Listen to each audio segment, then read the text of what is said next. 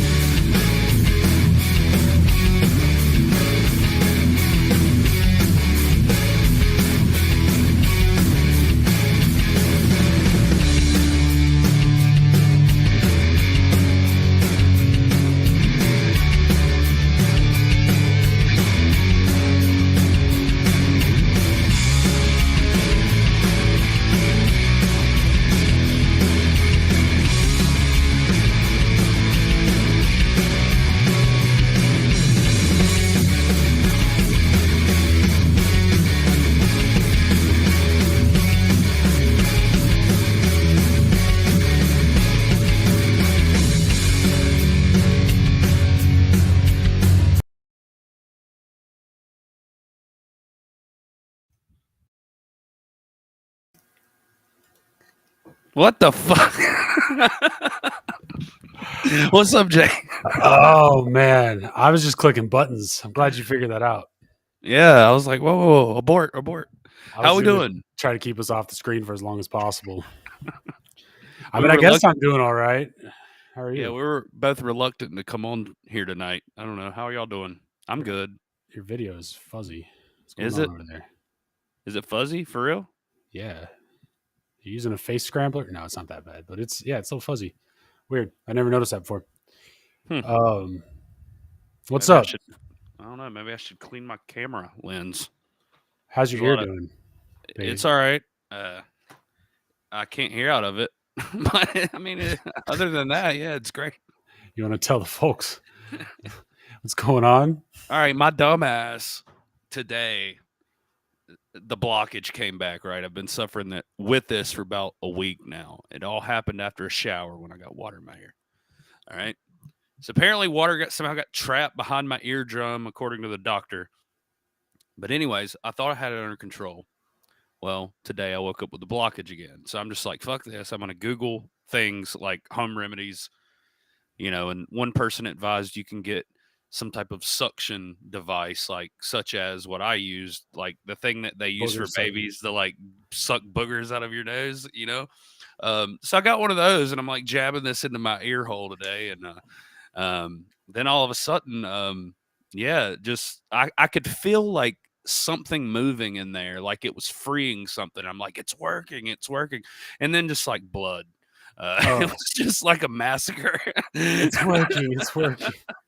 Well, I bet you anything the water in there made the skin raw, and then you went in there and poked it, and it was just like. Well, so the doctor says that I ruptured a blood vessel in my eardrum. How hard were you shoving that in there? Well, it wasn't the jamming it in there that messed my eardrum up. It was the actual suction, which ruptured a blood vessel. Because I had it in a like an area where I could feel there was no air escaping, and it was like anything that was internal was coming out. Like, so I just imagined like my eardrum just like being sucked towards the thing, and then there was like a pinhole sized hole in the eardrum is what the doctor said. But he was like, he literally told me, he's just like, look, you're gonna be fine, because I was freaking out. Jay actually texted me when I was in the bathroom. He's sending me some fucking like crypto shit. I'm like, ears bleeding. I'm like, yeah. I couldn't even type. I was so freaked out. Not only was his ear bleeding, he missed out on a good investment. Sucks to be him, but anyways, yeah, the doctor literally, I mean, it just gave me some antibiotics and told me like, stop putting things in your ear, Drifter. So yeah. So for anybody at home that might have something in their ear that they need to get out, they make these candles that you just kind of like put on your ear, and then you melt them, and they have a little thing around them that catches the wax. but it will somehow, I don't know how it does it, but it just kind of like melts and pulls all the wax out of your ear up, like because you lay on your side and it just kind of like pulls it out of your ear, and then it can be pretty gnarly if you've never done it before, if you got dirty ears. But yeah, I'm so, like when I clean out my ears every time I take a shower, and I'm so careful. I'm like, get the rim, kind of like work my way in very slowly. Oh, too far. Stop, because I'm careful too. I will never use a Q-tip again. Well, I like, do that. Dude, I'm serious. Be careful. You If you ever okay. experience this, Sounds horrible. You will stop it. Not that you could hear it. Right. I can only hear out of my left ear right now. I mean, I know it still works because I can hear like when I tap, but it's pretty bad. I'm about 20% in my right ear probably right now. I don't know. He's trying to excuse the quality of the show based on a disability. Well, and yeah. I'm there for it because we need an excuse. We'll check back in on your ear in a little bit. Thank you for your concern. Yeah, I am. I'm emotionally invested in this. All right, what do we got? This is from Market Watch. Big question with dollar under fire from rival countries and currencies. What happens to markets if the greenback loses its dominance? This was last updated today, posted yesterday. Is King Dollar in danger of losing its crown? Possibly not yet, but the rapid unwinding of last year's torrid rally in the US dollar, combined with efforts in Beijing and beyond to ease dependence on the buck, have helped reinvigorate speculation that the greenback's dominance over international trade and finance have been moved towards. Can I move this? Yes, I can. Yes. Okay. Yep, we're going over here towards its twilight. Talk about de-dollarization has intensified, and Wall Street analysts have joined in. Man, I'm skipping here. Publishing research reports forecasting more competition from the dollar in trade and global reserves, alongside assessments about where the dollar is heading in the coming months, how the adoption of so-called central bank digital currencies might shake things up. To be sure, many currency strategists and economists have pushed back against the notion that the dollar is anywhere close to losing its reserve status, citing its dominance in global trade and as widely used reserve asset among central banks. Okay, the dollar's sharp. Dude, I'm struggling so hard here. I'm on the struggle bus here. The dollar's sharp. See, I can't. The dollar's sharp appreciation last year caught many. Look, the dollar's fucked, and they're trying to say it's not. What is going on with me? I need an energy drink. Can you do the first couple articles? I'm sorry, I'm not prepared. Sure. I thought I was. I came in hot, but uncoordinated. Well, I mean, we've been covering it the past several episodes. So people are just losing faith in the U.S. dollar, even though it's still, holding strong as the reserve currency. Like I was looking at like let me just show this real quick because it's kind of interesting. A lot of people don't, like Americans especially. I feel like people in other countries are more familiar with stuff like this, but like a lot of people in the U.S. like literally aren't aware about exchange rates. But here's how we compare to other currencies. So we were ahead of the euro for a long time, but now, as you can see, like $1 US, 0.9 compared to the euro. Can you zoom in a lot more on that? Yeah, hold on. Control. Yeah, there you go. Hey, can y'all see that? That's good. So like the Swiss franc, I'll just point out some big ones. So the franc is considered the most stable currency in the world. They're at 0.89 compared to the US dollar. Let's go down to the dinar. So if it's lower than the US dollar, that means it's less valuable than the US dollar, right? So the dinar is the most valuable currency in the world. The Kuwaiti dinar. So a third or 0.3 of a dinar equals $1.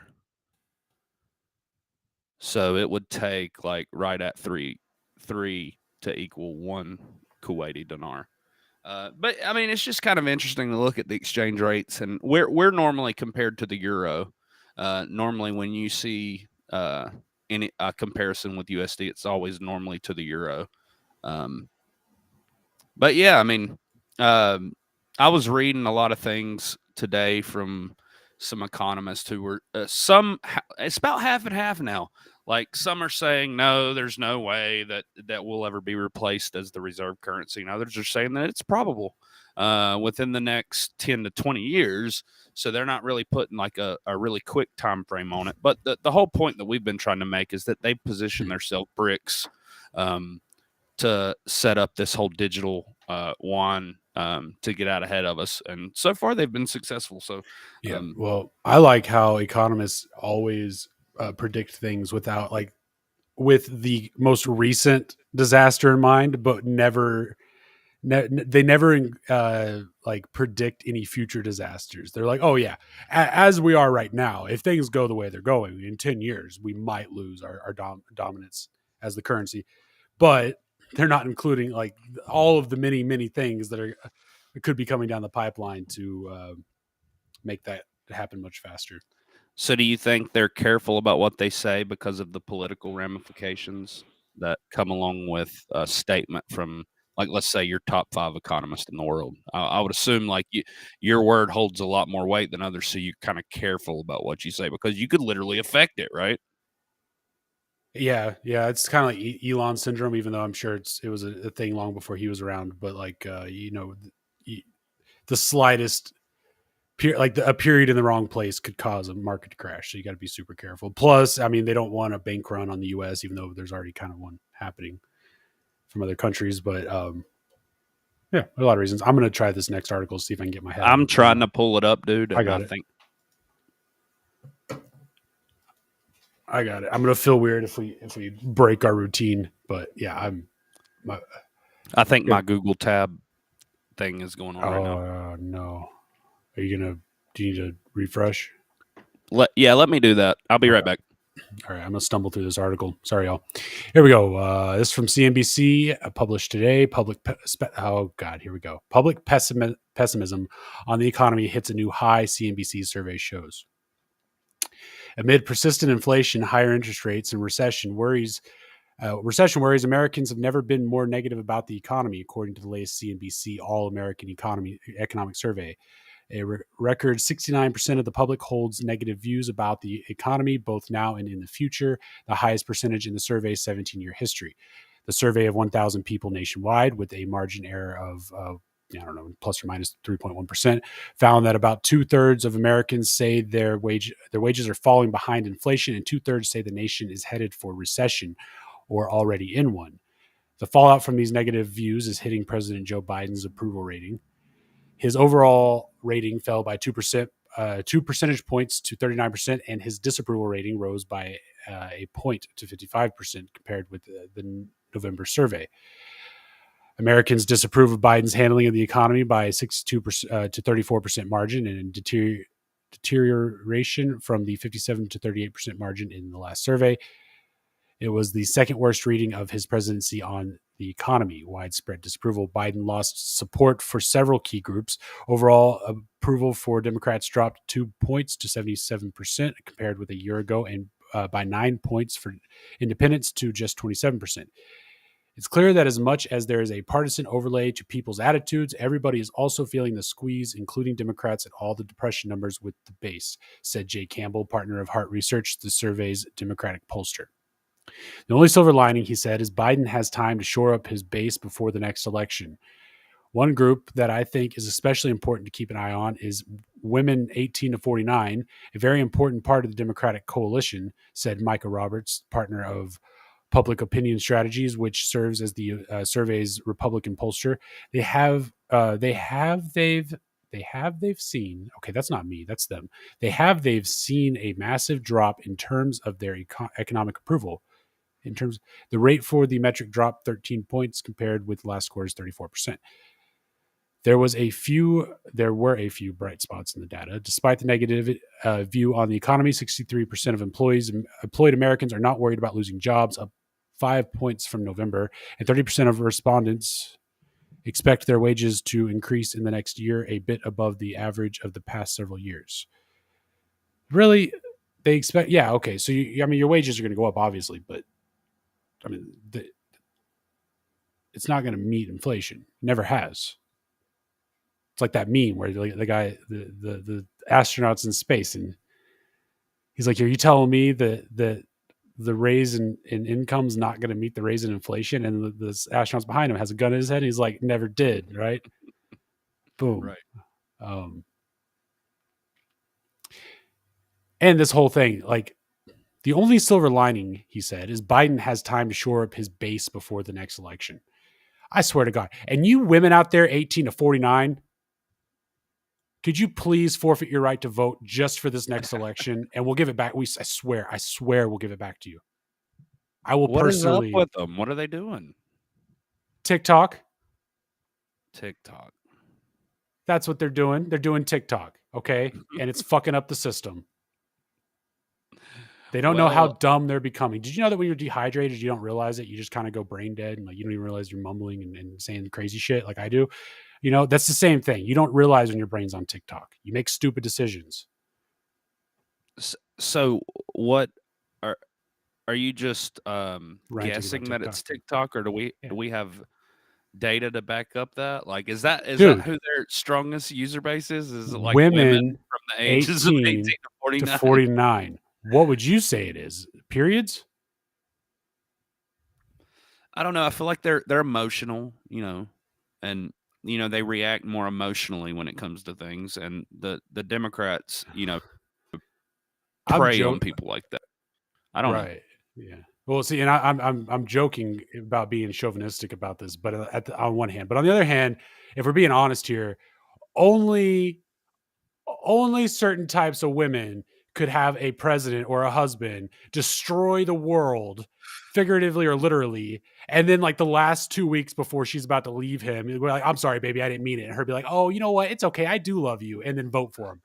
I might be getting my own personal shit mixed up with the presidency, but either way, it doesn't make any logical sense. It needs to stop. And these women need to get their heads out of their asses. I mean, honestly, do not go back to him. Okay. He's a piece of shit. He's always going to be a piece of shit. Damn. And you need to move on.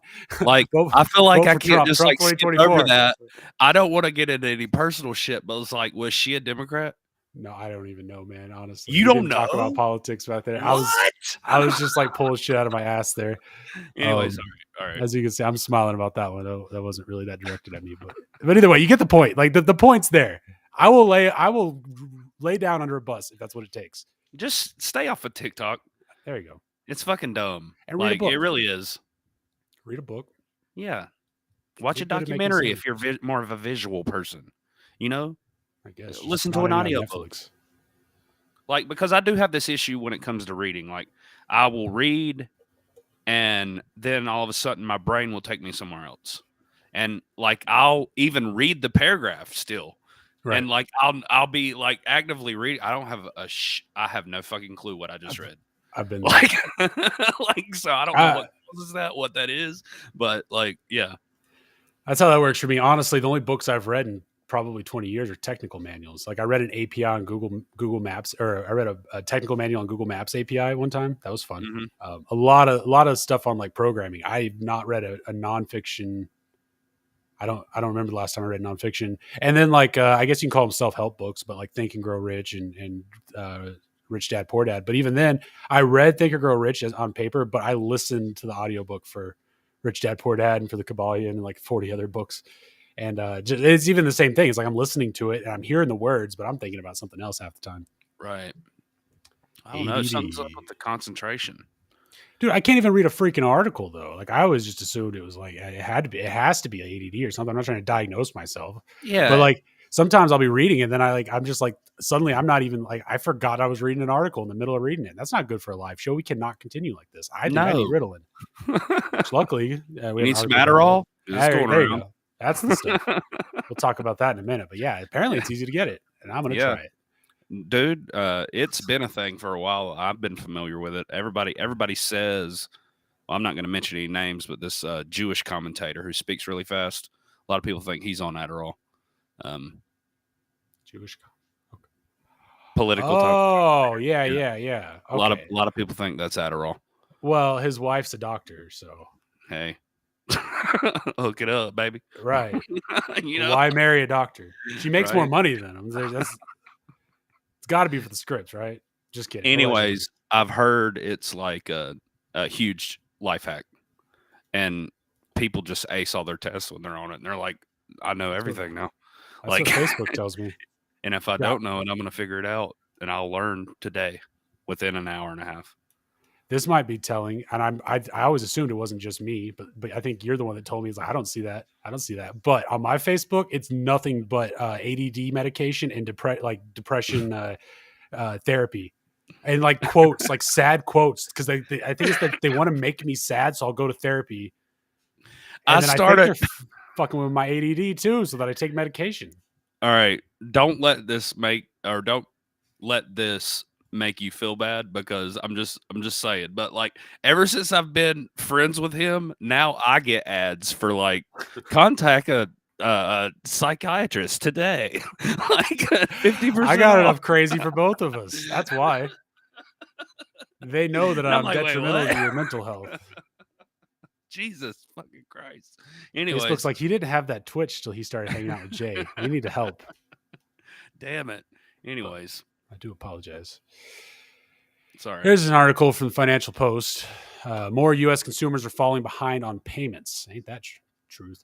New York, consumers are starting to fall behind on their credit card and loan payments as the economy softens, according to executives at the biggest U.S. banks. Although they said delinquency levels were still modest. That's what they said during 2008, right up until the entire thing went bust. No. Everyone's paying their mortgage. There's no problems here. What was the percentage it said again? I'm sorry, because these people do this a lot. Or did it say a percentage? Oh, it hasn't said it yet. Okay. Profits at Bank of America Corp., J.P. Morgan Chase and Co., Wells Fargo and Co., and Citigroup Inc. beat analyst forecasts as lending giants earned a windfall from rising interest rates.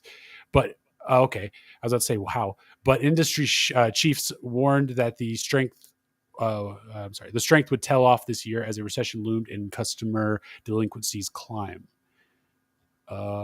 We've seen some consumer financial health trends gradually weakening from a year ago. Wells Fargo Chief Financial Officer Mike Santomassimo said on a conference call Friday to discuss its first quarter results. While delinquencies and net charge-offs, debt owed to a bank that is unlikely to be recovered, have slowly risen as expected. So they expected this, y'all. So they shouldn't be too concerned. Consumers and businesses generally remain strong, the bank CEO Charlie Schwartz said. The company set aside $1.2 billion in the first quarter to cover potential soured loans. They didn't start raising rates until like February, right? Am I wrong? Was it January? Because like they put aside money knowing, dude, these banks know what's going on ahead of time. They're assholes. I'm looking it up. Okay. Citigroup also made larger provisions from credit law. I mean, they were raising rates last year too, but like this year, that's what I thought. That's why I wanted to to look it up. I'm like, wait, what? Yeah. So, when they're always like, we're not going to raise rates. We're raising rates. Surprise. Gotcha. So it started in March of 2022. They raised it from 4.75 to 5. There was some speculation that the Fed might pause rate hikes in response to recent banking failures, including Silicon Valley, but they didn't. So they raised the rates November 3rd of 2022, September the 22nd of 2022, July the 28th of 2022, June the 16th of 2022. And let's get into this year, February, and then again in March. So right now we're sitting at, between 4.75 and 5. Okay, so they've raised them twice this year and like four or 5 times last year. But you said we're at 7.5. Mm-hmm. Oy. I mean, I can't remember exactly, but I think it's like 8.6 is like, if I'm not mistaken, I might be totally, if there's any economists out there, correct me. I'm not looking at the chat right now though, but 8.6, that's kind of like doomsday scenario, if I'm not mistaken, or something like that. Yeah.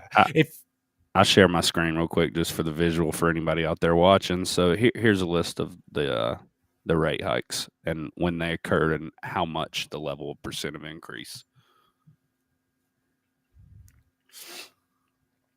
I think with the summer coming around, they're actually going to probably lower the rates a little bit this quarter, I would think. I don't know. I'm expecting airlines, freelancing, co-working type shit, all of that, the markets on those to be pretty decent over the next couple of months. But I mean, who knows? Who knows anything anymore? But definitely, I mean, that whole dark winter thing, the past 2 winters, I'm like, oh, here it comes. And then, it's just a winter. Granted, the Christmases has sucked worse and worse. I don't know about y'all, but Christmas never feels like Christmas anymore. It's just a day I'm ready to get past. Just because we're middle-aged men with no families. Right. No families, no prospects. Not, yeah, We're going to do a Christmas special. Not And to it be won't be us crying. heavy downer, but just saying. I've got friends. They're in my head. U.S. consumers are falling behind. Oh, yeah. Okay. So, hey, you know what, though? If you guys have credit cards, if you've got loans, there's people out there that they buy things on debt, and then they use the money they make to invest in stuff, and then that investments end up paying off the debt. And if you're living that life, good. That's how the rich people get richer in this economy, because it's a debt economy. You use debt to make money.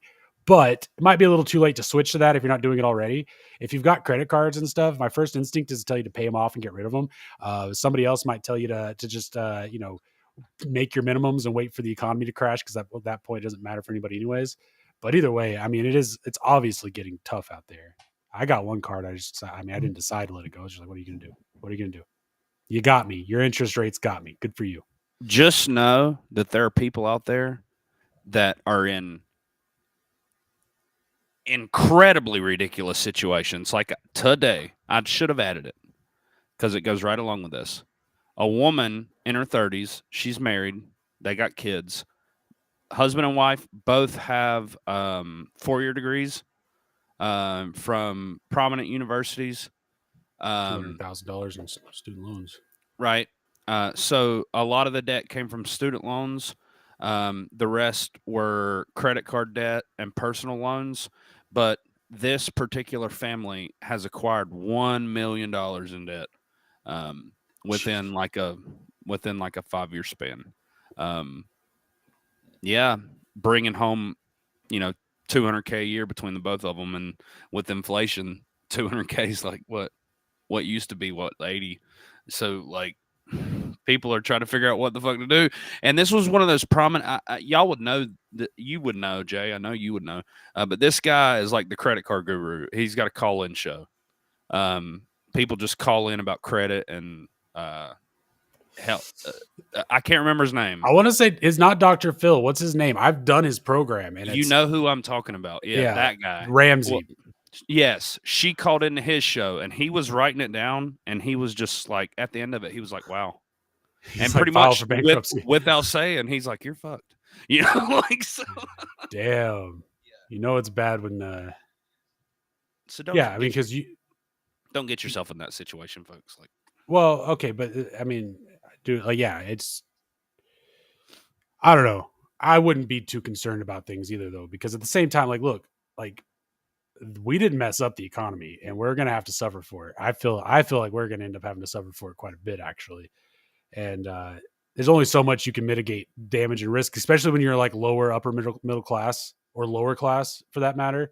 mm-hmm. Like, what are you gonna do? What are you gonna do when like you have to wait a week for your paycheck to go buy ramen noodles, anyways, and then and the economy gets really bad? Or I heard a horror story today about how they're planning on making it to where your banks don't work, so that they're basically forcing anybody that has cash on hand to spend their cash so they can then switch us over to the crypto. But by doing that, anybody that doesn't have cash during that time period is screwed for like the month that they're going to try to bleed everybody's cash out. You're screwed, because if all your stuff is in the bank, if you're already following their globalist rules by only using your debit card, or scanning your phone or chip in your hand, then you're not going to have access to anything while they get the defectors in line. Is what is the. I mean, I'm not saying that's going to happen. I'm not one of those guys. It's like, look out for the EBS, but look out for the EBS. I mean, fuck, where are we at anyways with all this? We got Sam Crow in the house. What's up, dude? I forgot if we said hello, but we didn't say hi to Air Zach either. I forgot. Hey, is he still here? My bad. Yeah, dude. He's here. We didn't. He said hi to us in the chat, and I was going to say something I didn't. He's making fun of me for the psychiatric ads, and he's also making fun of my camera. What's up, Air Zach? Which, by the way, you're looking crystal clear now. So really, okay, good deal. All right, good deal. All right. Wait. Dude, what the hell just happened? Gene. Oh, wow. I stepped on the segue. There was a perfect segue and I stepped all over it.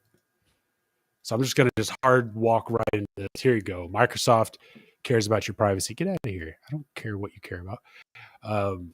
This is Market. What's Market Watch? No. Cash will become a less usable as high street goes contactless, says Bank of England. What is High Street? I guess that's their Wall Street over there. I found this interesting. I don't know. Let's just read it. Yeah. Cash is to become less usable as shoppers embrace the internet and high street stores increasingly reject banknotes. Okay. Yeah. I bet it's like their Madison Avenue or something. The deputy governor of the Bank of England has warned. So the bank is now telling us that this. Sir John Cunliffe said that it will become harder to spend physical money in coming years owing to the rise of online shopping and contactless payments. He added that it is therefore essential for Threadneedle Street, stop making up streets, to press ahead with developing an electronic version of sterling, the so-called digital pound, which can underpin future confidence in the financial system. So real quick, High Street is a British term that they use. It's a traditional site for most stores, banks, and other businesses. The approaching of retail goods catering to the needs of the ordinary public. They call it a high street. Okay. So just imagine where the people go to shop. Very posh. Yeah. Speaking at the Innovate Finance Global Summit on Monday, Sir John said cash is likely to decline further and cash itself will become less usable in everyday transactions. For example, if internet commerce grows and if merchants increasingly accept only digital payments. A lot of ifs there. The mass shift away from physical cash to electronic payments has been very clear, and it is set to continue, he added. So, yeah, he's saying, we're telling you, this is what's happening. We're clear about it. Do it. Card payments took over cash as the most dominant form of payment for retail in 2016. By 2021, 85 PC of payments were made electronically. Basis point? I don't know. Through either card payments or bank transfers. 9 in 10 people use contactless payments in nearly... What? There's two of us here. Neither one of us use contact. Well, no, debit card. Is that contactless? I was looking up PC payment. What the fuck is that? Well, yeah, 85 PC of payments were made, 85% of payments. Well, use the percent sign, dummy. Yeah. Do they not have that in England? Are we retarded? That's what you get with those, you know what I'm saying? Those people. Those people, yeah. The Brits. Pesky Brits. Yeah. Why don't you pronounce... Never mind, I'm not going to get into it. You guys you spell your words weird. Color, okay? What color is it? Through either card payment or bank transfers. All right, so this is happening in the UK, right? It's probably going to happen in Europe faster. I'm surprised that this isn't something out of Europe or Canada for that matter. But I don't know. Apparently, Canada still has their guns, so go Canada. Hashtag Mr. Raleigh. But this is also something that they want. This is we're kind of looking into the future glass here. You just need to take out all of the Englishness and put in the Americanism, and we're good to go. Let's just back up. They were water guns and Nerf guns. Okay. Oh, that's right. Yeah. The Super Soaker 9000, Right. Maple Leaf Edition. I ain't trying to get nobody in trouble out there. What? Huh? Dad do? Huh? What? Look at what Marjorie Taylor Greene is trying to get this dude fired. Who? Hold on. Wait, not Marjorie Taylor. This is the majority whip, the GOP majority whip, which I don't even know who that is. But torching Gary Gensler and highlighting his and the SEC's complete and utter failure to protect any retail investors whatsoever and lack of regulatory clarity, plus hostility enforcement against crypto in the U.S. is pushing innovation offshores, including but not limited to China. Gensler should be removed immediately. 2 years ago. Right. 5 minutes. Thank you. Chair Gensler, I have a lot of questions and a limited amount of time, so if you could keep your answers to either a yes or a no, that will allow us to get through as many as possible, sir. From your perspective, is it more difficult now for the digital asset industry to access finance in the United States, say 2 years ago?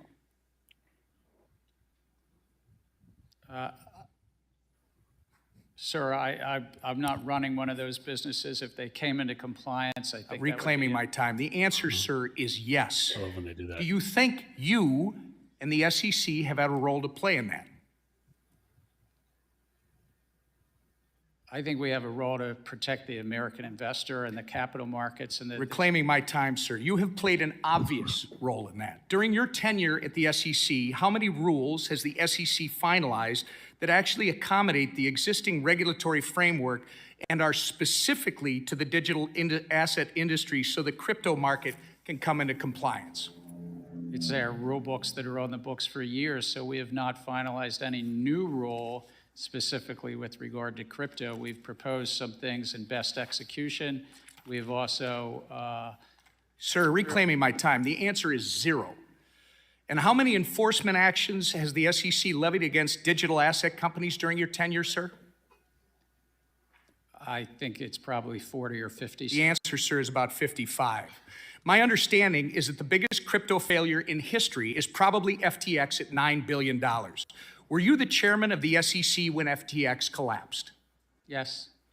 And how many times did you meet with FTX prior to their collapse?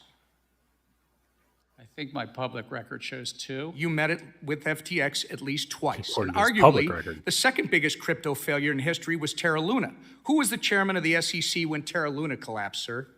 We had brought... You were, sir. Reclaiming my time, you were. There are 5 members on the commission. Do you believe your speeches and interviews are to serve as the official position of the SEC?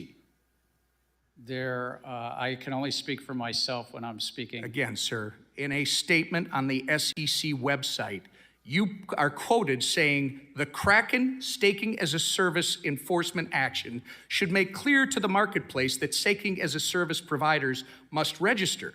But again, you haven't provided any rules for how that can be done.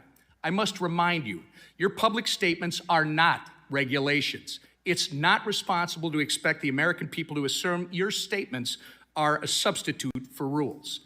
Do you agree with this statement regarding the digital asset industry? The SEC needs additional congressional authorities to prevent transactions, products, and platforms from falling between the regulatory cracks.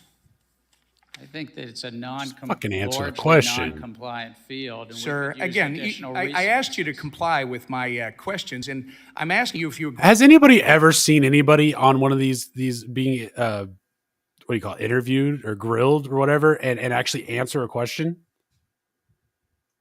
Yeah, I mean, when they know that they can't answer without incriminating themselves, I mean, what are you going to say? You're either going to lie at that point, or you're just going to go along with one of these, bullshit answers some attorney told you to say when things get tough. But in relation to this case, I just wanted to point out, I forgot to add, we could have threw it up in entertainment, but Shaq actually got served Sunday. For what? For pushing FTX? Yeah, he did a commercial. So he's one of the, I don't know how many celebrities involved in all this. And they tweeted at him. They were like, Shaq, we've been trying to find you to serve you on this case. There's thousands of victims who lost their life savings. So if you could immediately reach out to such and such law firm and let us know where you are so we could serve you with this, like, we'd appreciate it. Anyways, amazing. They served him at his home Sunday. That's amazing. And look, I guess this is the majority whip for the GOP, Mr. Emmer. I've never heard of him. Don't know who he is. Could have just joined yesterday. I wouldn't know. I don't have his baseball card. But I mean, he's grilling him pretty good. But all he's doing, he's pointing out that, like, we've been saying for several episodes, the whole thing with crypto is they're trying to make it as corrupt as possible so that it falls at the bottom, so that people are used to the idea of crypto, but the actual crypto that we're used to is no longer around because of all the fraud and the schemes and whatever. So we're left with the government's crypto, which is the centralized currency. And this guy's calling him out on that. So, like, if something comes of this where they can actually start regulating the crypto markets back into shape, then we could have legitimate cryptocurrency again. Or not that, I don't know if we ever did, honestly, maybe for periods of times, but it's just always been weird. This was 6 days ago, but according to Reuters, bankrupt crypto exchange FTX has recovered $7.3 billion in assets, in cash and liquid crypto assets, an increase of more than $800 million since January. The company's attorney said on Wednesday that the U.S. bankruptcy court hearing in Delaware, FTX attorney Andy Dietrich said that the company is starting to think about its future after months of effort devoted to collecting resources and figuring out what went wrong under the leadership of indicted ex-founder Sam Bankman. And Bankman has since he's pleaded not guilty. So buy FTX. The situation has stabilized and the dumpster fire is out, Dietrich said, who's the attorney for FTX. FTX has benefited from a recent rise in crypto prices, Dietrich said. Its total recovery would be valued at about $6.2 billion based on crypto prices from November 2022, when it filed bankruptcy after traders pulled $6 billion from the platform in 3 days, and rival exchange Binance abandoned rescue deal. FTX's new CEO John Ray has detailed improper fundraisers and poor accounting at the collapsed crypto exchange, describing it as a, quote, complete failure of controls. So, plus Kraken, Binance, all the staking schemes, DLive, or Yeah. I mean, it's not DLive itself, but whatever the whole thing is with that. Yeah. Luna, what is that one? Luna, what? I remember that whole debacle, but I wasn't. But you can never leave. For my own personal reasons, I don't even want to get into it. Fair. This is just a little bit more on that real quick. Chairman Gensler, your record of failures to protect investors and abuses of power make it clear that we need to restructure the Securities and Exchange Commission. Get it. The failures are many, but let me cite some of the abuses. You average more than 2 rules proposals a month. You provide inappropriately short comment periods. You have unworkable and unlawful ESG disclosure mandates on the market. You have essentially a Hotel California rule for crypto where you can check in anytime you like, but you can never leave. You have endless discovery with no resolution and no clarity for the captives in the market. You have unworkable proposals for overhauling equity market structure, a de facto ban on crypto through proposed custody rule. You have high staff turnover, unhappy people leaving your office, and unhappy companies and capital leaving our country. To correct a long series of abuses, I'm introducing legislation that removes the chairman of the Securities and Exchange Commission and replaces the role with an executive director that reports to the board where all authority would reside. Former chairs of the SEC will be ineligible under my proposed bill. And this isn't just my take. It resonates across the political spectrum. The American people want democratic access to capital, retail investor participation. Okay, Mr. Davison, I appreciate that. I like that legislation. I say we get this Gensler guy out of the SEC, and I say we just completely restructure the SEC, and I say that it starts working for the retail investor, because you know what else? On top of all the crypto shit that's been going on, do you remember how Robinhood locked down all those accounts and wouldn't let people trade during the game stonks or meme stonks situation? Yeah. There's a lot of crooked shit going on. And I think the whole opening up the market to retailers off of like apps like Robinhood anyways was a scam in itself. They wanted the market to be unstable. And how do you make it unstable? You get a bunch of idiots to pour their life savings into the market. Plus it makes it really easy for the smart guys to take your money because they know better. They do. I was actually looking at my Robinhood account today, and I had $15,000 in there, and I've done nothing but try to trade. And now I have $6,000. So I have lost well over 50% of my life savings, in Robinhood playing around. But like, and I get it that it's my fault. Don't get me wrong. I feel like an idiot for it. But at the same time, like, they do not make it easy to make money. They definitely not take your money. And when the little guys, hitting a lick, like with the whole GameStop stuff, I mean, these hedge funds shouldn't be able to come in and put pressure on these exchanges and shut down trade just because they're getting their ass whooped. No, it goes both ways. They wouldn't shut down trade if we were getting our ass whooped, No, they'd you open up the floodgates. Yeah, I mean they do, and Jesus then on top of Christ, that, you've got these pump and dump schemers that operate on places like Discord and Twitter that play penny stocks, and it's really. And the thing is, like, if you get like, I paid a lot of money for experience trading, and I'm a shit trader anyways. But like, I'm like an amateur swing trader at this point. I consider myself at least an amateur because of the amount of shit that I know, but I know it from the countless hours I spent watching my money disappear and not knowing what to do. All the time I spent paper trading because I didn't want to lose any more money, only to go back and lose more money, right? Like all of that stuff together. And now, like, I maybe pull $200 out of the market a week. But if I have a bad week, I lose $1,000. So it's just, I'm trying. I really want to learn how to like make a little bit of extra income in the market as a swing trader. It's kind of like a passion of mine, I guess. I mean, it sounds lame, but not a brag by any means. But yeah, it's almost feels pointless most of the time. Isn't it crazy how FTX has recovered $6 billion? No, because remember they were threatening all those politicians. I was gonna bring that up a second ago. Do you remember that? I guess they paid, right? Well, So- I don't know how they could legally get away with that. I mean, these people contributed to these political campaigns and then wanted the money back. It's like, why is the politician, unless there's some backdoor deal, why is the politician's campaign responsible for that? A contribution. Well, for starters, you're not allowed to contribute more than what, $5,000 to a campaign. Definitely not millions or billions, but that's not true because people are. No, it's tax deductible up to a certain amount, but you don't have a limit on what you can donate. Right. So it's like, how is the politician liable? And it was, look, I'm not standing up for the politicians. It was mostly Democrats. He was the third biggest donor of the Democratic Party, this Sam Bankman.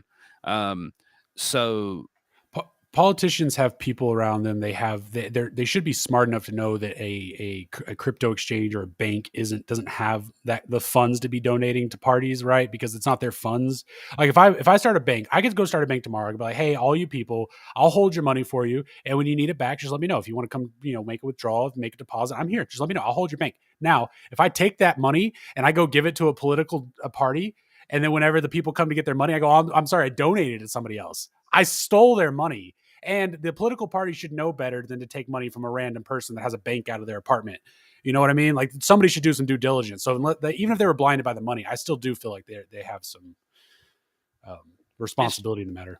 Like, just to me, it's like legally, what argument do they have? Like if I got a contribution from somebody, like, and it's a year later and now they want it back, like, how are they not protected from anyone doing that? I guess, but again, man, it's like you kind of knew where that money was coming from, so it is on you. You you can't really claim ignorance. You're a politician. You got a whole team of people that are working to keep your image looking right and to make sure your finances are on track, and et cetera. So somebody should have blew the whistle on this or told you. But I mean, yeah, even at the time, we didn't know FTX was upside down the way it was. No, but we knew it was a crypto exchange and shouldn't be donating to political parties. No. I mean, I guess that's fair. I don't know. I don't know what the law is. I'm just arguing. That's just kind of like illegitimizing crypto, which I'm for crypto. So again, if I found out the bank I was using was donating money that wasn't theirs to political parties, I'd get my money out of there as fast as I could. I wouldn't blame anybody else that did either, because it's crazy because they don't have that money. Where's the money? How are they going to make that money back? They're not, even if you were like, okay, you want to take my money and try to invest it in people, bet it on whether or not someone's going to pay their mortgage. I hate that concept because it just drives me crazy. People can make millions off of that. But you want to do that? Fine. At least I think that there might be a return on investment. I know my money's going to be there if I need it. Right. But you go just give it away. They just gave money away to political parties. And I know they made money off interest and investments and whatnot, but like, I mean, just at a certain point, just hold your job is to hold the money and give it back to us when we need it. And look, they know what they're doing too by contributing to these campaigns. This just happens to be Democratic heavy on that side. I mean, they're protecting their future.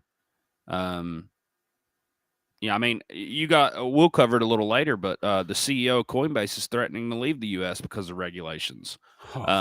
Yeah, so these exchanges are trying to protect themselves by unfortunately donating to these political campaigns who pass the laws, who pass the regulations, who, you know, You can say they're allow them protecting to themselves, but exist, you know?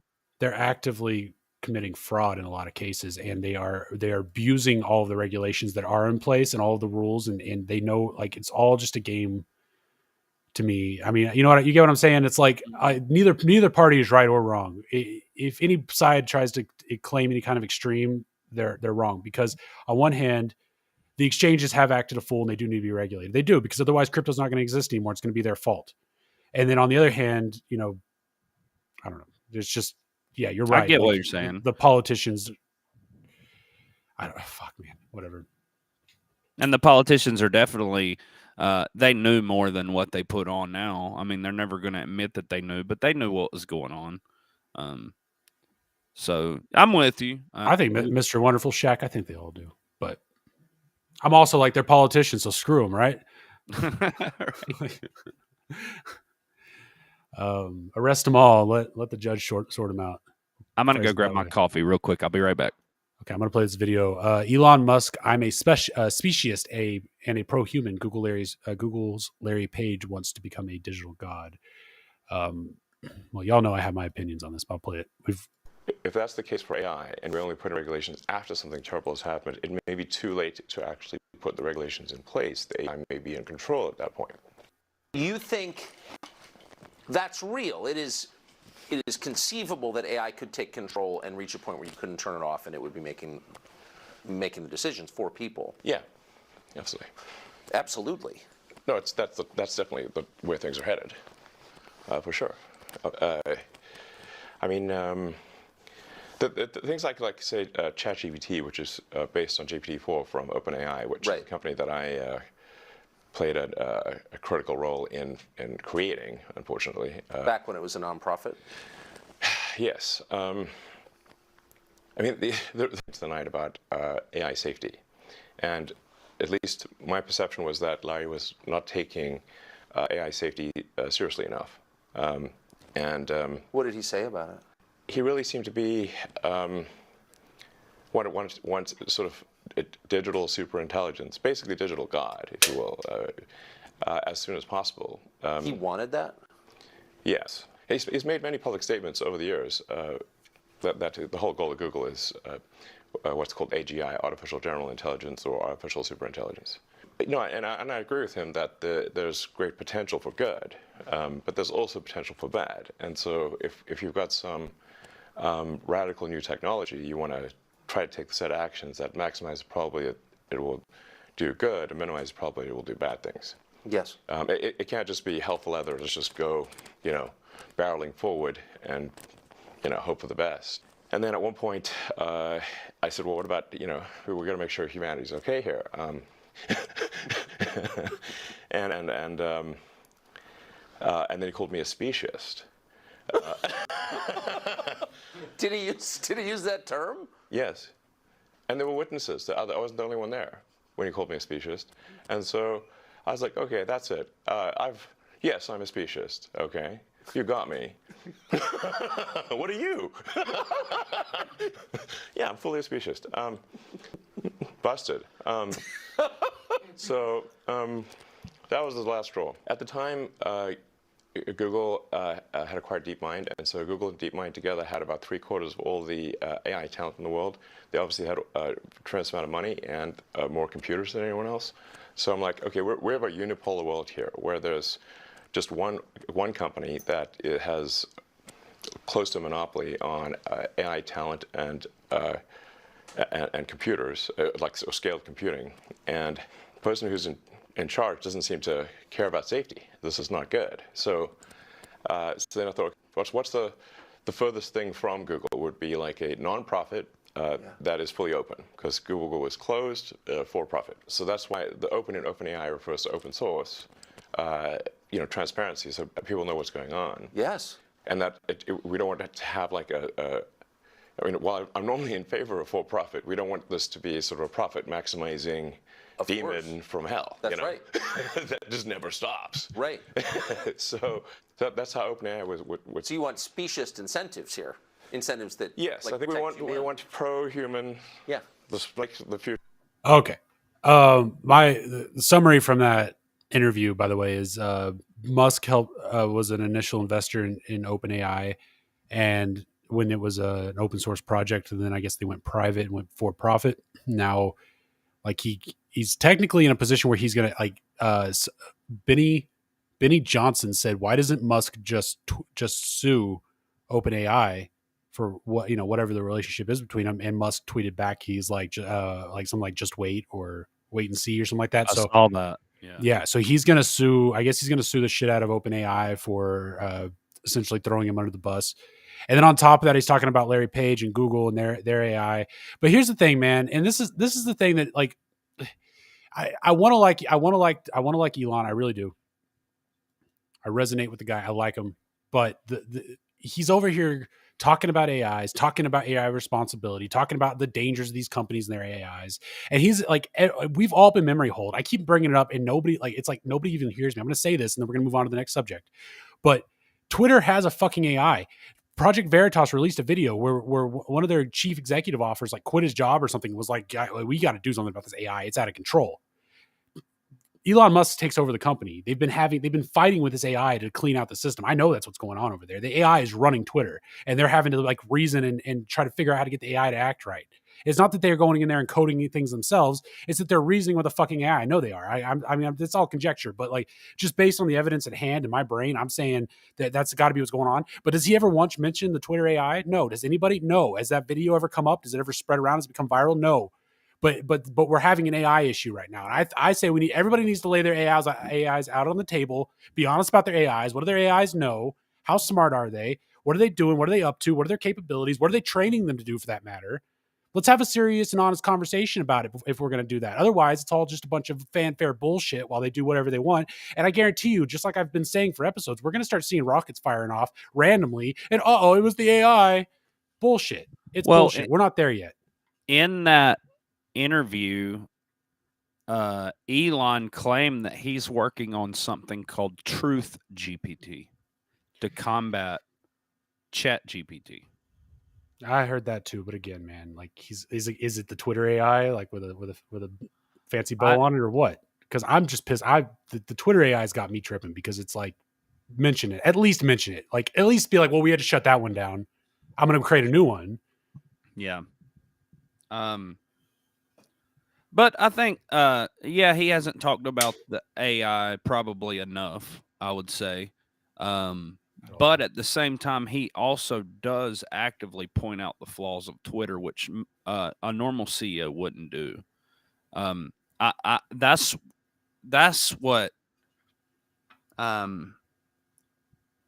what kind of makes me hopeful when it comes to him, is because he is pointing out all these what I would consider flaws and saying we need to fix this and this is wrong and this is wrong. And so far, I mean, he's doing it right. Like, what's one thing that he's done in the past 6 months where you were like, that is a bad move? You're being very deceitful with this. Well, I mean, hiding Twitter's AI in the middle of an AI situation. I don't even know what you call this debacle. I don't know what you call it, but in the middle of that seems a little nefarious. Again, I don't know what the story is because nobody said anything. But I mean, at this point, I'm not just going to assume it's all sweet and innocent. Like we're talking about AIs taking over and destroying the world and how dangerous they are, but no one's going to talk about Twitter AI. I mean, come on. It's just like, I mean, no different than like Mark Zuckerberg's not going to come out and tell us about Facebook's AI, even though there's articles about them training this AI to take over the personas of dead people and otherwise like displaced people and act like they're really them. So you don't even know if the people you're talking to on Facebook are real people or just AI. They're going to act like real people. They're going to post like real people, but the whole thing is crazy. Jay would be, way more knowledgeable on any of this than me. I'm an idiot when it comes to this type of stuff. He's a web developer. So like, this is like why I ask him shit like this. So with the AI as it stands right now on Twitter, what's the biggest threat?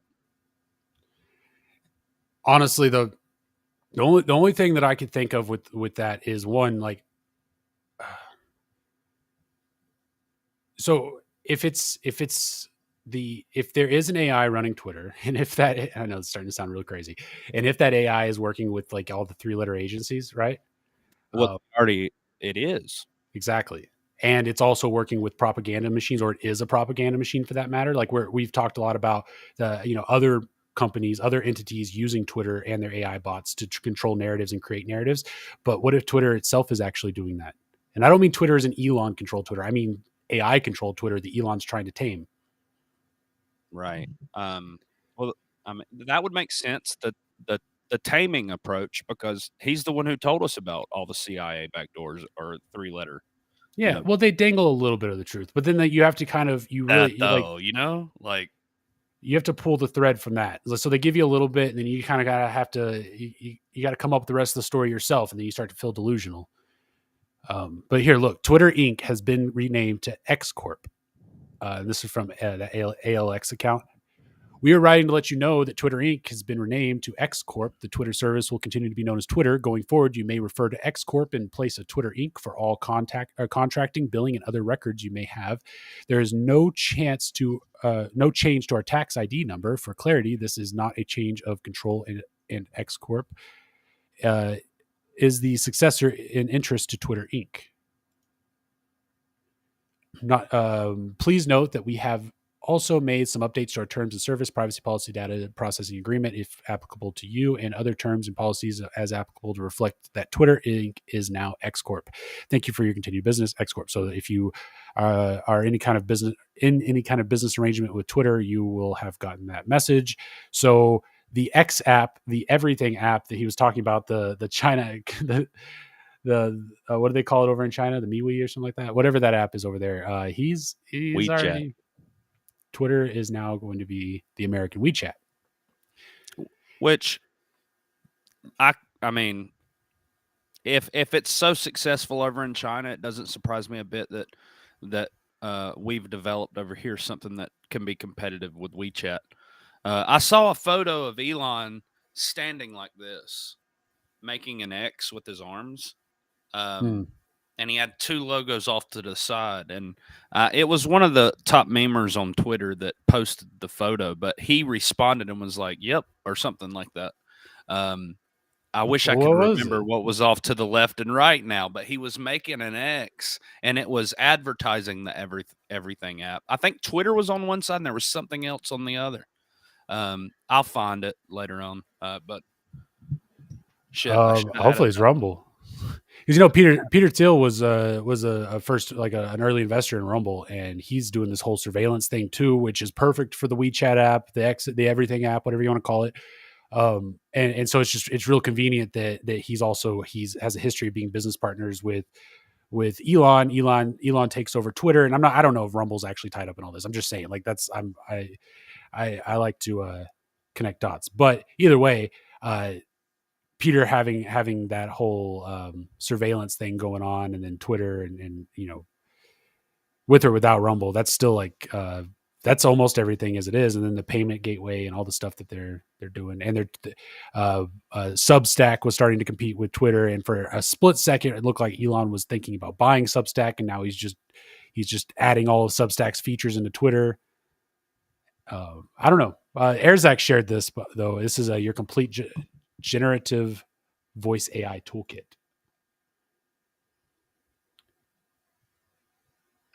So the tweet was from October of 2022 when Elon said buying Twitter is an accelerant to creating X, the everything app. There you go. I don't know what to think about it, man. I don't like anybody because like he's over there just like creaming his pants over how to put Twitter into a chip in our brains. You know what I mean? Like, that's how I feel about the guy, because that's all of his investments are in those it's either ESG crap, right? He's arguing for carbon taxes and all that ESG crap that everybody else is. He's just selling it from a different angle. If anything, it's muddying the conversation up. Right. And then on top of that, he's investing in things like, he went into business with Jeffrey Epstein and Bill Gates, if I'm not mistaken, over a computer chip in the brain, and then he's got Neuralink and he's got the internet. He controls he's got internet satellites. You don't think that this is all planned in that way, where it's like now he's got the internet, now he's got the chips, now he's got the app, he's got dude. Also,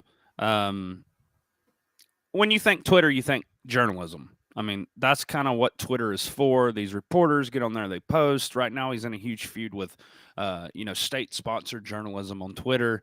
It's just a fast, easy way, effective way to get news out there. That's why you're seeing a lot of these little pop-ups, like Rawls Alert, for instance. Very successful channel on Twitter, doing the news alerts. They just went with the whole what was it, the API when they changed it up and couldn't allow the automated alerts when it came to news. But my point saying all that is, in a sense, he kind of has control of the media too, which is scary. That too. Yep. I mean, they're only doing Twitter. I don't care if you're a podcast like this or if you're CNBC, you're doing Twitter articles. Yeah. I mean, you dabble in YouTube, but I mean, come on. You're also tweeting out your YouTube video, your segment of whatever. So, I mean, Twitter is the most effective tool when it comes to journalism. And Elon knows that. It should be under finance. Well, I don't know. This is tech and finance. All these billionaires buy newspapers. Elon buys the digital posting application when it comes to news. What was it? Town Square. He right. buys the area where all the newspaper haulers sit out there and ring their bell, going extra. Exactly. He buys that area, and then he gets control from that angle. Right. So this is from CoinDesk News. Coinbase could move away from U.S. if no regulatory clarity. CEO Brian Armstrong said anything is on the table in terms of the crypto exchange's plans should greater regulatory clarity not emerge in the U.S. Coinbase CEO Brian Armstrong indicated that the crypto exchange would consider moving away from the U.S. if the regulatory environment from the industry does not become clearer. Anything is on the table, including relocating or whatever is necessary, he said after former UK Chancellor George Osborne asked whether he could see Coinbase leaving the U.S. at FinTech Week in London. I think the U.S. has the potential to be an important market for crypto, but right now we are not seeing the regulatory clarity that we need, he said. I think it is a number of years if we don't see that. In a number of years, if we don't see that regulatory clarity emerge in the U.S., we may have to consider investing more elsewhere in the world. China. Armstrong's comments come weeks after rival exchange Bittrex said it planned to exit the U.S. by the end of April, citing the current U.S. regulatory and economic environment. Bittrex received a Wells notice, like Wells Fargo, a statement that the U.S. Securities and Exchange Commission's Enforcement Division found evidence of legal violations. In March, General Counsel David Maria told the Wall Street Journal the SEC filed a lawsuit against the exchange on Monday. Armstrong compared the UK situation, where there is only one regulator, the Financial Conduct Authority, responsible for both commodities and securities, with the US, where there are separate bodies, the Commodity Futures Trading Commission, I've never heard of that before, and the SEC. You don't have this unfortunate thing happening where the CFTC and the SEC are having turf battle, he said. We actually have contradictory statements from the heads of the CFTC and the SEC coming out of almost every few weeks. How's a business going to operate in that environment? We just want a clear rule book. We mentioned several episodes now about how the thing is, like, they have this legal gray area with utility tokens versus commodities or actual coins, and if you register your security token as a commodity, or not, that's not commodity. What's the word? A security. Too early, you end up you could go bankrupt because you're subject to all these fines and regulations and whatever. But if you don't register your utility token as a security, and the SEC ends up having a problem with you, they'll come along and they'll say, well, this is a security. You didn't register it, bud. We're shutting you down. We're going to charge you. Right. Exactly. So real quick, I Googled it. So Wells notice real quick is a letter sent by a securities regulator to a prospective respondent notifying him of the substance of charges that the regulator intends to bring against the respondent. And affording the respondent with the opportunity to submit a written statement to the ultimate decision maker. There is no legal requirement for a regulator to provide a Wells notice. However, it is practice of the SEC and the NASD to provide such notice. Procedurally, the SEC and the NASD staff, the people that you are dealing with during the investigation, do not have the authority to coerce commence proceedings. Excuse me. They need to obtain approval to commence proceedings. The approval process is handled without any input from the prospective defendant. While there is no rule or regulation that requires that a prospective defendant be given an opportunity to address the decision maker prior to the filing of an action, in 1972, SEC Chairman William J. Casey appointed a committee chaired by John Wells and commonly referred to as the Wells Committee to review and evaluate the Commission's enforcement policies and practice. The Wells Notice stemmed from that committee's recommendations. Learn something new every day. There you go. So I've never even heard that this COTC or whatever, the Commodities and whatever Commission versus the Securities and Exchange Commission. I mean, what the hell? I did like, if anything, the SEC should pull rank because at least everybody knows who that is. You come up with me and say you're part of that other agency, I'm gonna tell you you're making shit up. I'm not gonna take you seriously. Yeah, I wonder what the difference in the two are. Like one probably has jurisdiction over X, and the other one, Z or whatever. Apparently they don't even know because they're having turf wars over this crypto thing. So they're trying to figure out. They're both trying to lay claim because that it's about federal funding and et cetera. Mm-hmm. Did you know that she said no to the dress? Sorry, I stole that tweet. So I stole that. That was a tweet. Top tweet for that matter. But yeah, okay. From Zero Hedge, David's Bridal files for second bankruptcy in 5 years to lay off 9,200 workers. Reported going to use AI to sew dresses from now on. So that's going to be interesting. Bridal retailer David's Bridal is going to be laying off more than 9,200 workers nationwide, but plans on staying open after filing for bankruptcy for the second time in just 5 years. As the chain gets ready to deal with a busy prom and wedding season, notification of the layoffs was filed with the Department of Labor in Pennsylvania, according to NJ.com. Layoffs started in Pennsylvania on Friday and is unclear when additional out-of-state layoffs would take place, the report notes. The company currently has 300 stores across the United States. David's Bridal has commenced a financial restructuring process to facilitate a potential sale of our company. The company said in a statement, it is reportedly trying to sell itself, but stores should continue to take orders. Bed Bath & Beyond is also like, they're kind of in a similar situation too. And they're looking for a buyout as well. And these retail stores, nobody's going to swoop in and buy these stores. How do you fix this? Marriage has gone down. Nobody wants to get married anymore. You can't, if you can even find somebody, that likes you for you and your gender, then you just got to afford to get married. Yeah. I don't know how much is your average wedding dress now. Dude, I think they're like, for your average, like your, let's say medium income, middle class income wedding dress, probably looking at like 4,000 to 5,000. It's I don't know. Jesus fucking Christ! So, I don't know, for weddings in 2022, it was 2,200, and in the Midwest, it's about 1,800. Are you buying this dress or are you renting it? Well, a lot of traditionalists will want to keep the dress and maybe pass it on, or I don't know, but pass it on to your son. The way things are going.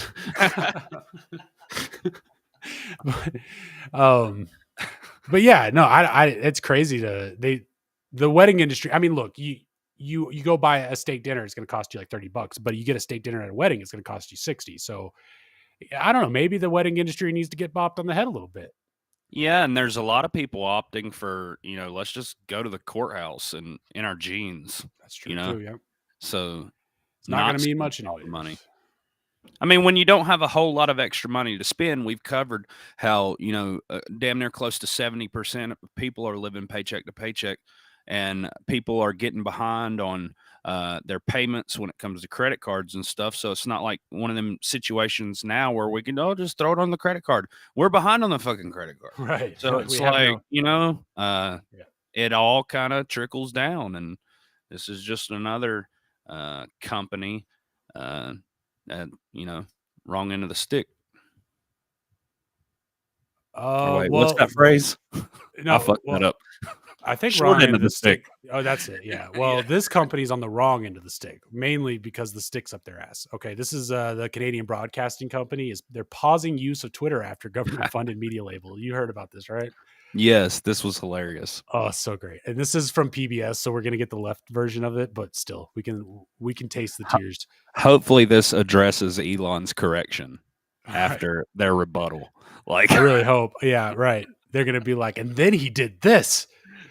The Canadian Broadcasting Corporation paused its use of Twitter on Monday after the social media platform owned by Elon Musk stamped CBC's account with a label the public broadcaster says is intended to undermine its credibility or put its credibility on full display. Twitter labeled CBC Radio Canada government-funded media, the same label that prompted National Public Radio in the U.S. to similarly quit Twitter last Wednesday. I remember that. Feels like it was forever ago. like literally, like this is not just happening with this, but like everyone said, like even with the video footage from January 6th, and there's some other instances where it's like transparency today is Offensive. labeled. This is meant to undermine our credibility. Like, no, it's just being honest and truthful and letting the public see. And Say it know. with me. Say it with me. This is very dangerous for our democracy. This is very dangerous for our democracy. There we go. There you go. Twitter can be a powerful tool for our journalists to communicate with the Canadians, but it undermines the accuracy and professionalism of the work they do to allow our independence to be falsely described in this way, CBC spokesman Leon Marr said in the statement announcing the change Monday afternoon. Consequently, we will be pausing our activity on the corporate Twitter account and all CBC and Radio Canadian news-related accounts, the statement said. CBC has sent a letter to Twitter asking the company to re-examine the designation. CBC does not meet those criteria, Marr argued, because it is publicly funded through a parliamentary appropriation that is voted upon by all members of parliament. Okay, but that's still government funding. Right. And what really got me is they were like, this probably won't talk about it because this is a bullshit leftist article, I think. But they were like, we're less than 70% state funded. And he corrected it to 69% state funded on their Twitter account. God, I hope that says that in here. So it doesn't. They completely left that out. Yeah, they left that out because, you can't trust the media. Fuck them. Well, yeah, exactly. I mean, because like we're less than 70% state funded. Therefore, we are not state funded, dude. That's more than half. Yeah, exactly. That's more than a third. That's more than 2/3, isn't it? Yeah. Yeah, 75%. And less than 70. But how great is it that he put it at 69 too? I mean, they should have known better. They should have been like, it's less than 71%. Please use 70 because he just got the ultimate troll out of it. Because not only does he get to do this, but 69, he gets to use the numbers. That's kind of his number. 2/3. What would it be like? 66% would be like 2/3. 66.3333333. Right. Yeah. Yeah. So they're more than 2/3. And it doesn't even even if they were 10% state funded and Elon said, you're state funded, they can't say, no, we're not. Yes, you are. You're 10% state funded. Took funds from the state. They funded you. Right. The point's just invalid, and they know how bad it looks because of people's distrust in every government pretty much right now around the world. And every no media company wants to be associated with state sponsorship.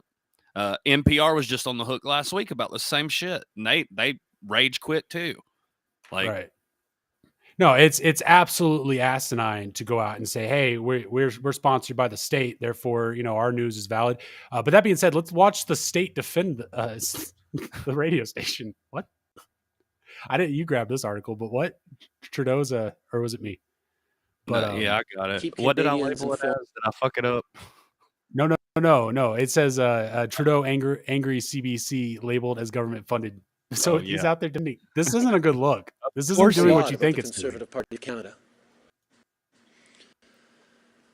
I think it says a lot about the Conservative Party of Canada. They're choosing to constantly attack independent media organizations, journalists who are working hard to keep Canadians informed and support our democracies. They're not independent. They're state sponsored. Serves right across the country delivers. The state is literally sticking their neck out for them right now. They're literally backing them up at this very moment. The very act of doing this is proving the thing that they're trying to say isn't happening. And you realize, Or- like, what it. Go ahead. No, well, I was just gonna say, or is it that they're not trying to say that it's not happening? They're just saying that it's don't worry about it, don't look at it. Right. And whatever party he represents, I don't know, I'm not Canadian, but it's something similar to like our really fucking liberal party that we have over here, like the Democratic Party. So the Democrats, if this were happening here, they would go along with this and say that, look at these conservatives trying to take over independent media. It's state sponsored. Just 70%, less than 70%. How are we the bad guys here calling this out? Dude, these people can be victims of anything. Anything. It's amazing. It is some kind of psychological virus where you wake up one day and you decide that you're a victim and you become so self-absorbed in yourself, and the next thing you know, you're burning down cities for no goddamn reason. I don't know. True. Local news. I was just going to say, let's see what else he says. Okay. Yeah. And local content in many regions of the country. Look at this guy's glasses, by the way. That, yes, has been challenged. Every time over I the past see him, years. I can't like unsee your animation of him just gliding across. You know, like, every time I see the guy, I laugh because of that. Well, he did musical theater, so he's got that the grace to him that one requires for Twinkle toes. Exactly. But the idea of adding to that challenges and laying on by attacking this Canadian institution, attacking. I'm glad he called it out for what it local is right there. That is so important to so many Canadians, really indicates the values and the approach that Mr. Poilievre is putting forward. And I think it is telling that in order to attack this institution that is important for many, many Canadians, he runs to American billionaires, the tech giants that they continue to defend in committee and in their approach on our legislation to make tech giants pay their fair share. Conservatives. Okay, well, first of all, Elon's South American. No, wait, no, he's South African. And then also, does Canadian even have any billionaires? I mean, I'm sure they do, but I'm pretty sure Elon paid more taxes than anyone on the fucking planet. Like, oh, there you go. You know, so what are you talking about, Trudeau? Like, anyways, and I'm not trying to just take up for Elon in every little scenario, but when he does stuff like this and he like in this particular situation, what he did, I think, was right. And then you see it from people like this coming out against him. I don't know if it's all staged. I don't know if it's part of the plan. I don't know. But on this particular issue, I'm on Elon's side, and fuck this guy. Yeah, the enemy of my enemy, right? Right.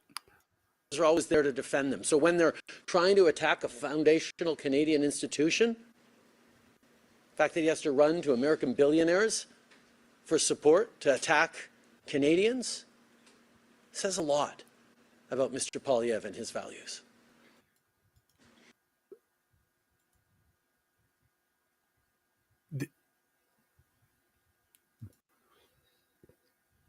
There's so much I could say. Okay. Yeah, no, I just, that gave me gas. Literally. I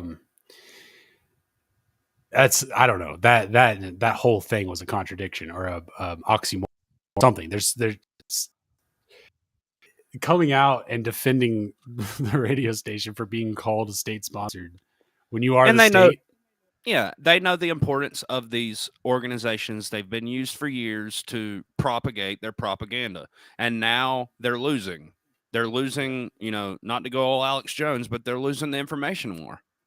They have lost control of the narrative.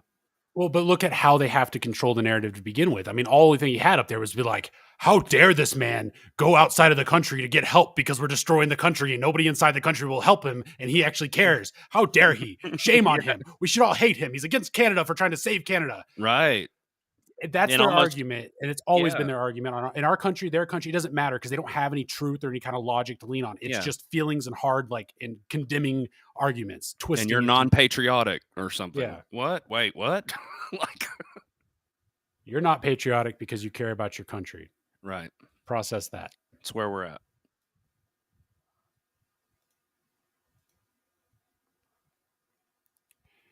What fresh hell did we just walk into? 1 in 4. Oh, okay. Never mind. I thought this was a shooting report. Up to 1 in 4 middle and high school students are abusing Adderall. Shock. NIH funded study finds. NIH. Is Fauci still heading the NIH, by the way? I don't know. I think so. 1 in 4 U.S. teens at some schools are abusing prescription stimulants such as Adderall. A government-funded study suggests. The research found that the research found what experts described as a contagion effect, where the risk of illegal use was higher in places where lots of students had legal prescriptions. Children more likely to abuse the drugs were in the northeastern region of the U.S. Wait, so let's just say Oregon and Washington. Can we just say Oregon, Washington, maybe Northern California, and just call it good? Let's back up, though. Me and you both were thinking CDC with Fauci. No, he was the director of the NIH for quite a while. Is he in the CDC now? He was the director of the CDC. Hold on. Dude. The NIH director is Lawrence Tabak. The big guy with the baldness. Let me go to images. I don't know. I'm telling you. He's an old guy. Look, Old Fauci, guy, gray haired, glasses. Oh. Fauci was the longtime chief of the laboratory of immunoregulation. He made contributions. So he did work for the NIH. I thought he was the lead, the boss. So he was the director of the former NIAID director. Something's not right about that. Hold on. I know what he does was that even connected to stand it. for? National Institute of Health? National Institute of Allergy and Infectious Diseases. Well, in fairness, I mean, that's okay. Either way, where was I even at? Something about NIH. The research found what experts described as a contagion effect, where the risk of illegal use was higher in places where lots of students had legal prescriptions. Children were likely to abuse the drugs. Damn it. Just a second.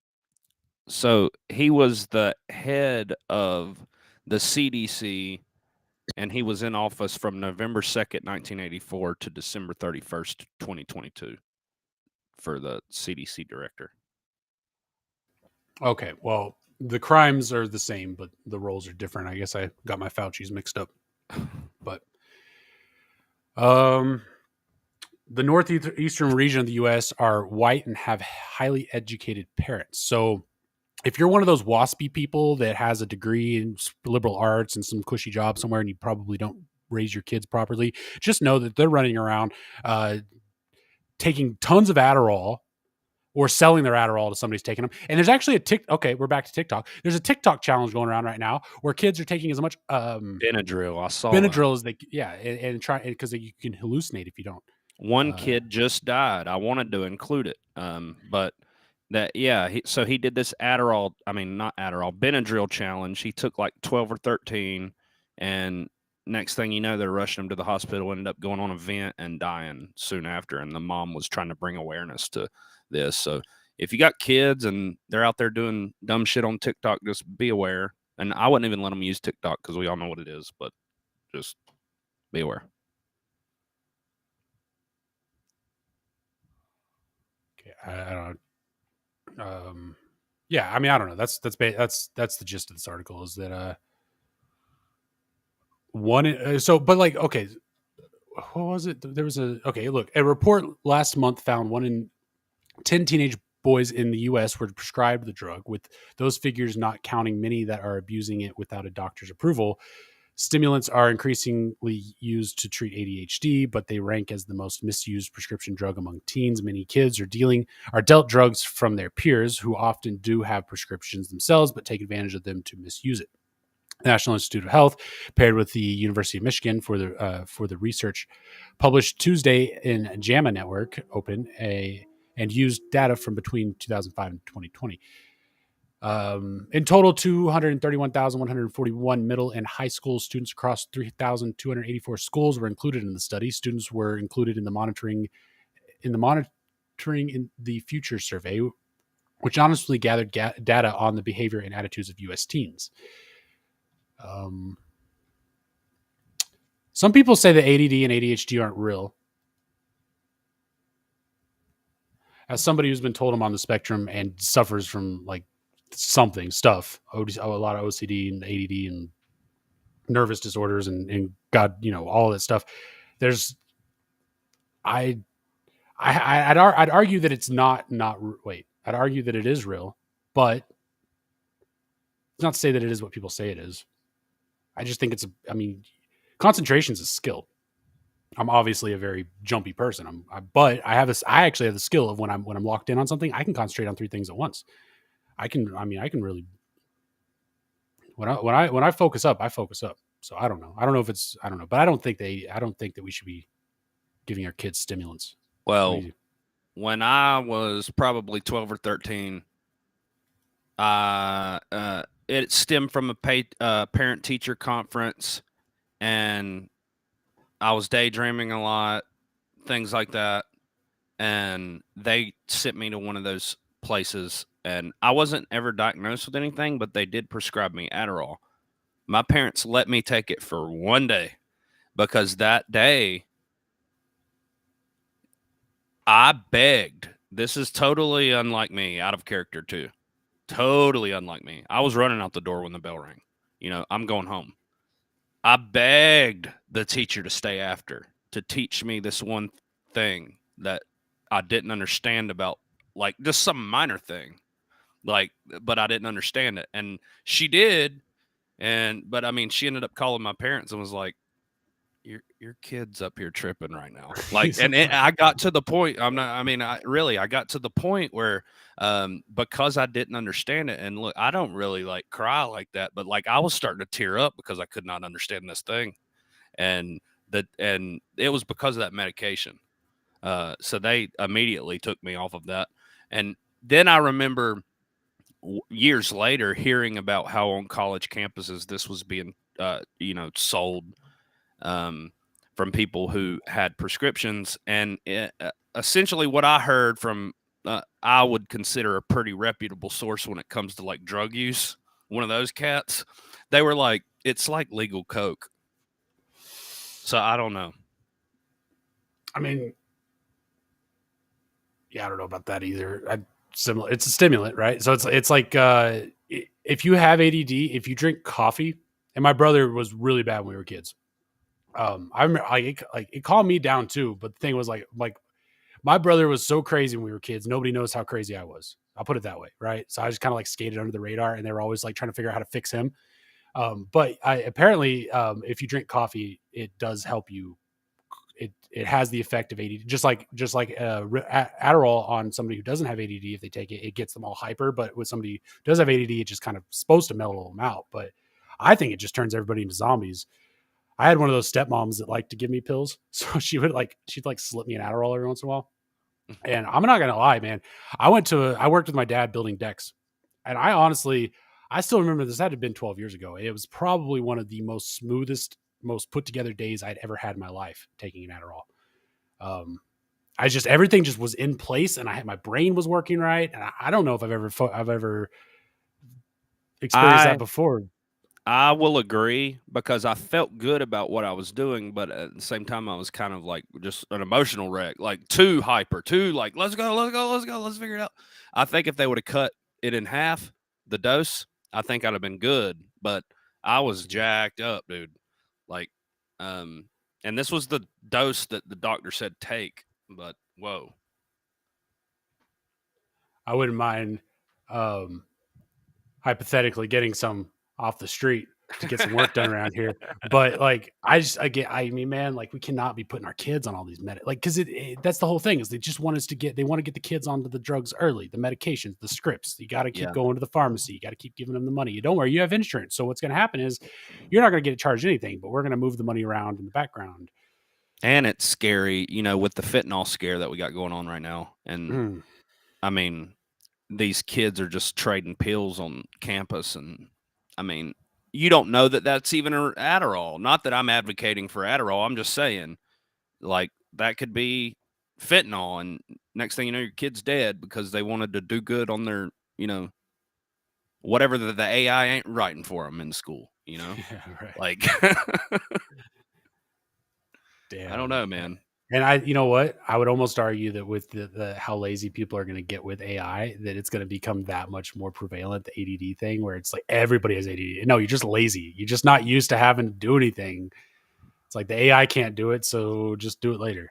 Well, I never remember hearing like older people talk about.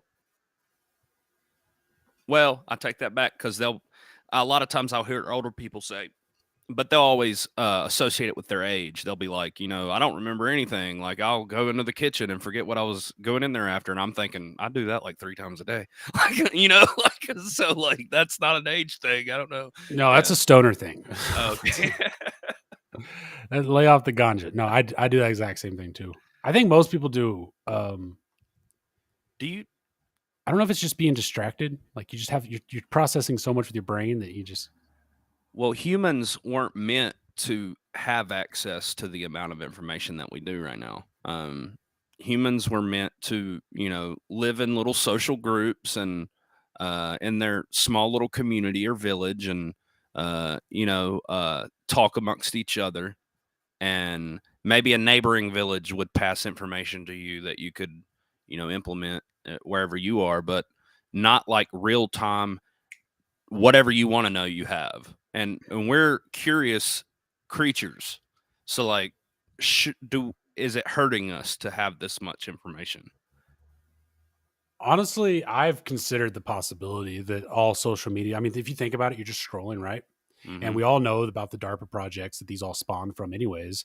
And I'm not convinced that we're not just you and I right here with this podcast, on the other podcast, all the other truth. And we're going to get to the bottom of this and go MAGA and all that stuff. I'm not convinced that that's not all just part of the plan to bring us down by 2030 anyways.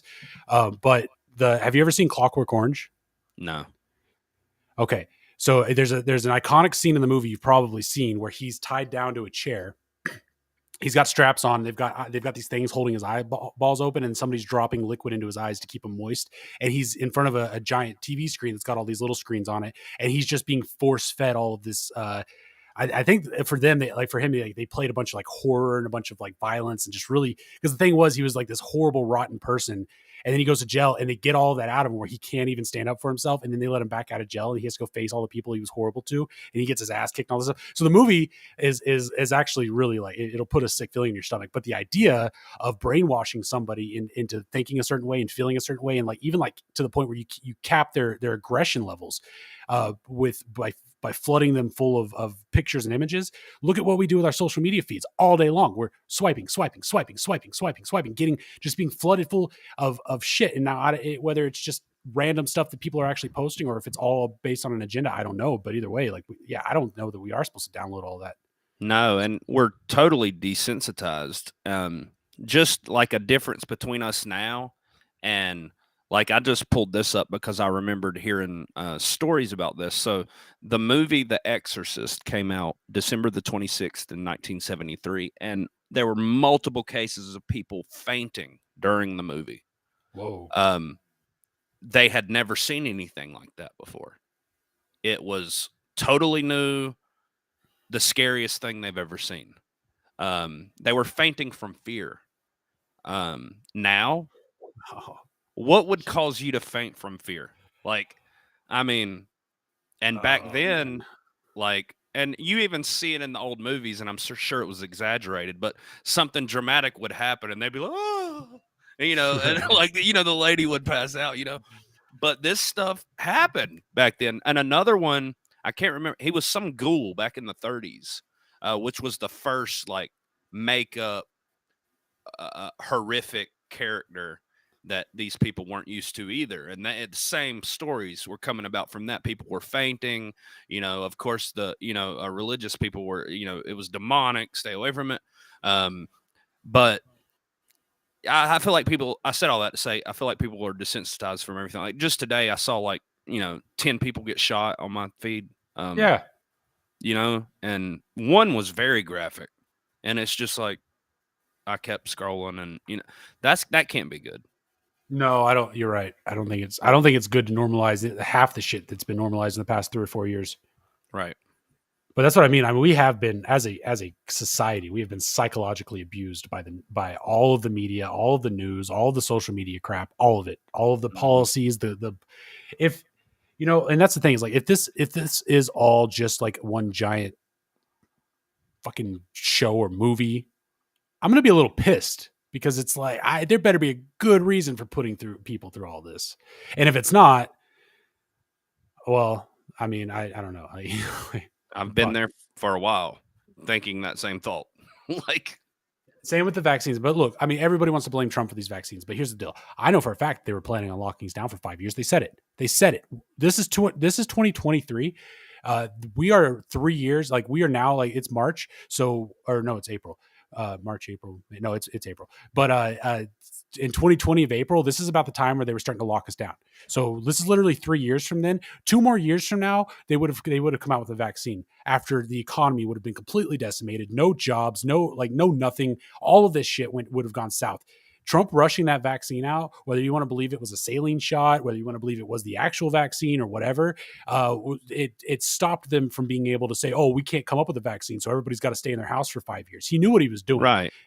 And everyone forgets. Like I remember The View and other left-leaning outlets talking about, I'm not taking this vaccine. They haven't had enough testing on the vaccine. Because it's Trump. Literally 6 months later, they're pushing it down your throat. Take the vaccine. Take that. No one remembers. And nobody remembers how they took the J&J shot off of the market for a couple of weeks so they could fix it. And that happens to be the only one that Trump rushed out the door because it wasn't right. What was wrong with it? Was it because it didn't have the shit in there they wanted everybody else to have in theirs? I mean, there's a lot of factors that people don't get. And then they look at the surface level of shit and they go, Trump's bad. You're a fucking idiot. You're a fucking idiot. Go vote for DeSantis, you clown. God damn. Meatball. Yeah. See how that's going to work out. Get you some sauce. He's going to get crushed. He's already gotten crushed. Like, I know he's down in the polls, but, everybody that wants to be on DeSantis' side is saying, oh, yeah, but there's a lot of time between now and the primary. Fuck off. MAGA support is not going to back DeSantis.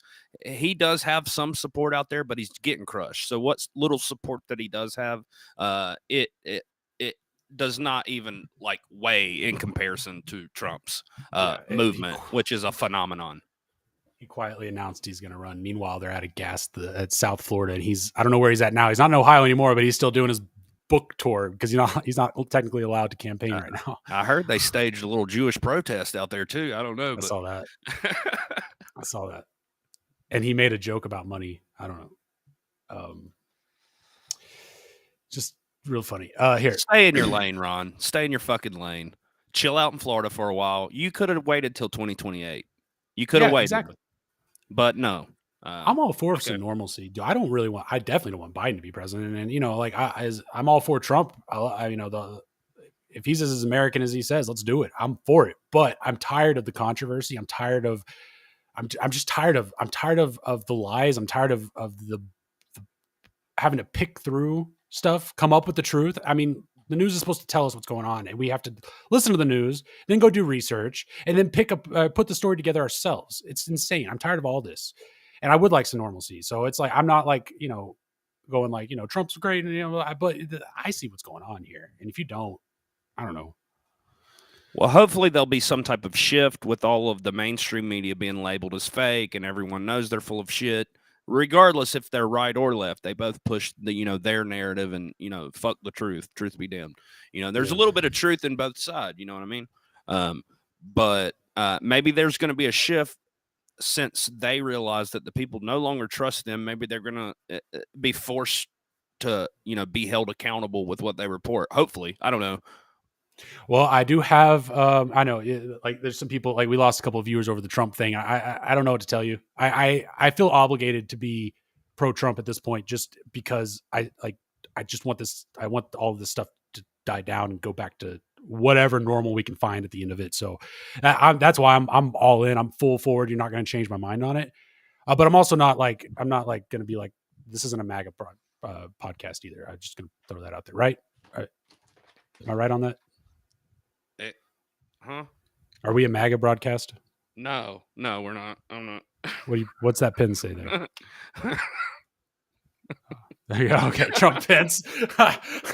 Wow. Hey, I was a donor. Hold on. Hey, give me like 2 seconds. All right.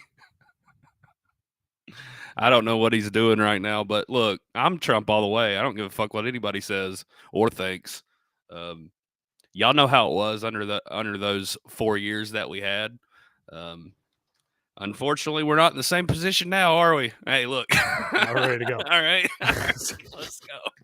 Got a pin somewhere. So you got a little Trump hat on. My Trump hat. Now I need to leave the pin on, I guess. All right, I'm just gonna wear it proudly. Fuck them. This is officially a MAGA broadcast. Welcome to the Erroneous MAGA broadcast. Anyways, go Trump. What do we got up next? I don't know, but I hope it's Trump related. Yeah. Let's look at it. This is from Trending Politics. Breaking: new U.S. Senate report concludes COVID-19 virus originated in Chinese lab. And I actually don't believe this. I think it originated in Ukraine, but whatever. A new report released by the U.S. Senate has concluded that the COVID-19 virus, known as SARS-CoV-2, originated in a Chinese laboratory, but was leaked unintentionally. Oh, get the fuck out of here. Okay, that's the official narrative now. There you go. Unintentional leak from China, because we need to be anti-China right now because they're about to take Taiwan. Oh man, never ends. Meanwhile, former DNI Ratcliffe has some stuff to say here. I'm taking it off because I don't want to promote Pence. Does it say Pence on my hat? Because you're right. That'll get a shot in some hoods. Right.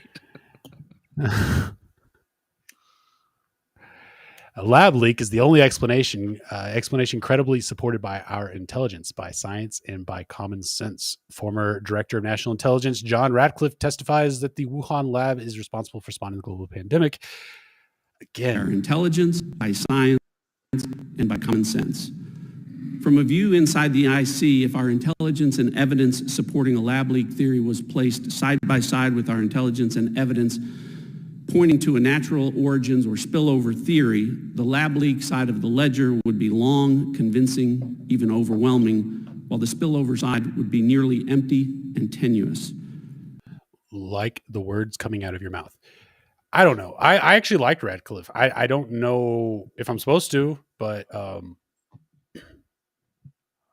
Grinnell's doing a good job. I don't know if he's lying or not, but I just, it was like, don't blame China. It's racist if you blame China. And now it's like, oh, it was China. It was China. Look at China. And it's real convenient that we now need to have a problem with China. I was just seeing when he served. I mean, it's just hard for me to trust any director of national intelligence. So or anybody. He served as director of national intelligence from 2020 to 2021. Yeah, they're hot. Dude, they were hot swapping people in and out of positions all 4 years of Trump's presidency. It's like they brought someone in, found out he was a rat, kicked him out, brought somebody else new in, found out he was a rat, and not just the DNI position, but all the positions were they were just rotating doors. Hey, yeah, they get Trump a lot of shit for that. He can't hold a cabinet. He's fired them. He's asking for their resignations because they're incompetent. So. It's the same thing as with Trudeau a second ago. It's like you're gonna blame him for doing his damn job, right? Right. Obviously, he's a reason for firing the guy, but no, you're gonna hurt his feelings if you fire him. It doesn't matter if he was spying on you. I mean, okay, so we got Airsack. Sorry, y'all, we are definitely not on the chat tonight. Airsack says, core memory unlocked. My mom and ex-stepdad used to call me Twinkle Toes. Could have gone the rest of my life without remembering that. Thanks, y'all. Jesus. Sorry, Twinkle Toes. I mean, Airsack. It's okay. Dude, my dad was he probably is still convinced that I'm gay. And I don't know. I think he's just projecting onto me. Whatever. It's not just TikTok, though. It's Facebook, Twitter, YouTube, Snapchat, etc. Just social media, not good for kids. Yep. Acceptable conclusion. IIRC. Self-deleting in female teens went up shortly after Facebook became popular and the rise of social media due to cyberbullying. That, and plus just the fact, they literally brainwashed, like they've admitted to it. Instagram released there was a whistleblower on 2020, which is an oxymoron, whistleblowers on 2020. But she released a report that was like, Instagram knows that they're causing teen girls to become anorexic and commit self-deletion. So they, but instead of stopping it, they did a study and found this out. They decided to play with it and tamper and see what else they could do. So we're all being psychologically manipulated by the social media on top of cyberbullying.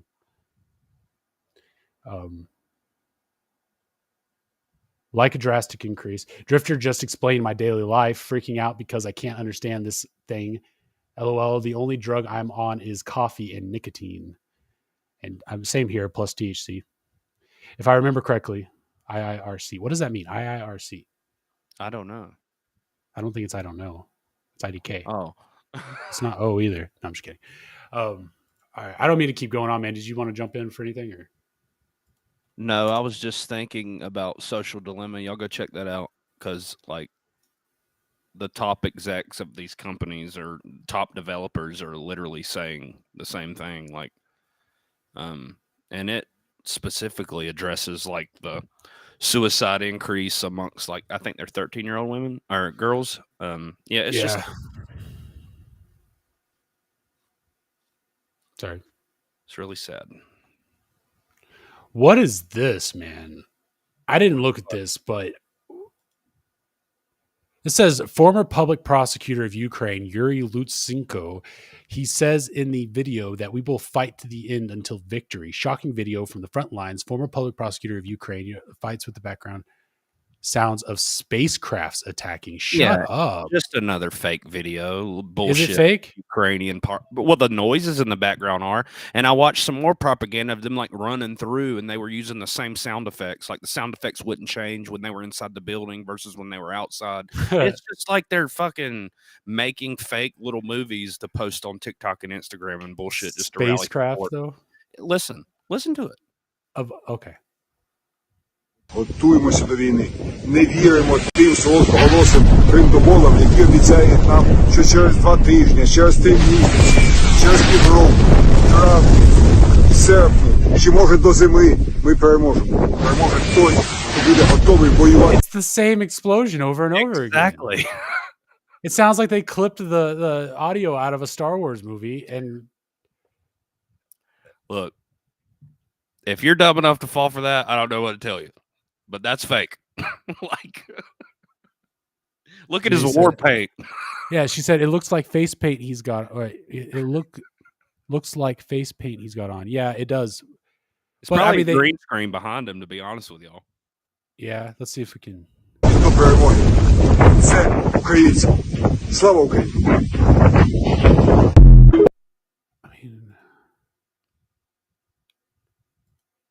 Spacecraft, you lost me at spacecraft though, right? Like, was that?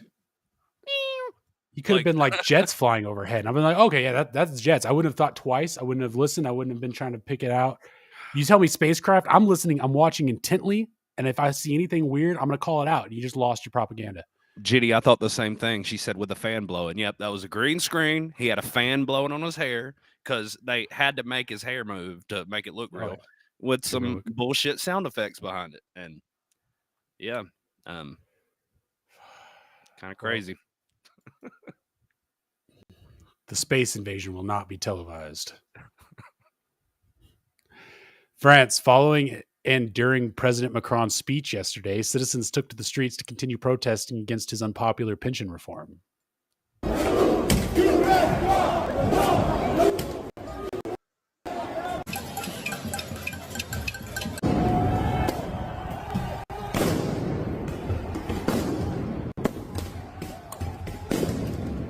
Notice the difference in sound effects. It's a little different here.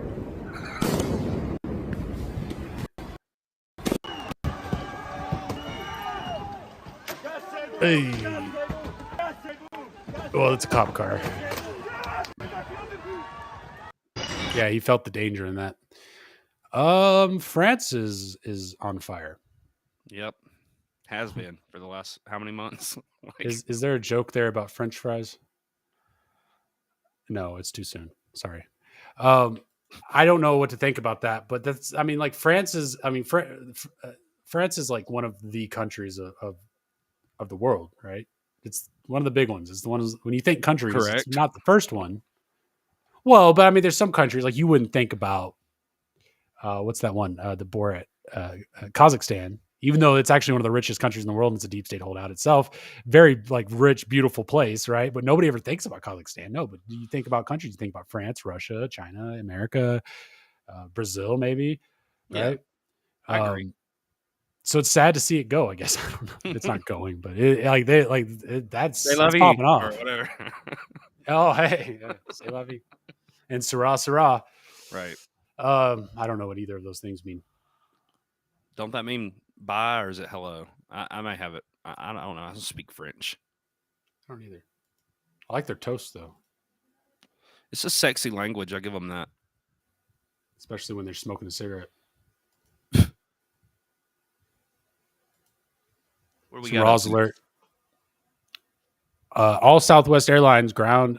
Wait, sorry. Let me pop that up here.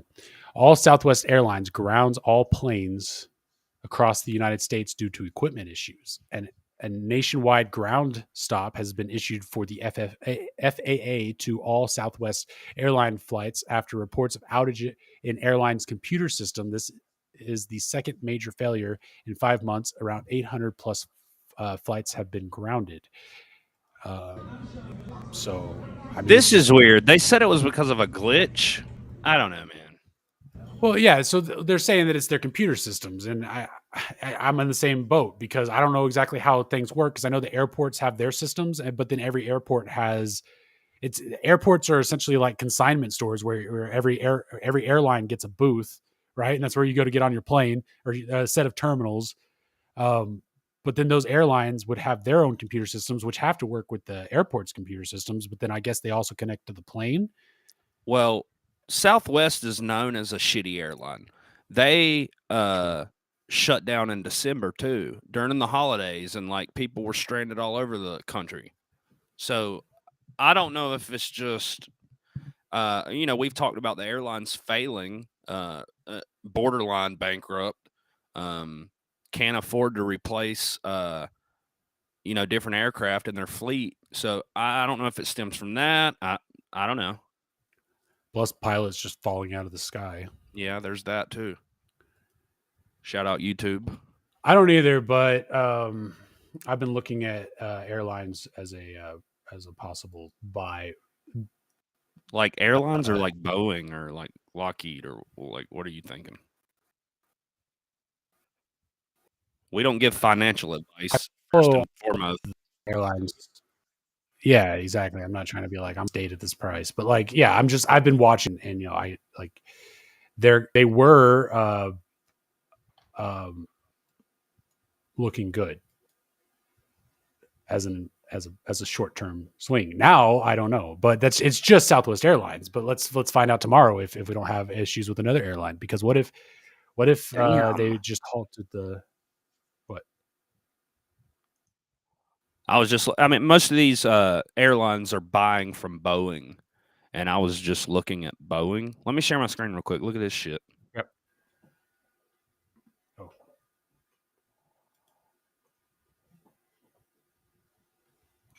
Check out Boeing stock. This is 6 month. What does it look like on the year? Up 70%. 12. It was like fucking up and down, up and down, up and down, up and down. Well, as stocks move when they're preferred stocks that the elites enjoy playing. So, folks, y'all buy around 195-ish and, ride it up. To 215. Yeah. That's the playbook. Yep. $25 a share, buy 2 shares, make $50. No. Damn, look at the 5-year. Yeah, see, that's what I was. They crashed in February of 2020. And then look again on February of 2022, whenever Russia invaded Ukraine. You got that little dip right there. Oh, I guess it's that's right here. April, but yep. Wow. Rocky times.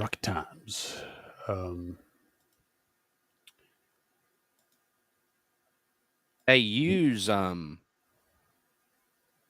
what's the engine that they use is also a really luxurious car. What the fuck is the name of this? Rolls Royce. Rolls Royce. I wonder what they're doing. You can read this. That just got me thinking. Fears of a Rainy Street Ripper serial killer in Austin after eighth body in less than a year is pulled from Lady Bird Lake in the This city. is scary, dude. Right in Stay away our from fucking Austin. backyard. Like, Austin residents fear a serial killer may be on the loose after the eighth body in just 10 months was pulled from a lake in the city. John Christopher Hayes Clark, 30, was the latest person to be found dead in Austin's Lady Bird Lake on Saturday. Texas police patrolled the waters by boat after several people reported an unresponsive person in the lake about 1 p.m. His identity was confirmed on Monday. It is unclear how long his body has been in the water. Earlier this month, 33-year-old Jonathan Honey was found dead on April 1st. Cliff Axtell, 40, was discovered on March 5th, and Jason John, 30, was found on February 13th. A further 4 unidentified bodies have been recovered from the lake in the past 10 months, according to Tron. Terrified residents have since set up Facebook groups and taken to TikTok to force their growing fears the deaths may be connected. see, and I didn't read this article. I just saw the headline and was like, damn, we got to look at this. But I was going to say, like, maybe it has to do with, like, the increased homeless population. Like, these serial killers will prey on people that don't have, like, family and shit. In a lot of cases because they don't get reported missing. Where did Tesla move? Somewhere in South Texas, but this doesn't look like the case. I mean, that dude looked like he was, like, pretty well to do. He's out on a chartered fishing trip, like, so this is kind of odd. Well, I mean, don't be prejudiced. You can be homeless and a serial killer. It's just harder. No, what I'm saying is the serial killers prey on the homeless. Oh, yeah, no. That's not. You know, that's kind of like typical for them to do that because they don't want to get caught. Then they know that they won't be reported missing, and they're just like another statistic, you know. You've put a lot of thought into this. I watch a lot of crime TV, man. Dude, we got a serial killer nearby. Like, keep your head on a swivel. Right. We fit the fucking age group. We do, actually. Investigators claim they do not suspect foul play at this point in the investigation. It's totally normal for a person a month to show up dead in the lake. But with so many bodies found in quick succession, residents remain fearful. A private Facebook group called Ladybird Killer Lake Serial Killer with the Ladybird Lake Serial Killer with more than 50,000 followers was created when Jason John's body was discovered. And I'm joining that group. Discovered in February. The autopsies for the men who died this year were not available, but police said their bodies showed no signs of trauma. Austin police said the cases remain under investigation with evidence being analyzed. They added that the case shared a combination of alcohol and easy access points to the lake, which can be hard to see at night. However, you know what, dude, they're hooking up for gay sex at the lake, and there is some dude out there killing closeted homosexual men. That's what's happening. You're just calling it, huh? I'll go down there and catch the guy. Just got to get on, what's that one? Grindr. Right. This is fucked up, man. I'm going to put in my Grindr profile, I only meet at the lake. So this is 8 people within how long? What was the time span? A year? Or what did it say? Yeah, within I think it said a year or 10 months. So that's like 1 a month, pretty much. Less than a year, so yeah, about 10 months, 10, 11 months. By the way, Jenny's over here. I was going to holler at her. What's she saying? We're way behind. She said 10 months. Anyways, it's scary. Yep, if you're in Austin, be careful. Don't go near this Ladybird Lake. Don't be hooking up with homosexual men for miscellaneous sex. You never know who's going to drown you. Or are guys just like getting drunk and walking into the lake? No, dude. They're all dudes too, right? Yes. And they all kind of look the same, besides the one Hispanic dude. Like, it's, that's how it works, man. How be is careful. Like, y'all Well, just be but careful. my thing is, like, if I was a cop, I would immediately be like, we should probably check Grindr, right? I don't know. Dude, I'm sure they have sting operations set up as we speak. Like, I would hope But they're so. saying there's no foul play. I And bet you this Facebook group's running sting operations behind the I scenes. would. I got my wallet stolen one time outside of a convenience store. It dropped on the ground. I didn't realize it until after the dude had already taken it, and he was actually in the store with me buying stuff with my debit card while I was looking for my wallet. But called the cops. Ended up tracking the guy down myself. I went and got the security footage from all the places he went to spend my money. Called the cops. They said, we can't do anything about that. How do you expect us to find him? I said, I found him. I went on Facebook. I got security footage. I got a picture of him. I put it on Facebook. I said, anybody know this guy? Somebody ID'd him for me. I have his name. I have his address. I have his phone number. I know his dad. I know his mom. I know where he lives. And then this investigator, she goes, oh, in that case, yeah, send that over. We'll get started on this. And like literally 10 months later, I get a call. Hey, we arrested him. Wow. So you never got any of your shit back? It was just gone? Well, the banks, yeah, I had to go get a new wallet, get a new ID, get all my new cards, everything. And then the banks reimbursed me because, it was what I'm saying is I know you reported it to them, but I wonder if they charged that dude with your theft or did they even have evidence that he stole your shit besides what you said? Dude, I went and tracked the evidence. I got all of the receipts, everything. I went to every store. I went into Victoria's Secret. You know what it's like to be a 360 pounds fat slob walking into a Victoria's Secret trying to get one of those supermodels' attentions to let her know that another guy came in with your stolen wallet and made a purchase. They don't give a fuck. They don't give a fly. She took one look at me, looked at the exit, and was like, "I can't help you," as if to say, "Get the fuck out of here." It was embarrassing. I went through hell to get that wallet back. That was a long time ago. I'm sure that you wouldn't have the same experience now if you went in and if you were 380 pounds or whatever you were. No, she'd probably a little nicer now. They might ask you to apply, You never know. The way the world is now, they probably have to meet a quota. Yeah. I'd be okay with it. I'd be like, man, would you like to try this on? This is your size. I can tell. You're 34D. That's not creepy. That's not creepy at all when you're shopping for lingerie, having a guy being like, you're a 34D, I can tell. Here, this will look great on you. I'll wait outside. Anyways. Yep. I got to pee. I'll be right back. Sorry. All right, TMI. We're all friends here. How are y'all doing? 25 people watching us over on Rumble. The like button's not going to hit itself. Did y'all see the new animation on the like button? Check it out. Hit it. You'll see it. I feel like I should disclaimer and say that I'm lying, but I don't know. It's just a little thing I'm workshopping.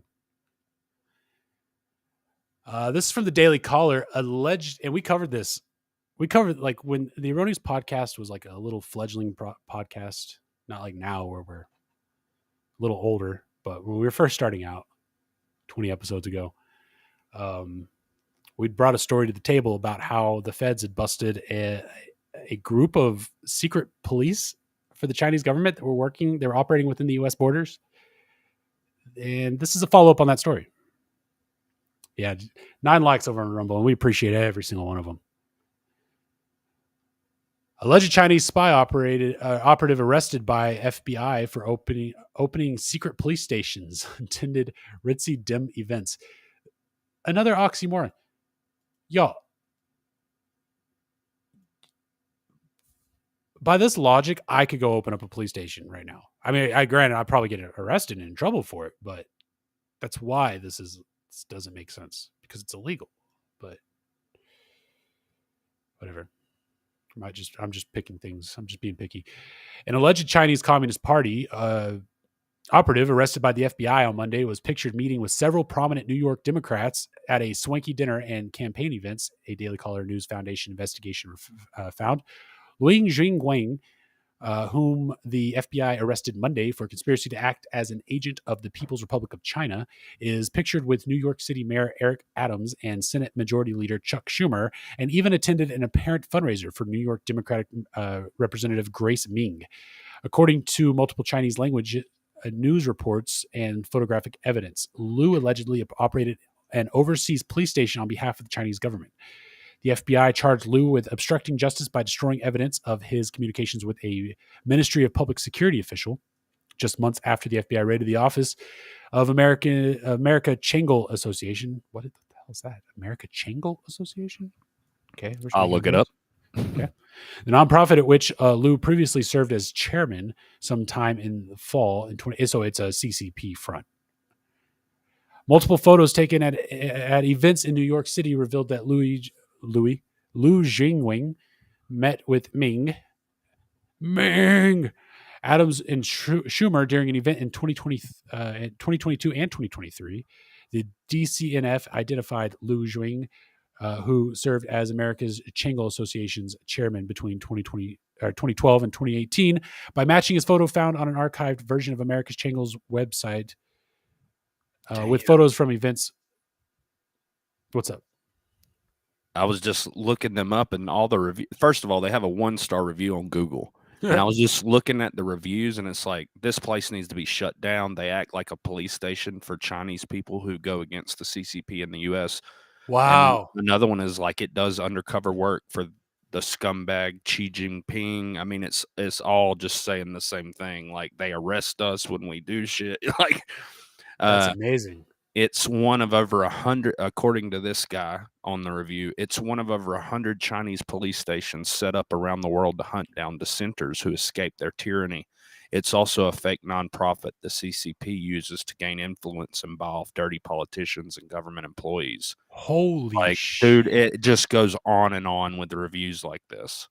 This guy is the head of that in our country. So he's the head of all the CCP blackmailing and espionage and all of that, everything. He's the head of the snake there.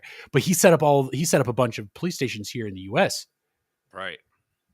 And they've been actively doing that. And come on, who have they been doing it to? Politicians. What was the one that just got raided not long ago that you told This me is a follow up on one? that. This guy set that police station up, and now look, he's in photos with Chuck Schumer and the mayor of New York. Wow. Huh. I wonder if there's any photos of him and Biden. Look, Grace Ming. I'm not like.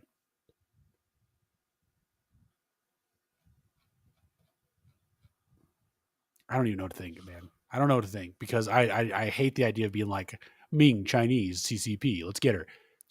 Yeah, it's like, what authority do they have? Like, what can they do? What are they doing to people is my question. Well, she's a senator. She's a senator, a congresswoman. No. I mean, she's supposed to be an American, but I feel like I'm like, like I'm Feinstein's driver.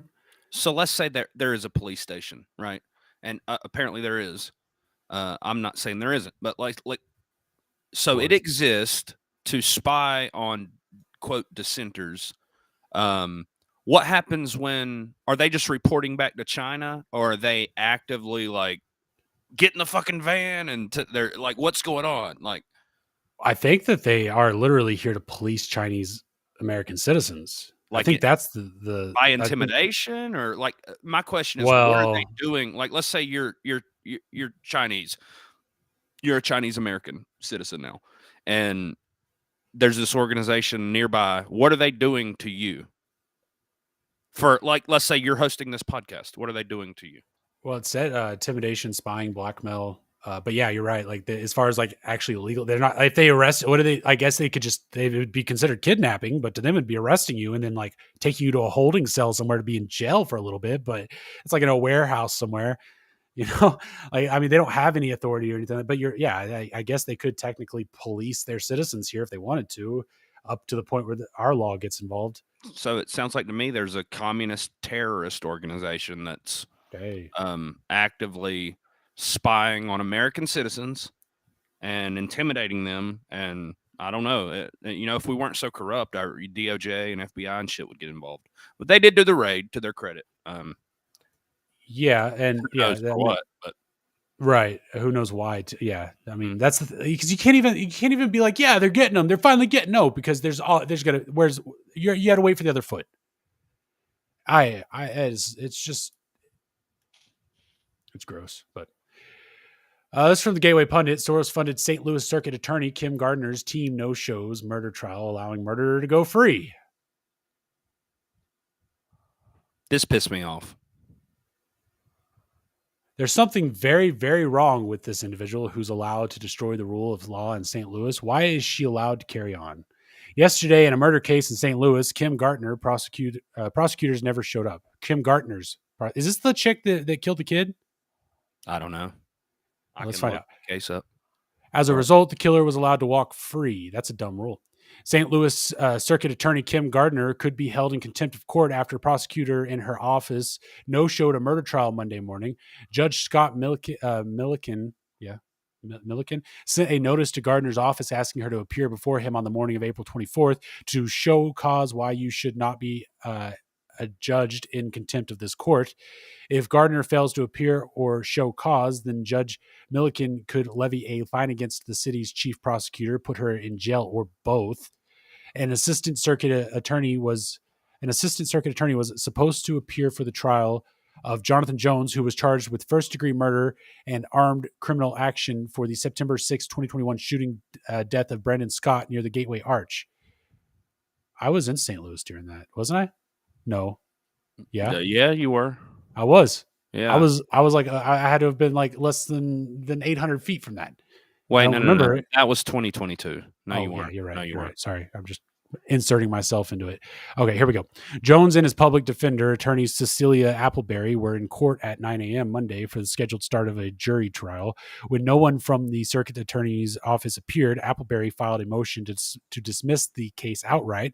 The trial has delayed a week while Judge Milliken requests an audience with Gardner. The latest blemish on Gardner's public image comes from just days after a prosecutor in her office abruptly resigned. Natalie Ogorski was the prosecutor in Daniel Riley's case. He's the man accused in the tragic crash which caused Jana Admonson to lose both her legs.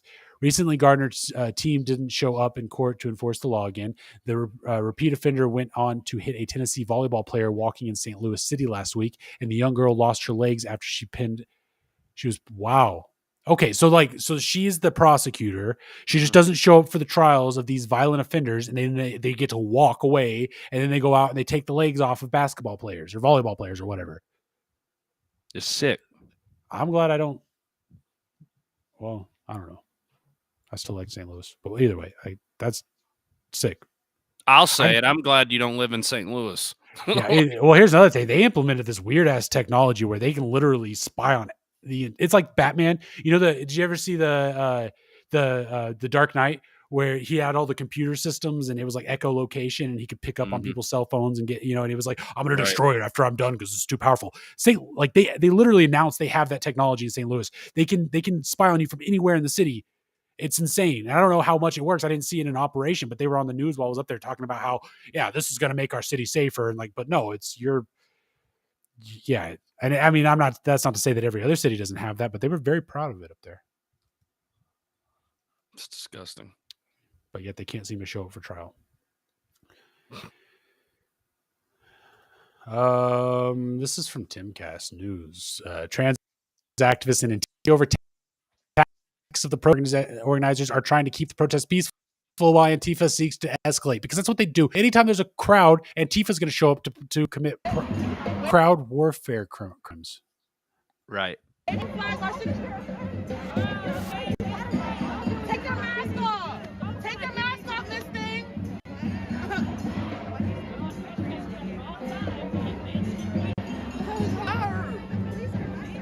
Go USA. Okay, so it's just a bunch of people standing around arguing about what's the best way to protest. But it's kind of reminiscent of 2020 when Black Lives Matter was out there and we were seeing the tweets of Black Lives Matter is trying to be peaceful and Antifa wants to destroy the world. It's the same exact thing, only instead of Black Lives Matter, now it's the trans people. So now and honestly, if you think about it, it makes a lot of sense, because I guarantee you during the election season, which is technically already started, let's be honest, but the official election season, just like we had we can't do Black Lives Matter anymore. We've already exposed them as a communist organization. Nobody gives a shit about them anymore, even black people. Black people still care about black people. They don't care about communism, right? So they need a new activist organization. Here we go. Well, we've got the trans people, and we've started real early to build this up as big as we can, because when it comes election time, we really want the crowds out there. And the whole purpose of the crowds is Antifa, because Antifa is trained in crowd warfare, and that's what they do. That's their skill set. and you need the You crowds would- for it. I'm just sitting back here like wargaming what I would do if I was, in charge of some evil shit like that. But I would have went after actually, speaking of that age group, women, who can still give birth with the whole Roe versus Wade, and I would have them out there acting a fool. Yeah, but they tried the Roe versus Wade thing, and it kind of fizzled out. They didn't handle it properly. They had a bunch of nasty sickos out there just taking it too far. But they're using this phrase that keeps being repeated everywhere that I go, this trans genocide. That isn't happening. It's a figment of your imagination if you're out there and you believe this is happening. It's not happening. So where does that even come from? Like, what are they pointing to saying this is genocide? No, literally disagreeing with a lot of them. But that's the thing, is that when you you want to tell me it's not a mental illness, it's not a mental disorder, and even then it's like, oh, don't tell me I have a mental. Why? Recognize it. Get help. I've had to do that. Look, there's a lot, like, it just, whether it's an extreme thing or it's a small thing, like sometimes things bother you about yourself. You go, you work on it. You don't dive in to the crevasse, see how bad you can get with it and like let it consume you. It's like, I don't understand why, if you're feeling a little too feminine, you think like, you're feeling a little too girly, like why jump to taking girl hormones and chopping your dick off? Why not try testosterone first? Like, give that a swing. If that doesn't work, then we'll go the other direction. But why not try to correct your hormone, like your natural hormone imbalance? Maybe because like I've seen a lot of dudes that were dudes and they acted real dudeish, and then they started taking the hormones, they started acting really girlish. What if you started taking the testosterone and then you got your man's back, right? Like, what if you started going, I'm gonna fuck something, I'm gonna kill something.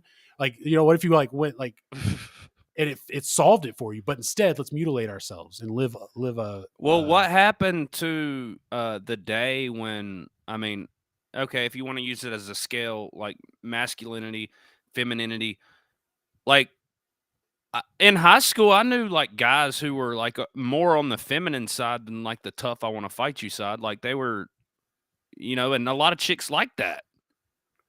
There's a word for them. What's the word? Metrosexuals. But the thing is, like, all the guys at my school that I've ran into, my 30s that are like that, one of them is a trans person and another one is gay.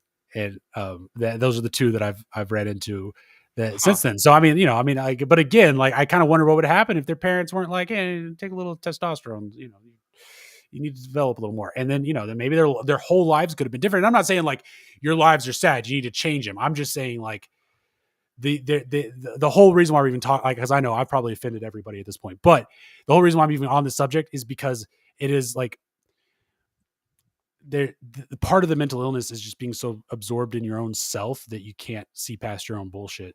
And I forget even why we were talking about that now, but yeah, just keep yourself in check, regardless whether you think you're trans or whatever.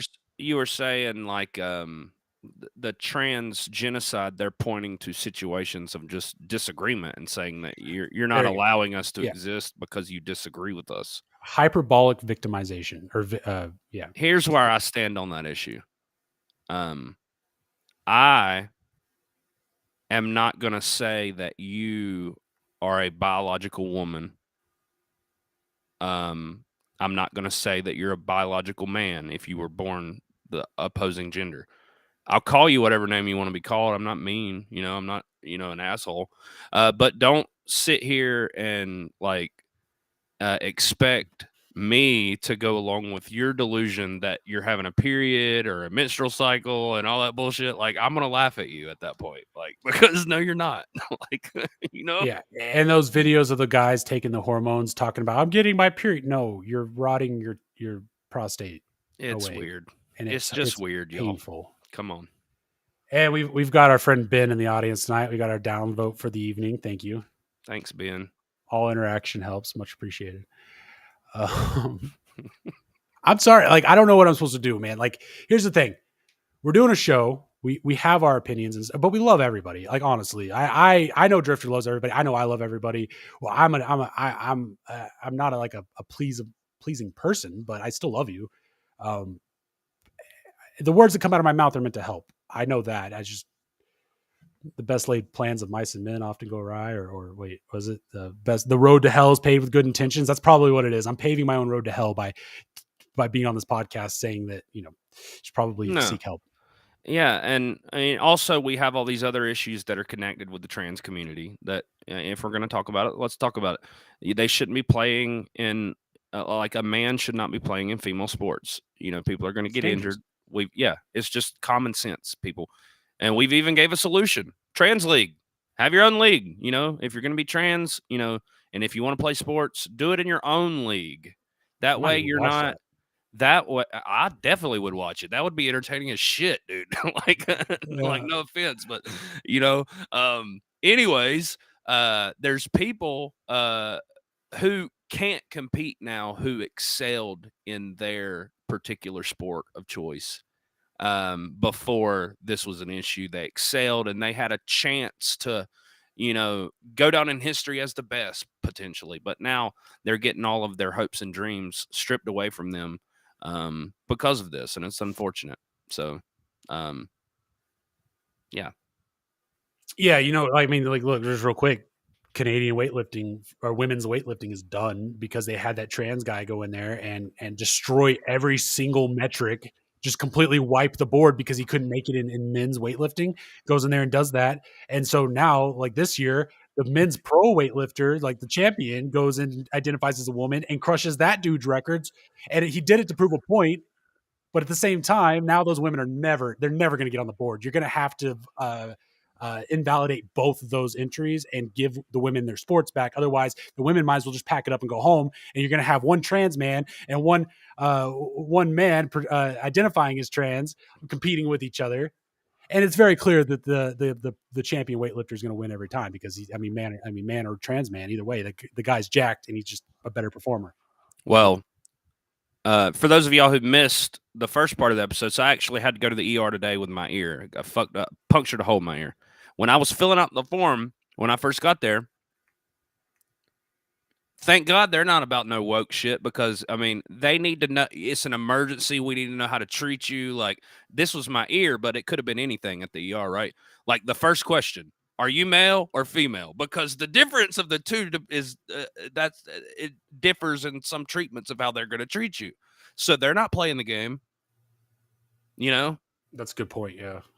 And look, that question's always been on the medical form when you go to the doctor, but it's not like there's not an other space there. Exactly. Because they're not gonna prescribe you treatments based on whether or not you identify as a horse. Right. So what does a trans person do when they go in there and they won't add the proper treatment? Do they continue with the delusion or do they check the right box because they know my life's on the line here? Dude, there's trans dudes that go to the OBGYN. Well, they do it for show. What are they probably to upload it on fucking TikTok and the doctors play along. What are they doing? Just inspecting their buttholes? I don't know. You're going to have your twig and berries hanging out on a table while a female's doctor is just down there like, I'm just going to hang out. Like, you're basically making a doctor I'll tell you hang what, out by your parts. I want to verify if this is put true on a or facade. not. I'll schedule an appointment and I'll report back. All right. Please do. And can you do it on like a hidden cam type thing? I don't know if I could legally get away with that, but Drifter goes to the OBGYN. Let's make this happen. Anyways, what do we got up next?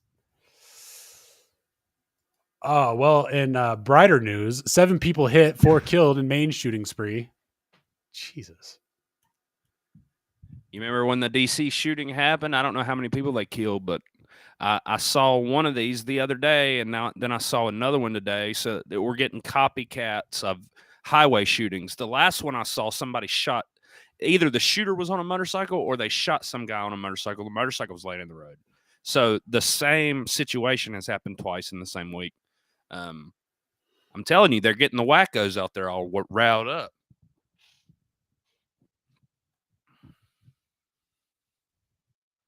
Maine is a swing state, by the way. I just want to throw that out there.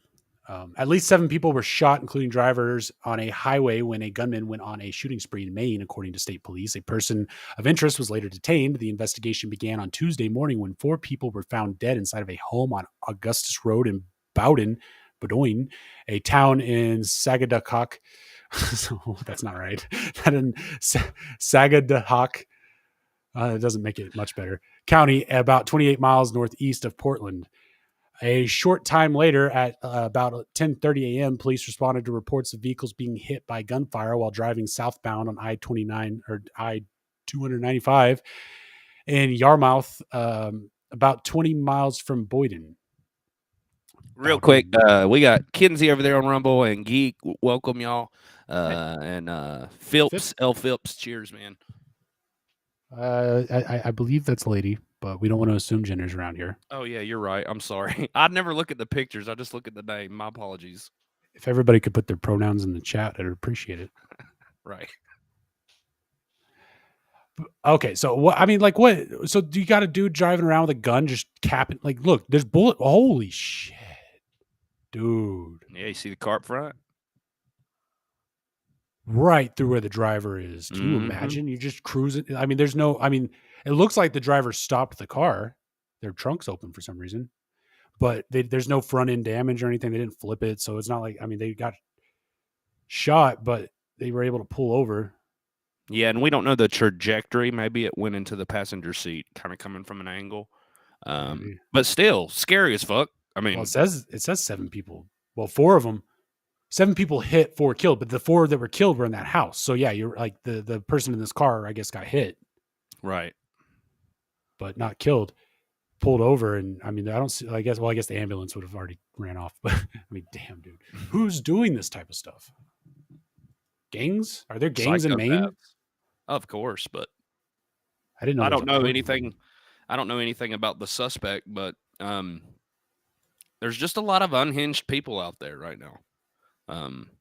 And they're taking their anger out on others in the form of violence, without any empathy. Like, they don't care, and that's scary. Yeah, but you know what else too? That is scary. The Tennessee shooting situation, there was a cause, there was a reason, right? Trans rights, whatever. Trans genocide, whatever the claim was. A lot of these incidences, most of them in the past, there have been reasons why this happened. There's a manifesto, there's something, you know, they're this, they're that, they identify in one way or the other that lets us know what the reason is. But here in the last couple of weeks, we've had, and we've got the videos, we've got Baltimore, Chicago, and California are being overran by gangs of teenagers that have no cause or reason, really. I think that in Tennessee, they're doing protests or riots or whatever you want to call them over the trans thing. But in all these other places, they don't have a cause. They're just out there. How are they being organized? Why are they doing it? You know, and then the fact that they don't have a cause, and you got people driving around the highway just capping fools, going 60 miles an hour, right? And there's no cause. That's, yeah, we're very quickly approaching. It's like real life GTA 5 or something. Yeah. That, you know, and there's characters out there who are acting that way. And what's causing that? That in itself has to be delusion, to think you're in a video game and that there are no, or not caring about the consequences. And I'm not saying that they think that they're in a video game, but they're just, for one reason or another, so angry at something that they just have rage that something could happen that day to trigger it. And they just say, fuck it. Like, I've been thinking about doing this for years. I'm going to go do it today. Yeah. And I mean, you know, I'm an angry person. I have been an angry person. I can get angry, but I've never, like, and you know, anybody can get angry, but like, yeah, you said it. You have to be a special kind of person where you've literally sat there and contemplated it, or you were trained or otherwise told or instructed or tricked into doing it. Right. That's always a possibility, or brainwashed into it. I don't know, man. But I just, a normal person, it doesn't matter how mad you get. Like, I can imagine somebody self-deleting first before doing something like that. Fine. I mean, I'm not saying that's fine. Don't do that. But like that before taking, I mean, you're causing a lot of collateral damage. That's very nihilistic. There's something sick about it. And without a cause too. You've got no reason for it. You're just going to go do it. Other than I guess you're angry. Right. Well, I know that, people are really easy to mislead. You see that with gang culture, for instance. I mean, if you grow up and the gang is your daddy, they're going to teach you how to rob an old lady and beat her to death, and you don't give a fuck about her, Right. So I don't know, man. And I'm not saying all this is gang related. No, we'll get into it. That's just one instance, but you get what I mean. Yeah, these kids, a lot of them aren't even old enough to be in gangs. It's really weird. But here, real quick, this is either you let your children chop off their healthy body parts, which isn't happening, by the way, or you want everyone to die. Greg Price says the Montana House today passed a bill to ban sex change surgeries for minors. There's their transgender Democrat colleague, Rep. Zooey Zephyr, told them, "I hope the next time you bow your heads in prayer, you see the blood on your hands." These amendments. I hope the next.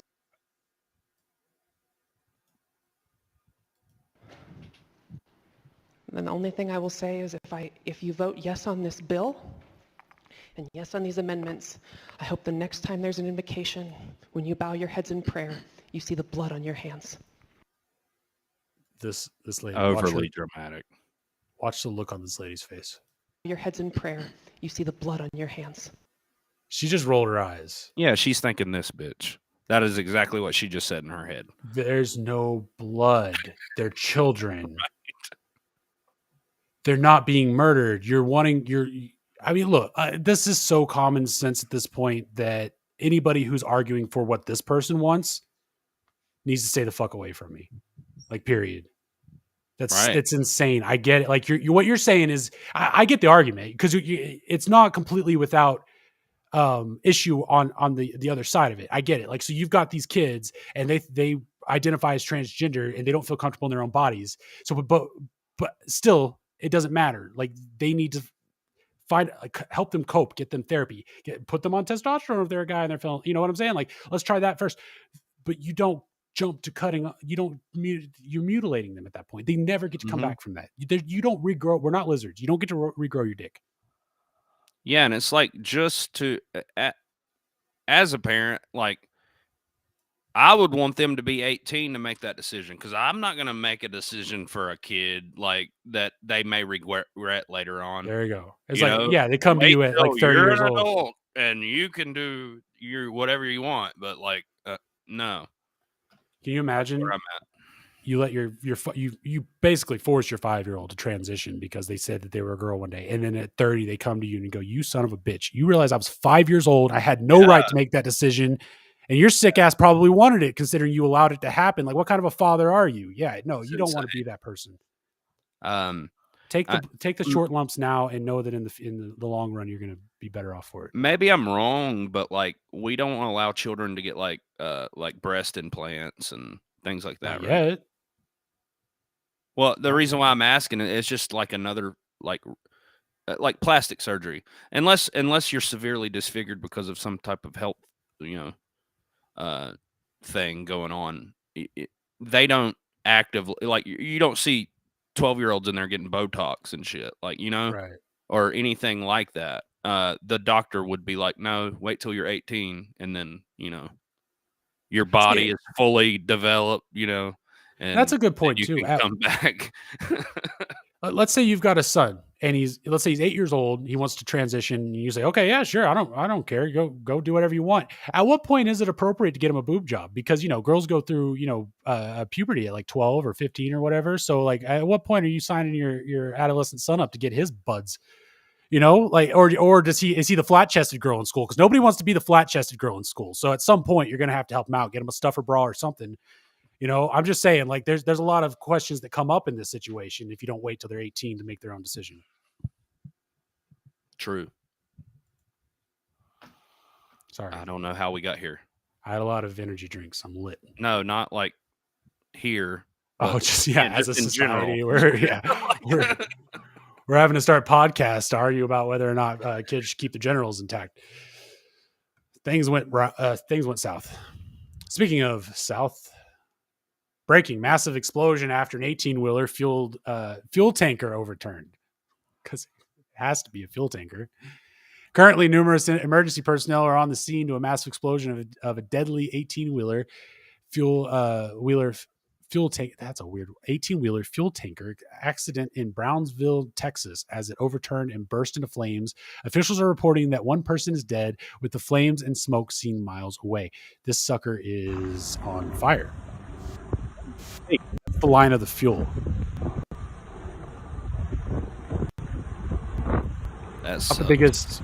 Yeah, it's not the biggest disaster, but the only one I could find. Sorry.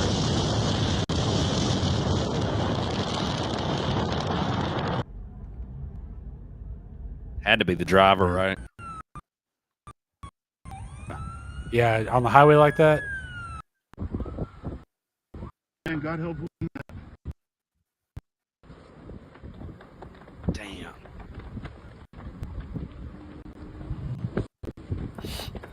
Thank God for those firemen, y'all.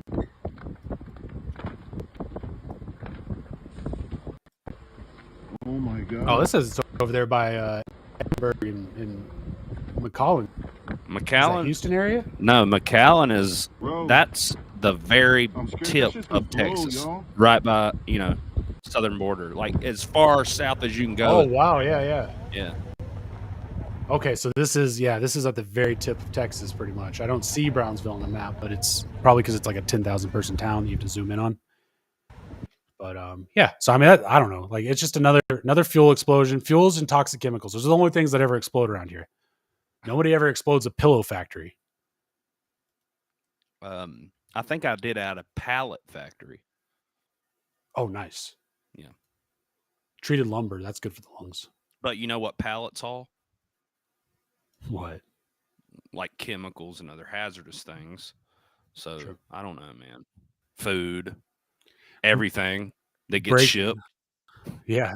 So that's why it's relevant. Plus, like, they're treated lumber too. Yeah. Breaking parking garage collapse in Manhattan, New York City. Several people trapped. Injuries reported. That's kind of crazy.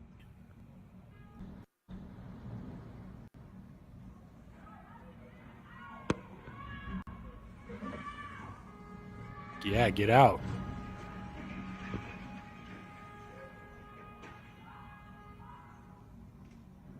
Damn. I guess that's just an insurance problem, right? Or did they bring a crane in and try to salvage as many cars as they can? I don't know how you would handle that. Well, it's New York, so they'll just But put a didn't it tarp say over after explosion? I didn't see that part. No, I didn't see that. I didn't see an explosion, but whoa, update. 1 dead, 5 injured in Manhattan, New York. So this is See, I read there was an explosion following an explosion on one of these alerts. It could have been just false, but yeah, I don't know.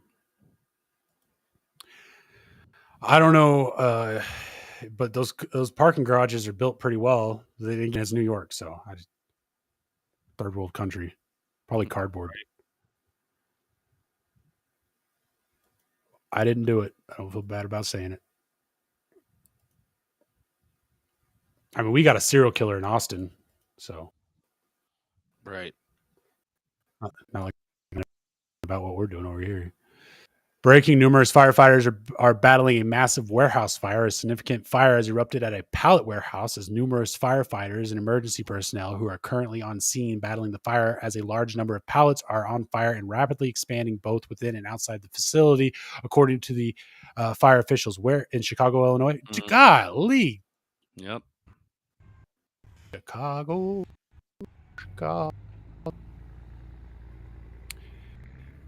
I mean, they are just doing everything they can to burn that place to the ground. Right.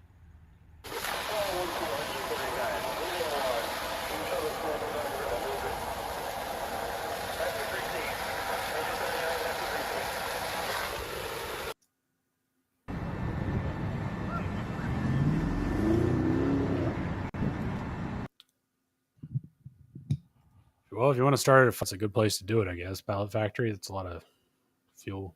Yeah, like I said last podcast. I mean, I'm definitely not trying to give these hood rats any ideas, but they're out there on concrete fucking shit up. I mean, if you're going to hit something, these factories, and there's an active group out there doing that. So we've already said we're going to treat all these scenarios as if it's some type of sabotage or something until ruled otherwise. Yeah, conspiracy until proven otherwise. Right. Hey, I didn't realize I'd gotten carried away, man. I basically took the whole list. Do you want to jump in on weather, or do you want me to keep going? It's all good. I don't care. I have half my hearing. Like, I don't give a shit what happens at this point. No, I'll do it. That's kind of what I figured too. Is I didn't want to.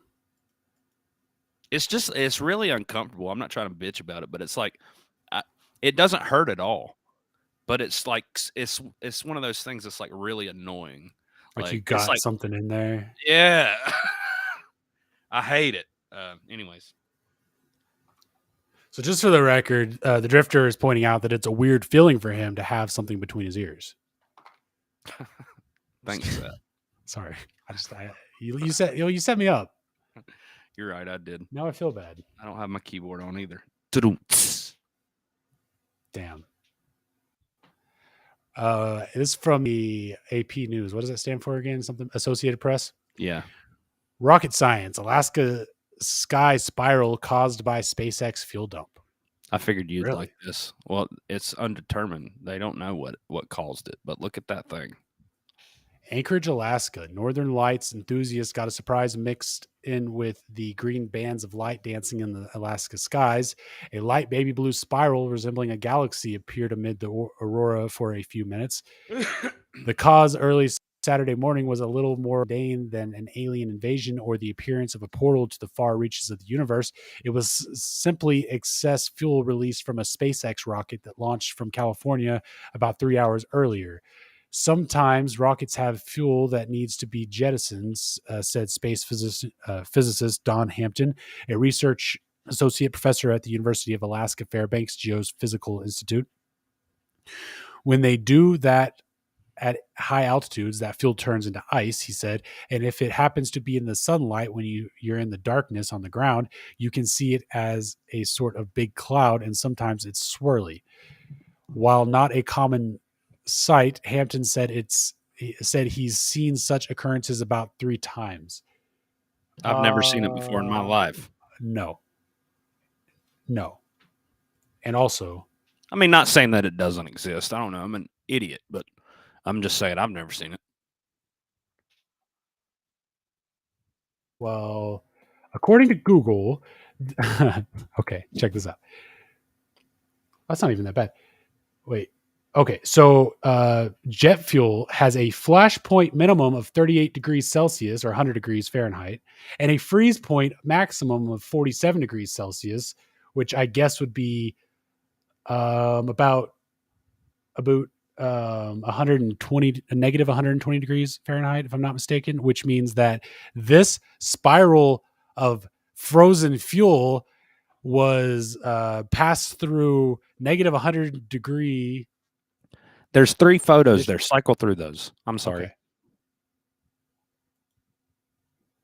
Whoa. I don't believe that. Dude. I believe that exists. I don't believe that that's jet fuel. News Minute. Secretary of State Antony Blinken says weapons were fired at a fighting in the What east. they trying to sneak in here? Get out of here. We don't want your news. Photographers out of the Northern Lights show also posted their photos on social media. This all happened as it passed over Alaska during a beautiful aurora display, stunning many night watchers, including myself. Professional photographer Todd Sollett, known for stunning aurora images, told the Associated Press in an email, "Trust me, at first I was totally bewildered." He said, I now know it can be explained with rocket science, but debunked with a fucking cursory Google search. Unless I'm wrong, but I'm pretty sure that there's no way that jet fuel jettisoned from this Elon's rocket ever came in contact with negative 100 degree conditions. I might be wrong. Crazy Beard said, quote, about 3 times. That's a weird statement, though, LOL. Yeah, I agree. I don't know. Earlier, that guy said that he'd seen it about 3 times. Oh, yeah. I don't know. That's very weird that that's coming up. Like, I don't. You know what else is up there? That harp bass. Well, it's So like, it could be. was it 3 or was it 2 or It was was 3. it? Well, he said It was about 3. Or where's the 2.5 come in? like, look, if you're less than 5, you probably shouldn't be estimating. Like, it was about 1, give or take 1. It was about 1. What? You can't remember. You're probably lying. I don't know. Where did it say it? Somewhere towards the top, it said that he had seen it about 3 times. You read it earlier. I know. And now it's a researcher when they do it. Wait, Right there. No, I skipped. Where? Right. I This is just seen it. painful. This hurts. I just seen it. No, scroll up. Right here. You found it? Yeah. No, you Well, didn't. Scroll up. I just saw it. Okay. Wait. Pause.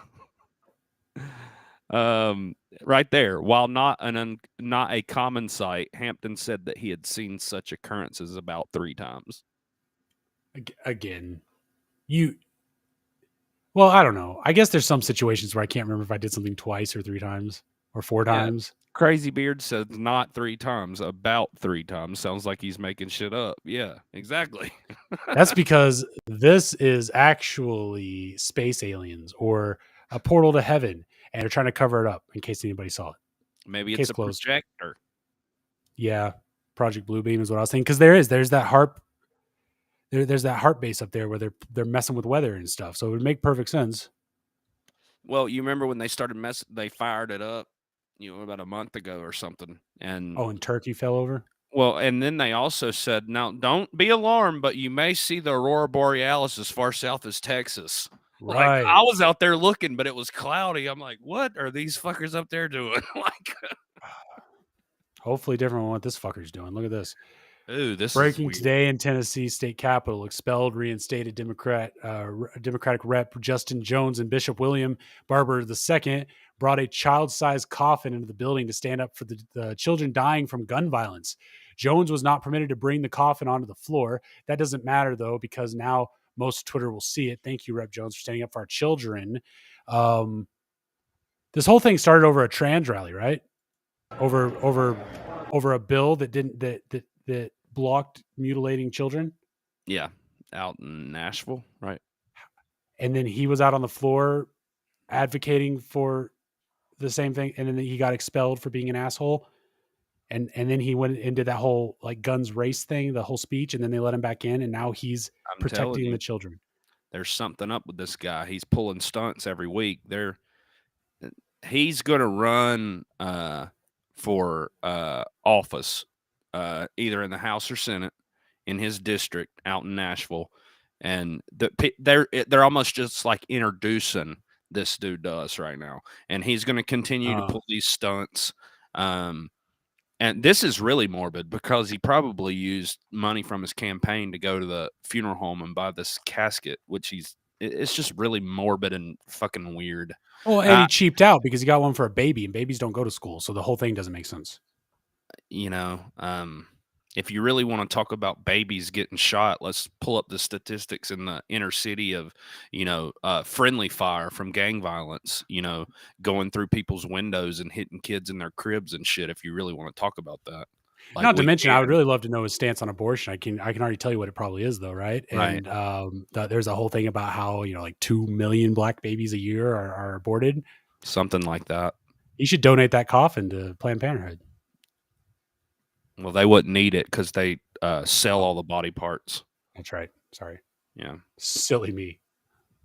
Gross asshole. But you're right. We will be seeing a lot more of him, I'm sure. He got his little 15 minutes of fame, and either he's being propped up by someone else or he likes this. And that shows you, I mean, it takes and Dylan Mulvaney's the same way. They're narcissists, dude. They don't give a fuck about what they're talking about. They just want to be on camera, all eyes on them, and, it's whatever. My favorite thing with this Justin guy is his the persona that he's taken on him, the Malcolm X character, the Malcolm X archetype. Right. in contrast to his his behavior, because like even Malcolm X said, the revolution will not be televised. The motherfucker's on TV carrying a child coffin to try to revolt the country. I mean, I don't know. It's just asinine. You're right. Yeah. It's gross. That's how you know. That's how you can tell somebody's not studied in what they're trying to like present themselves as. They're putting on a false front, and he's probably being paid to do it by somebody. Mm-hmm. This says breaking news: Fox News settles with Dominion Voting for $787 million in defamation lawsuit. Fox anchors will not have to acknowledge on air that they told election lies about Dominion voting systems as part of the terms of its settlement. Let's dive into the case. I don't know if we're gonna. It reflects Fox's continued commitment to be highest. Certain claims about Dominion to be false. The settlement reflects. I'm sorry, this is going to be difficult to say with a straight face. This settlement reflects Fox's continued commitment to the highest journalistic standards. We are hopeful that. Is that Tapper? Sorry. We are hopeful. As if CNN can say anything right now.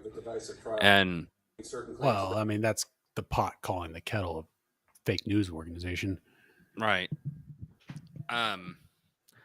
But I don't trust Fox. I have my own theories about this settlement, but what are they? Give us a taste. I'm interested. Well, I just think that they're ignoring the truth strategically, meaning Fox. Yeah. And they don't want to address what really happened, and they're selling out and paying the money. Reinforcing the election wasn't a fraud angle. Exactly. Themselves. Actively. Yeah. Because, Tucker Carlson called Arizona early, just like they did to Florida during the Bush-Gore election. Right. Tucker did that. Mm-hmm. And then we all just walked away from it. Nobody called him out on it or nothing. Nothing. Right. Why? Because he's Tucker Carlson, and none of the Republican leaders said to call him out. And we're all too dumb to understand when somebody does something. We got to wait for everybody to explain it to us.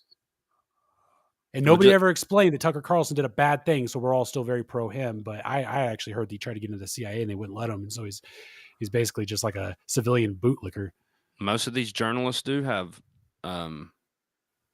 connections with the CIA. I mean, how is Anderson Cooper still a journalist? Like, he's been totally exposed. I don't obviously know. Obviously, Vanderbilt, though. Weird. Run through these real quick. California youths breaking into a convenience store and then stealing what police say were thousands of dollars of products. Whoa. Sorry, too loud. This is what's happening in California. This is these teenagers, and as far as I know, they don't have a cause.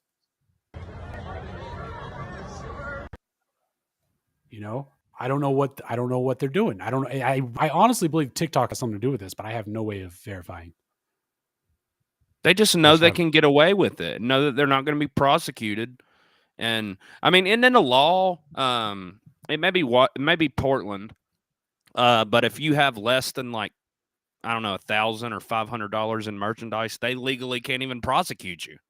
New York's one of the places, but yeah, is it? Oregon, I believe, is like that as well. Washington. Just think about that for a minute. But like, still, somebody has to be like, hey, we're going to meet here tonight and we're going to take over, unless maybe it was just like a happenstance, but I doubt it. It's organized. Always fear when the youth start organizing without a cause. I guess is the point I'm trying to make. And I just think that their cause is, they know they can get away with it and they want, to steal some shit, and take home. Okay, but how do you think they all decided to congregate at that moment?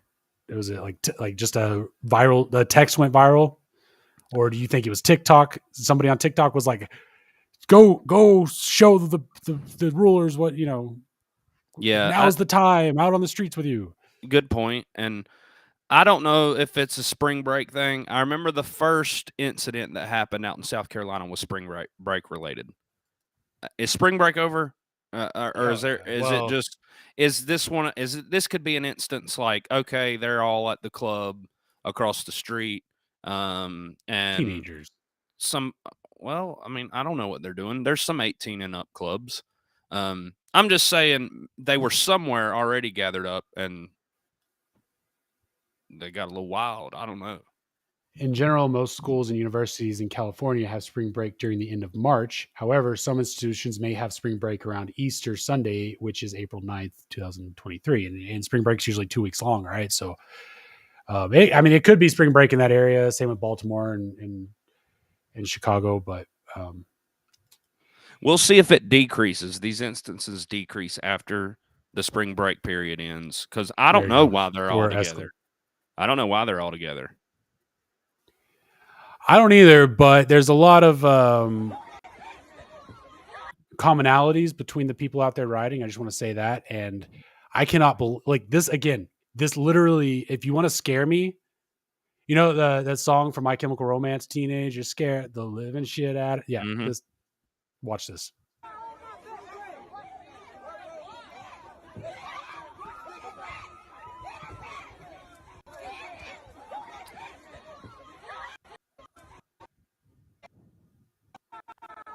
This lady, watch the guy behind her, by the neck, drags her down, and they just start beating her. I don't know what she did. I don't know if she popped off at the mouth or what. But y'all, if you seriously, if you see gangs of teenagers in places and it's getting wild, don't walk in the middle of them. They're not old enough their brains aren't developed yet. They're all fueled up on TikTok and energy drinks. I'll be right back. Okay. It's a little scary. Lori Lightfoot doesn't seem to mind, though.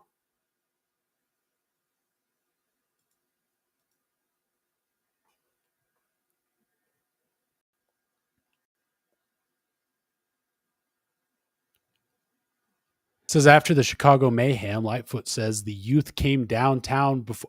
Youth is my word. Come on. I use it to be ironic. The youth came downtown because of the nice weather and to enjoy the city, breaking into stores, vandalizing city buses and police cars, lighting fires, fighting, and shooting a kid. Riot. Safe spaces, but guys, they're just trying to enjoy the weather. You know how when it's nice out and so you go downtown and start a fire and break a couple of car windows? Put out a very specific statement. After a morning event at the Chicago Public Library, outgoing Mayor Lori Lightfoot was asked about the Saturday night chaos downtown that led to 2 people shot, 15 arrested, traffic disrupted, and the CTA suspending service into the loop. Lightfoot says there's lots of opportunity to redirect young people to safe spaces, but scoffed at one reporter describing what happened as, quote, mayhem. And here's the thing. The vast majority of the young people that came downtown because it was a great weather and an opportunity to enjoy the city. That's absolutely entirely appropriate. There are a few that came with different intentions, and they in fairness, it is Chicago, right? So some of the attractions are drive-by shootings, getting to loot, getting in fights with police officers. So I get it. Right? You go to Branson, you catch a show. You go to Chicago, you loot a store. It's going to play? No, I broke it. But yeah, Lori Lightfoot's defending it. But that's why she got booted out as mayor, because she doesn't know. She can't see. Some people don't see color. She doesn't see crime. She's very progressive like that. Man, tweets getting deleted all over the place tonight. What does this one say? Best part about what's happening in Chicago isn't what's happening now. It will be when they run out of places to pillage in their own areas and move on to the rich white liberal areas. That coexist bumper sticker ain't going to save you.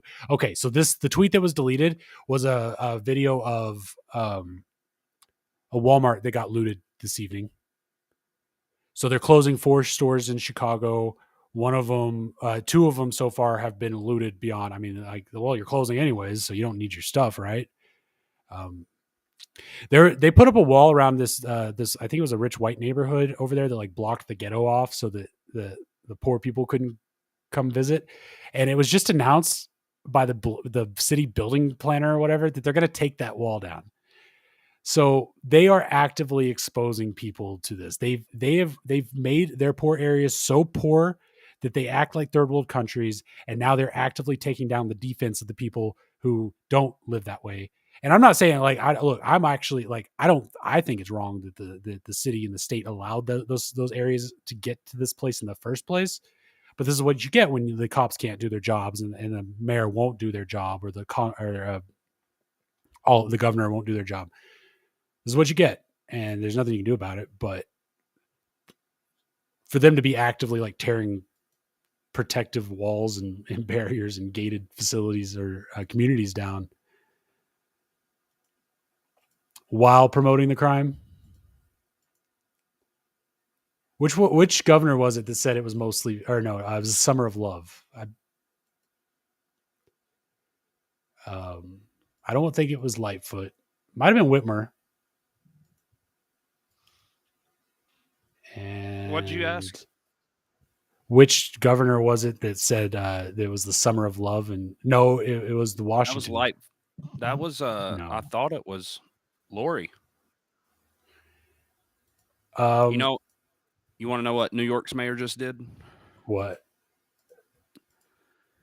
The mayor, Eric Adams, wants to limit the amount of meat people can eat in an effort to combat climate change. Adam wants to reduce food-based gas emissions by 33% in the next 7 years. And he said food is the biggest source, is the third biggest source of cities' emissions right after buildings and transportation. But not all food is created equal. The vast majority of food that is contributing to our emission crisis lies in meat and dairy products. And then he goes on to just break it. According to new data released by the city, 20% of the Big Apple's greenhouse gas emissions come from food production and consumption. The mayor is now vowing to reduce the city's food-based emissions by 33% in the next 7 years, which is going to prove to be challenging in the private sector. Of all the things they need to be focused on right now, they're trying to promote a hashtag Vegan Friday campaign. Well, somebody should tell Mayor Adam that over the last 2 years, they've destroyed the majority of our food processing facilities in the country. And they are currently actively injecting our current set of livestock, like the food that's going to be available, next week, next month, with mRNA vaccines. So they're all going to die off before they can be hacked up and sold to us for food anyways. So he's just kind of like getting ahead of what is already going to be a massive food shortage where none of us are going to have meat. And if there is meat, you're not going to want to eat it because you don't know what's in it. And, if all they're doing is promoting this campaign, I don't know, this is the Gateway Pundit, but if it's for a Vegan Friday, like I would have been the guy in that board meeting that said, people get off on Friday, it's the weekend, they might want to grill some burgers, some hot dogs, why don't we go with like Tuesday or, Taco Tuesday? We can't do Tuesday. Let's do like Wednesday or Monday, like what the fuck? There you go. Yeah. Why Vegan Monday, Taco Tuesday,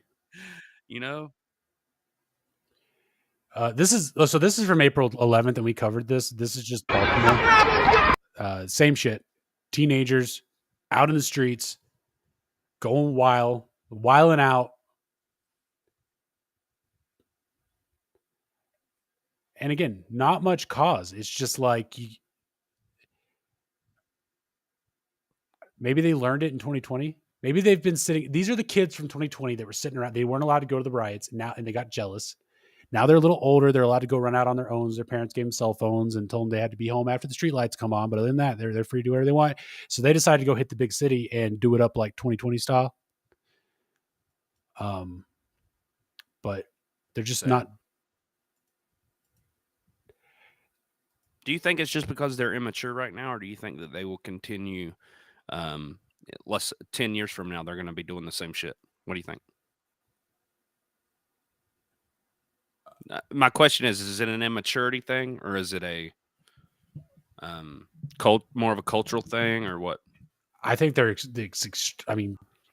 and teenagers, extremely impressionable, extremely like all looking for some kind of acceptance and whatever, and they're all angry because they're kids. They hate being told what to do, and they can't work. They don't have any money. They can't afford anything. They don't have anything.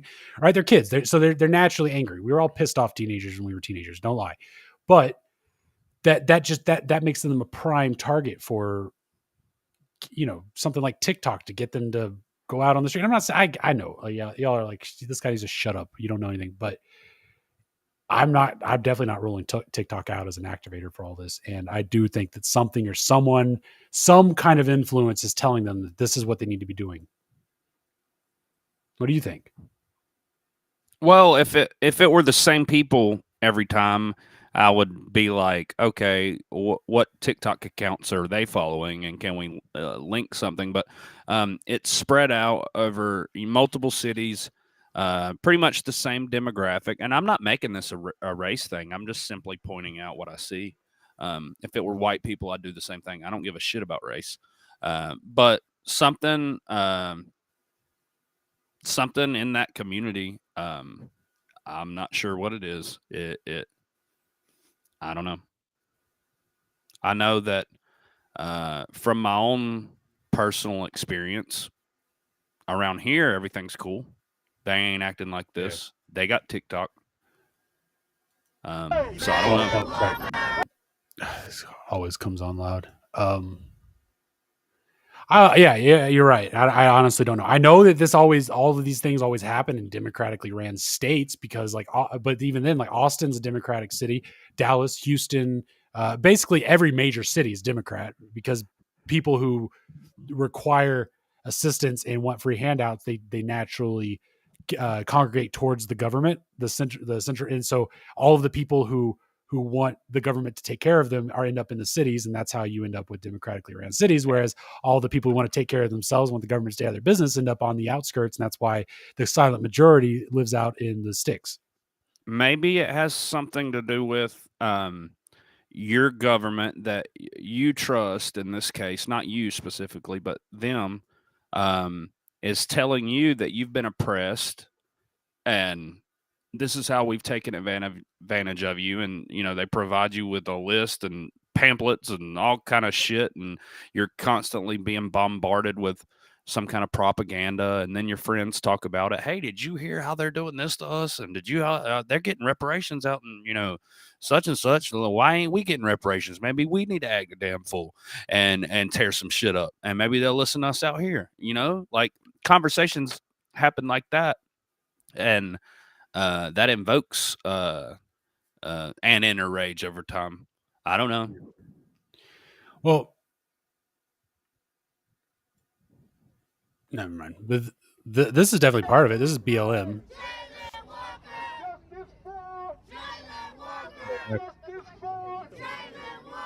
The BLM thing is over. It's not cool anymore. So last year. But this is okay. Can you imagine? That's what I was going to say. Can you imagine being? I mean, we're white, right? So, but like, okay, you and me. Like when I say stuff that offends people, I assume it's that person's fault because I've experienced enough of this. I've read enough stories. I've watched enough videos. I've gotten the full picture of things, and so I think that I have enough of a correct view. Whereas even though I might say things for shock value sometimes that might go the wrong way, and I apologize for that. When it comes to like matter of fact statements that I make, I'm generally coming from a place where it's like you can argue with you want, but I'm pretty sure I'm right. Whereas like a kid who doesn't know anything, like a teenager, they're looking for answers and all this stuff. But if an adult tells you something, you're like, okay, that must be true, because otherwise why would that adult say that? And so can you imagine being a little black kid, a little teenager, and BLM going, you either like this organization or you don't care about your race, and they don't like it's a communist organization. And these people don't know that, and they're scared to go against. Like they don't know that that it's okay to offend people sometimes, right? Like to go against the narrative or to think for yourself, and so they buy full on into it, and then that's where they get their victim mentality training. That's where they get their riot training. That's where they get their the training. And I'm not just talking about black people. I was a white dude, and I went and hung out with the BLM people over here again as a conscientious observer. I wasn't like BLM, but still. There were a lot more white people there. So like, it's not a race thing, but the people that follow this rhetoric, I feel bad for them in a way because they've been tricked and lied to. And I don't know, they're probably gonna end up in jail. I agree. It's sad. Hopefully anyways. So what are, but they were kind of sparked by the police shootings. What are they promoting now? Is it still police shootings, or is it like what's their thing now? You tell me, man. They're literally, I think they're just out there because they're out there. That's it. That's all there is to it. It's summer. Like, it's time to riot. They still have their flag from last season in the closet, and they just break it out. Like, we got to use this. I mean, we don't have a new flag to march under. There were no flags. There were no flags. There were no chants. There were no causes, man. That's the thing. It's a little freaky. It's a little scary to think that, because at least in the news, like if somebody gets like a black man gets killed by a cop, you know what's coming. You know what to expect. You know to shut her down, lock your doors, right? But in these situations, these are pop-up riots. You don't know they're coming, and they're done by like think about it. If a group of grown men show up at my house wanting to riot, to rage, I'm gonna get some hits in. You know, I don't know if I'll take them all out, but I'm gonna get a few hits in. But a bunch of teenagers show up at my front door wanting to rage and riot. What do I do? Like, I can't, like, I'm not, I mean, you know, at a certain point, I'm just I know what I do, fist, but I mean, I don't got time to ask for IDs, but like, there you go. That's a fair way to look at it. Those people look like grown men to me. Like, it's clever to get the young ones to go do the. Look, I feel like they know right from wrong, and I feel like they know that they're doing wrong when they're out there acting a fool. So I mean, it's sad. Maybe how they grew up, whatever happened. I don't know, but I don't have sympathy for them. They know right from wrong. On some level, I have sympathy for everybody because I just know that life would be so much different if there wasn't a bunch of powerful assholes actively manipulating our every thought, actions, desires, living situation. This was San Francisco, Portland. Oh, my bad. I mean, they're all the same, right? It could have been New York too. Right next to Union Station too, which is supposed to be like where you land in the city, and you're like, wow, look at this beautiful place. Now you land, you get back on the plane. Get me the fuck out of here. Jesus Christ. Yeah. So there's a lot of debris, and there's a lot of needles and trash and who knows what else, feces. But we also have to keep in mind that these people are fucking zombies. Like, borderline. Yeah. Yep. Unfortunate. Jeffrey Epstein's victim. Okay, so this is I don't know. This might be a silver lining in the whole Jeffrey Epstein thing. Let's find out. Just real quick, could you imagine having a 12-month lease and you have a nice apartment building, and then all of a sudden one morning you walk down there and the whole block is just covered with tents and people and trash and shit? Yeah, and then you're like that store owner that lady was taking a dump in front of his literally right in front of the only door to his store. And he like did something where I think granted, I think he did lay hands on her, but he was like, get out of here. And then she ended up getting him arrested. Right. I saw because one how store dare owner you spraying one with a water hose one day. That's the one. That's what it was. He sprayed her with a water hose and she got him arrested. I don't know, man. I don't know how to solve that. Well, it's simple. You tell the lady to stop taking shits on the public sidewalk. And then you tell the guy, like, hey, don't be spraying people with a hose, but we get it, bro. Don't worry about it. What they're running into out there in those cities, though, is their jail is overpopulated. They used COVID to their advantage to release a lot of them to kind of free up room. But even in the psych world, too, we stayed full where I worked. Like, it was rare there was a bed open. And as soon as the bed was open, it was filled the next day. Same kind of thing with the jail, and the majority of our patients were coming from jail anyways. They're trying to free up some space. You got psychiatrists in there giving false diagnosis of a mental illness, and they're playing the system just to get the money and to be in basically like a 2-star hotel versus a jail cell. Yeah, I don't know, man. These cities that only 2 years ago made all the drugs legal and made sexual infidelities legal and sexual crimes legal and released all of the criminals out of the jails. Now they're all tent cities with zombies and they're blaming us.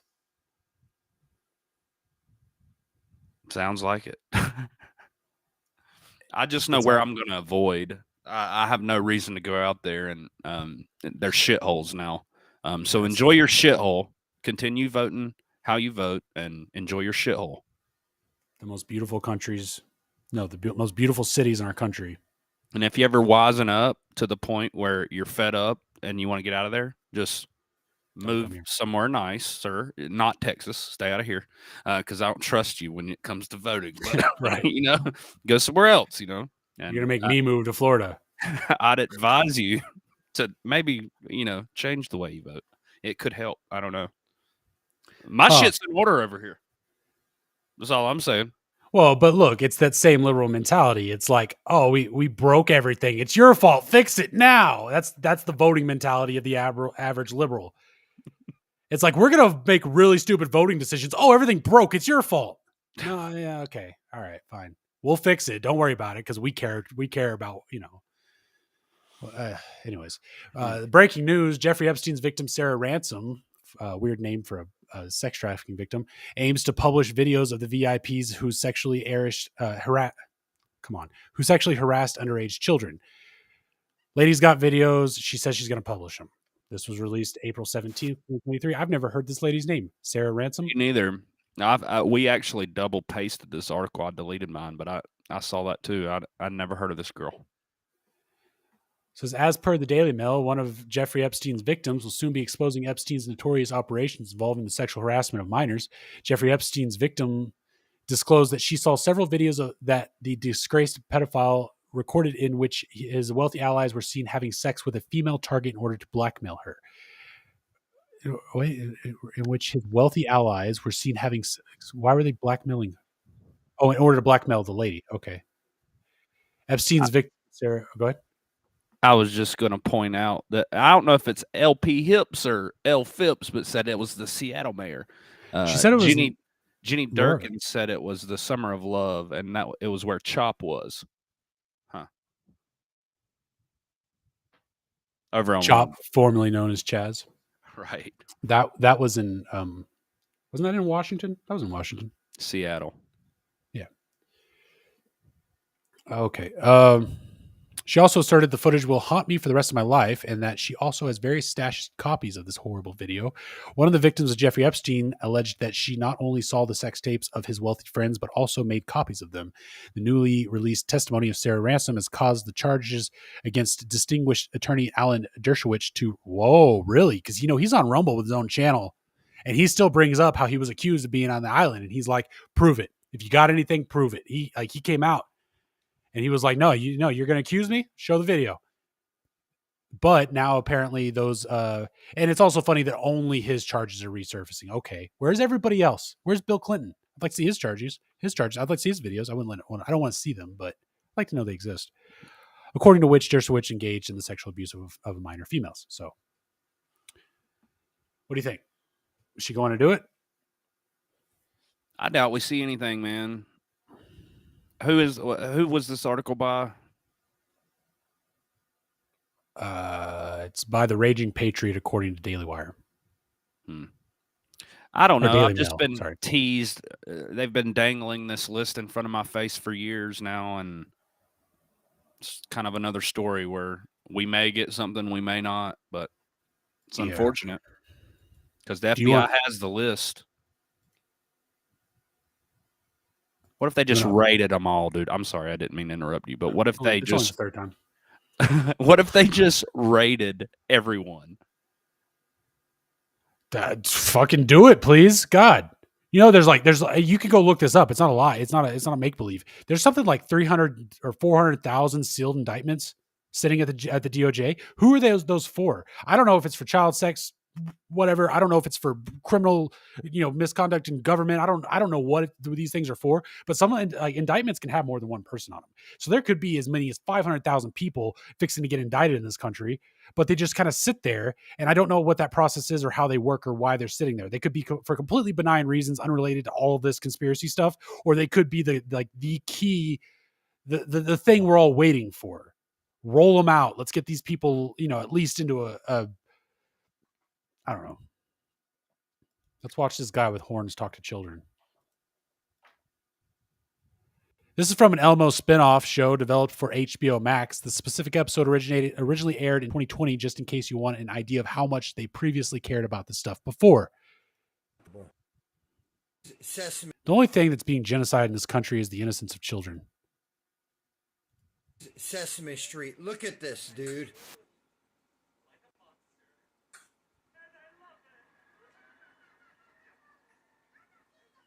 Lipstick, dress. What's he supposed to be? The devil. Look at what they're doing. They're forcing all this stuff on our kids, man. Look at that abomination right there with the horns and everything, dude. What is happening?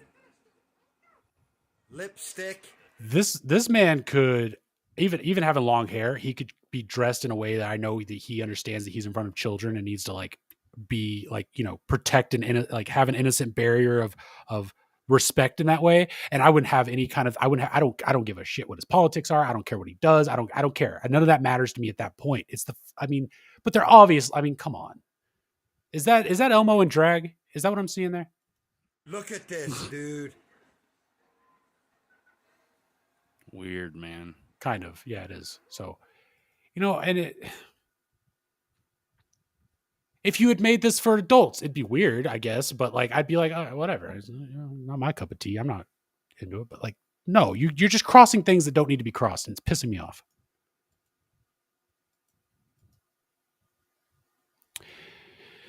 Whatever. Clarence Thomas is badass, I think.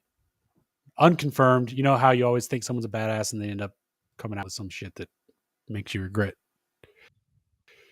believing in them. But this says the left thinks they can drive Justice Thomas from the Supreme Court through these despicable attacks. Did you not listen to him in 1991? I'd rather die than withdraw. I'd never run from bullies. I'd never cry uncle. Nothing has changed. I'd rather die than withdraw. If they're going to kill me, they're going to kill me.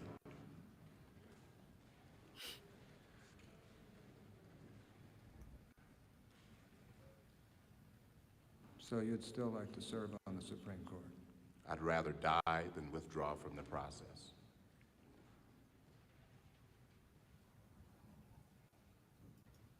That's Joe Biden, by the way. There's other video of him giving Clarence Thomas the what for in this proceeding. Not for the purpose of serving on the Supreme Court, but for the purpose of not being driven out of this process. I would not be scared. I don't like bullies. I've never run from bullies. I never cry uncle, and I'm not going to cry uncle today, whether I want to be on the Supreme Court or not. Wow. I don't think they're going to get him off the Supreme Court. Judge, you're here, though. I don't either. Just something else that they're trying. Hey, I'm at the top of U.S. politics. Can you grab it for a minute? Yeah. BRB. Oh, shit. Oh, here we go.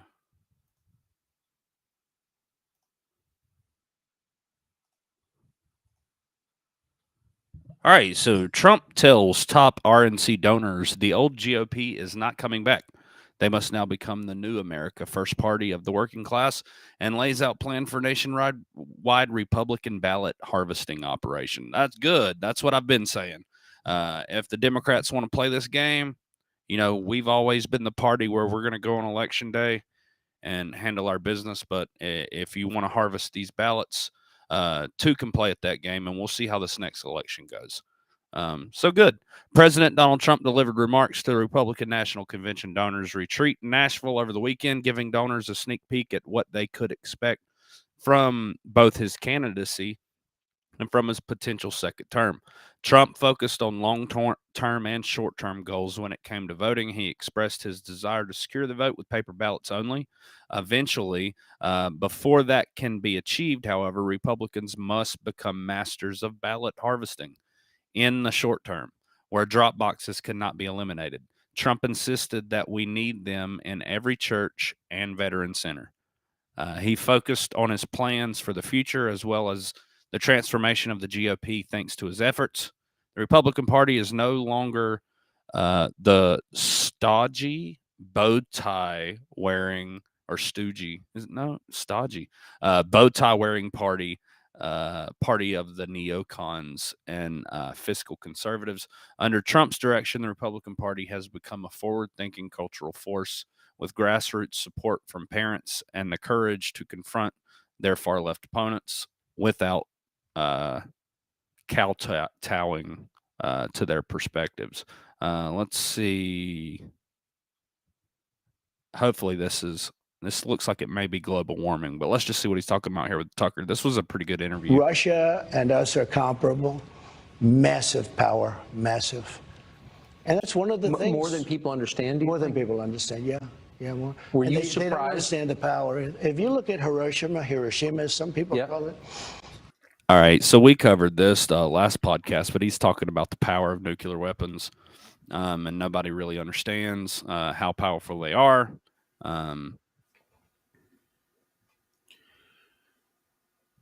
Yeah, exit out of full screen here. But yeah, so that whole article was basically saying how the Republicans need to focus on ballot harvesting. Totally agree. Been saying it.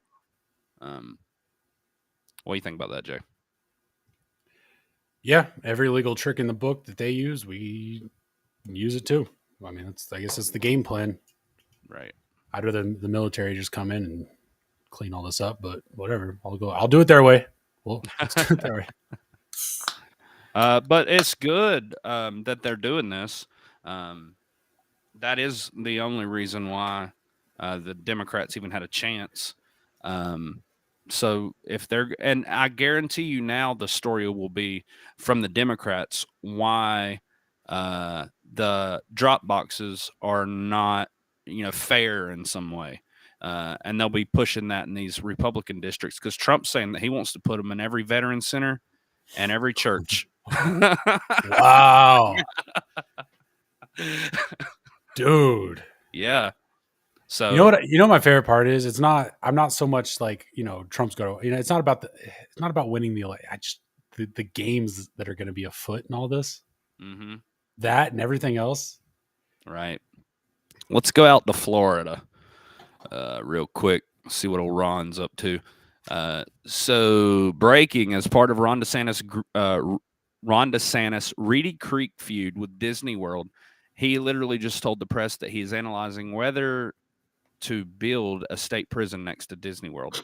Who else finds it disgustingly ironic that the party who claims to, and this, I fucking hate this guy, who claims to care about children and crime wants to now build a state prison next to an amusement park that accommodates 25+ million children annually, all because of a childish grudge.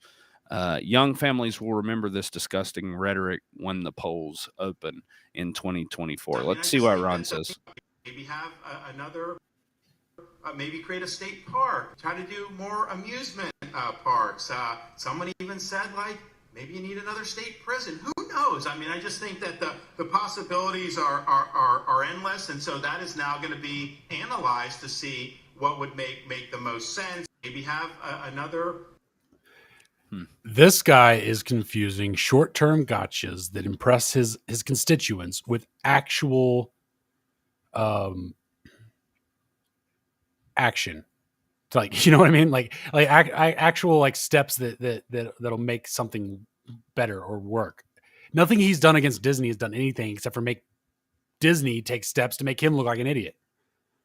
Everything they've done, he put up some kind of I don't know. I don't live there, right? But he did some kind of something with the law where Disney had to pay more money or something. So what did they do? They kicked all of the Florida government off of their board. He did something else. They turn around, they do their first ever Pride Day and invite all the children to it. Now he's threatening to build a prison next to the shitty ass land that Disney World's built on anyways. What do you think the Disney's going to do now? Yeah, it's just a back and forth between the two. I don't know. Meanwhile, they're out of gas at the bottom of Florida. Oh shit, we haven't gotten there yet. Or did we skip that one? Marjorie Taylor Greene. So let's learn more about the Biden crime family, according to her. So breaking, Marjorie Taylor Greene says Biden crime family revelations show millions being laundered. a human sex trafficking ring, and more. On Tuesday, Representative Marjorie Taylor Greene took to Twitter to detail the bombshell findings by the House Oversight Committee that were recently uncovered, showing the extent of the Biden family's financial records in various LLCs in foreign countries. Representative Greene explained that the report details the operation of human sex trafficking ring and that the Bidens created an international crime enterprise based on Biden's position as vice president under Obama, reading over 2,000 pages of financial reports in the Treasury about all the Biden family members receiving millions of dollars through LLCs like Burisma from Ukraine, and dozens of other LLCs that were opened and closed to launder money from the foreign countries and pay the Biden family members. I can't help but wonder, as Americans pay their taxes, if any of them paid taxes on all the money they laundered, Green questioned. Or what about the LLC called Owasco? This was like our first episode or so when we were covering this shit. I mean, and Owasco, well, let's see what she says. Or the LLC called Owasco that Hunter owned and paid countless prostitutes, even from Russia and Ukraine. And the report states that it was a human sex trafficking ring. She explained, adding the report estimates that there were 28 customers paying the sex slaves. Americans go to jail every day in this country for much less than even some even for walking in the Capitol for a few minutes on January 6th, she added, and there's the tweet. Yeah, so the half owner of that company was the same guy who was connected to the CCP, like directly. Yeah, that was a Wasco that he put on his rental form where he's paying his dad $49,000 a month for rent, which is. Hey, Sippin' On says that was. Think he was on Queer Eye for the Straight Guy or whatever it's called. Actually, yeah, I think I remember him from not that I watched that show, but like a commercial. But anyways, who are we talking the guy about? on the Elmo show. Oh, at least put on a pair of slacks if you're going to go do a kid's show. I mean, man or woman. I mean, sorry. No, you go. I was just gonna say it's crazy. Like we pulled that shit right off of Senate.gov. All these records. Yeah. So they've had this information for a long, long time. This was filed like in 19 or something like that. So it's kind of disturbing that they're just now talking about it. And I couldn't see. I don't have all the information that she does, but I would like to know where the human trafficking ties into that company. She said there was upwards of 30 clients that were paying prostitutes. So I wonder where that comes into play. Well, it sounds like the whole point of the company was that they were somehow procuring women and then selling them to clients for money. And that was the whole company. It's essentially a pimping operation with a little bit of human trafficking mixed in, it sounds like. See, I thought it was just for like Chinese influence with the Obamas at the time. Well, they probably used I'm sure they got their hands on a lot of blackmail. It's the same company that gave Hunter money, like 50 grand, Hunter's sister, like 50 grand. And then, of course, they all had to kick 10% back to the big guy, which is Joe. I'd like to point out the part in that article, and I'm sure the guy was being facetious, but and I can't say that word, that's why I use it. But he said, I'd like to know if they, what do you say? I'd like to know if they paid taxes on any of the money they're laundering. That's the whole point. Yeah. The whole point of laundering is you're not paying taxes. It'd be hilarious if there was like an entry. Going to go ahead and pay. Here's $5,000. I laundered $1 million last week. Sipping On says he does gymnastics too. Sure, he's in musical theater and all kinds of other stuff. You want me to take over? I got it. Let's Fetterman finally arrived back to the Capitol the other day. I saw him walk in and grunt and wave at the reporters. I want to play a game called What's Missing. Okay, let's check it out. He said, he tweeted this out himself. He said, I thought it was time to address the rumor. I do not have a body double. Hey everybody, it's me, Senator John Fetterman, and I just want you to know that... Can I just point out the fact that he is so fucking corny? Like, it's so cringe. But hey everybody, it's me, Senator John Fetterman, and I just want you to know that I'm back and I'm feeling great, 100%. And, during my time during the hospital, the fringies really came up with a conspiracy that I have a body double. And I just want you to know that is just crazy. That's not true. And dude, John, what event am I supposed to be doing this afternoon? Dude, really? Just the two of us. We can make it if we try.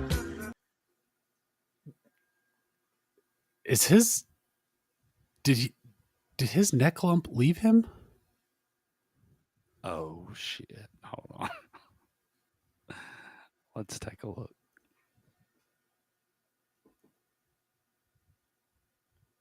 It would be on, we're looking at it from this angle, it would be on his left side. Of course, they show his right side. It's gone, I think it's gone, unless you see right further there on the shoulder. I think it's gone, which means the whole time he was in the hospital, they were taking care of that lump. It was a surgery. Dude, that lump is gone. It would have been right here, dude. You would have been able to see that. That's where it was in every photo I saw. And it was massive. Plus, it was always singing. Let's see if we can catch it. And Dude, he's actively showing us the left side, which he never does. That's the point of this video. You called that shit, Jay.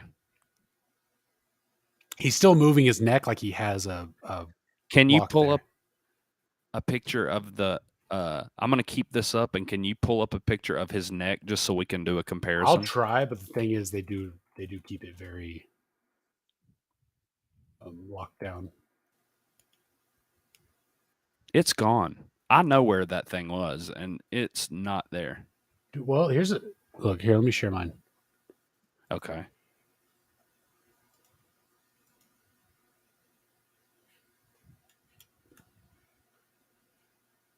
It's not there. It's not there. It's not that it's not there. It's just it's covered up, right? Or did it grow at some point while he was in office? Or is that's not Fetterman? That looks like the fucking Big Show or something. I don't know. That's not him. Or he lost a lot of weight, maybe, but here it is. It's right there, ain't it? Yeah. See where it is? It's right under his ear. And here's another basketball. He's a slob. I used to smoke pot with a guy that dressed like that every day. He lived in a trailer park, and I whatever, but like, that's another recent picture. See, you got this one where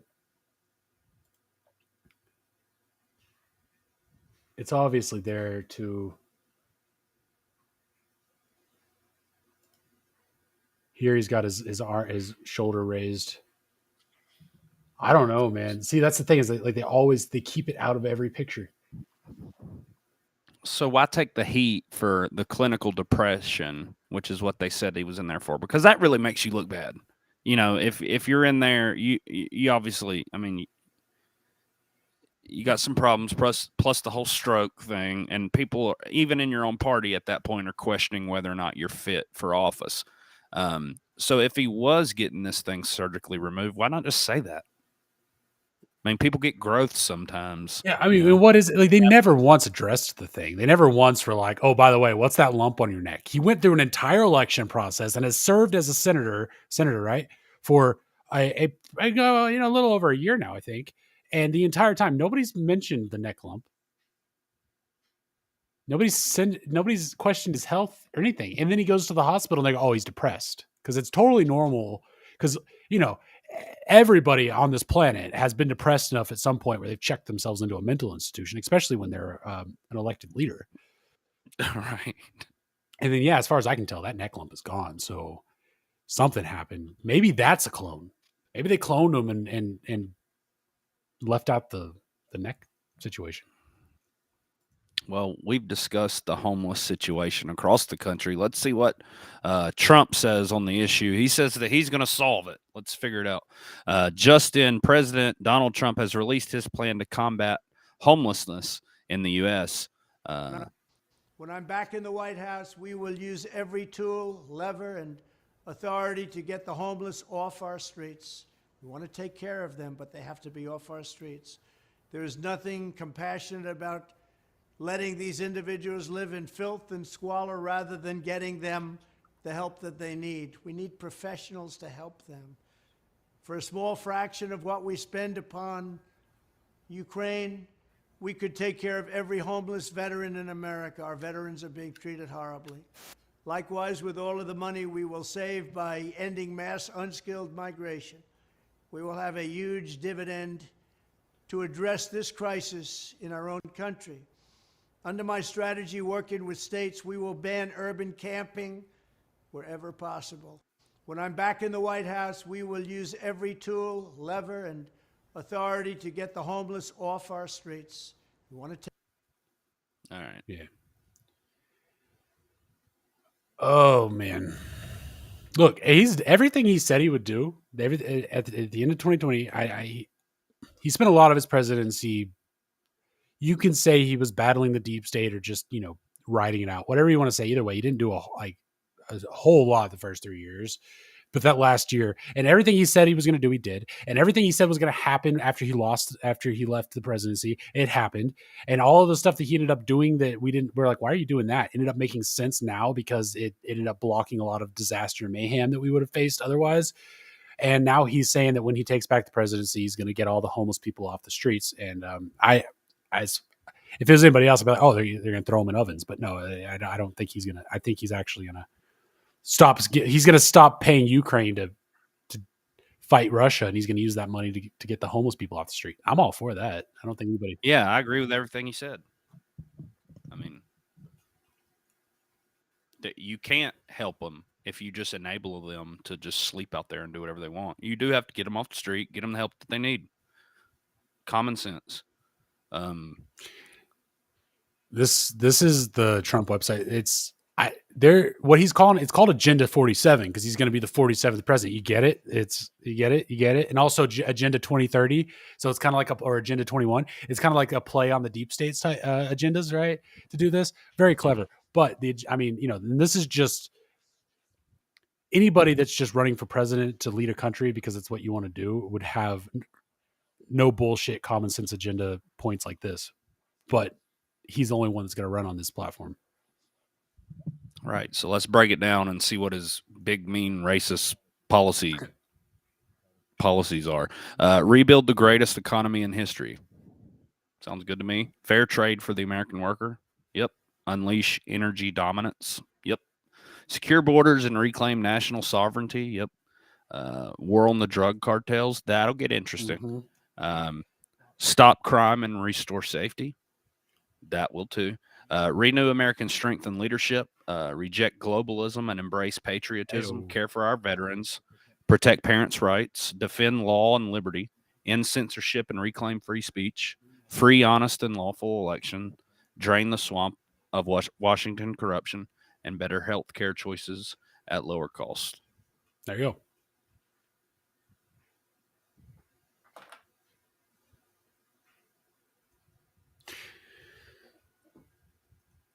Nancy. Still in the news. She just needs to retire already. I've been hearing that she may, actually. What's she doing now? A lot of people are pitching a fit that a lot of these individuals are talking about retirement, like when potential charges could get filed and, they're trying to, don't look at us over here, type deal. But we'll see. So this says Nancy Pelosi campaign forced to pay settlement after man sued her over harassing text. And a new filing reveals that California Rep. Nancy Pelosi settled with an Illinois man and paid him $7,500 after he accused the former House Speaker of violating federal robocalling laws. In October 2022, Bolingbrook, Illinois resident named Jorge Rojas filed a 13-page lawsuit in the U.S. District Court for the Northern District of Illinois that accused the former Speaker of the House and her campaign of violating the Telephone Consumer Protection Act of 1991, Business Insider reported. The law, which has been found to apply to text messages in addition to calls, applies restrictions to robocalling and requires telemarketers not to contact individuals who've placed themselves on a do not call registry, the outlet noted. According to the suit, Rojas received 21 texts from Pelosi's campaign from November 2021 to 2022, despite previously placing himself on a registry in 2008.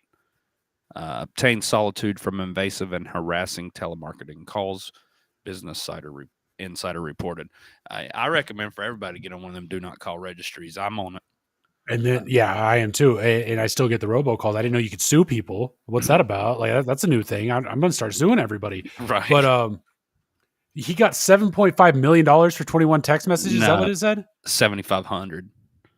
Oh, okay. Yeah. And it was a settlement too. So I don't know how much he sued them for, but they settled at 7,500. Can you imagine if everybody that, I mean, I don't know. I mean, because she was probably robo-texting a lot of people. Everybody suing her for $7,500? This headline people may be reviewing their text messages like, wait, hold up. Like, hey, if y'all do anything for this podcast, go find that article and share it out. Right. Share it out so far and wide. Wouldn't it be hilarious if the entire country sued Nancy Pelosi? Just 330 million people all trying to get $7,000 out of her. Oh, man. And any campaign for that matter, if you're on a do not call registry and they're harassing you multiple times a day, let them have it. We were talking about the NFTs and how fast they sold out. Lost Podcast. Well, he's launching a new batch. I'm in. Here's your chance, because you said that you were regretting it last time, Jay. And also, if you're not interested in a Trump NFT, Elon just announced that he's selling his SpaceX torchlighters, which are massive. I mean, they're larger than this bottle of body armor. I mean, they're massive replicas to scale of what is this spaceship called that he's doing now? The Falcon or whatever. And there's like a foot-long torch that comes out of the end of it. Anyways. Well, that sounds cool. Sounds like cool. It sounds cooler than an NFT, to be honest. They're $175. They're probably already sold out. He tweeted it out yesterday for pre-order. How much are these NFTs? Let's see if it says.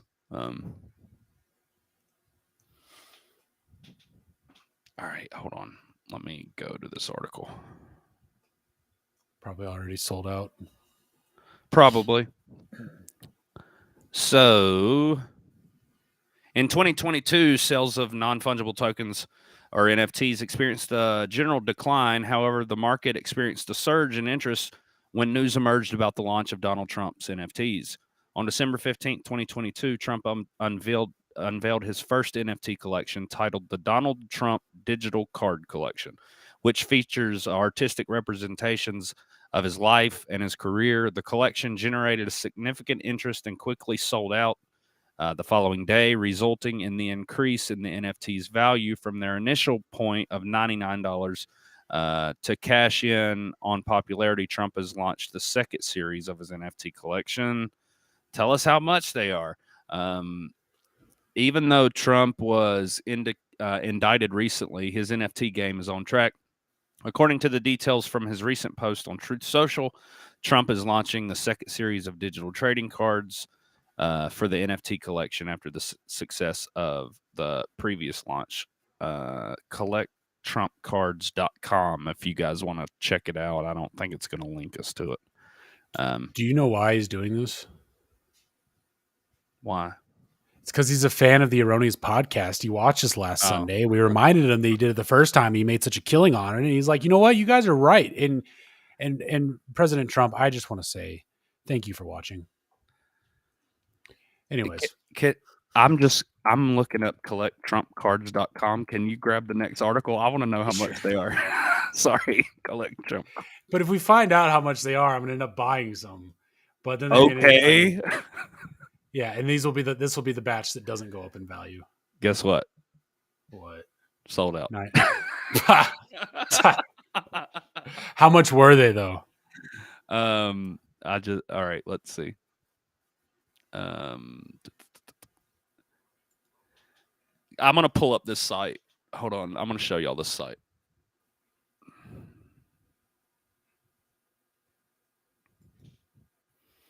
All right, so here's the site. Series 2. Series 2 is sold out. $99. Yeah. There you go. They'll be $800 in a week.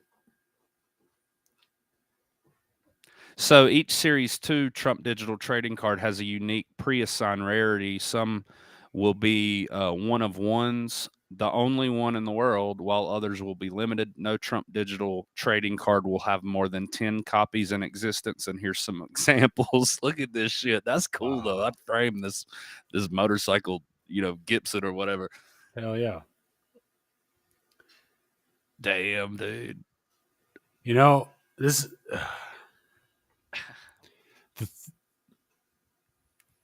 You gotta give it to the man. As a former trading card nerd, Pokemon, Yu-Gi-Oh, Magic, all I've dabbled in all of them. I've always wanted to create my own trading card game. I wanted to create NFTs, and what we ended up finding out at the end of all of the digging and all that is it's not worth it because you really you gotta go viral, and then Trump comes along, creates these trading cards, does everything I want to do, launches this thing, and he goes viral because he's Trump, right? So he ends up. So, and if anything, I get to see how it works. I get to see it happen. So I guess I'm happy about that. But my mind's a little blown, and I'm also kind of, I don't know. I kind of feel like really about it. I don't know. Okay, so if you knew that, and maybe the same people are buying them too, along with some other new purchasers, but if you knew that you could pretty much sell out, how often would you launch a new series?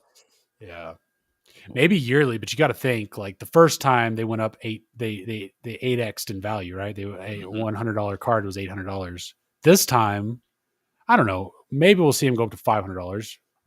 But even then, I kind of wonder what the original set's worth now. Are they worth $1,200? Are they worth $400? Did the demand go down or up after the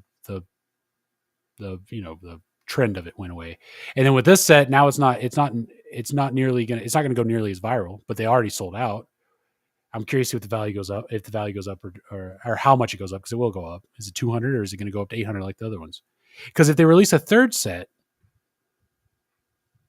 at some point you got to imagine that unless they're just really good cards or Trump's just killing it, he's just he gets the presidency or something. I don't know, whatever. Or it's during an election year. I don't know. I guess I could see. But the fourth set, no, I don't see. At a certain point, this thing has to level out where it's okay, we get it. So according to Decrypt, let's just pop this. And I'm not familiar with this this paper or whatever the hell it is, but Trump drops more NFTs, and now the first batch is plummeting in price. Trump wants, quote, nice guy credit after dropping more $99 NFTs, but his first set of collectibles have fallen by 50% on the secondary market. Over, how long? Is it because they were like 800, right? So did it fall secondary down to more? They were 800 on the secondary market, so half that's 400, yeah, which is still 4 times what they were sold for. Yeah. Hoping to repeat his past successes with NFT, former President Donald Trump has launched a second collection of digital trading cards with tens of thousands of new collectibles now available for mint. All of them sold out. That's crazy. But prices for the controversial politicians' original NFT set have quickly plummeted. Now the total supply has more than doubled. The second series spans a total of 47,000 NFTs minted on Polygon and Ethereum sidechain network, with 1,000 of the NFTs held back by the developer.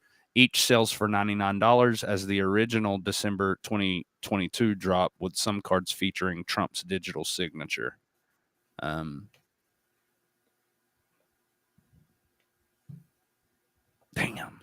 I hate I missed it. Right. I didn't even know it was happening. It's like they literally just did it in the last 2 days. They made them, they launched them, they sold out of them, and now we're finding out about it. Right. Need to subscribe to that Trump newsletter. Mm-hmm. I need to start monitoring Truth Social. Apparently, that's where he makes all of his announcements. Yeah, and that makes sense considering he's not on Twitter. I don't know if I'm going to be able to watch this because the whole you'll see. But this, oh man.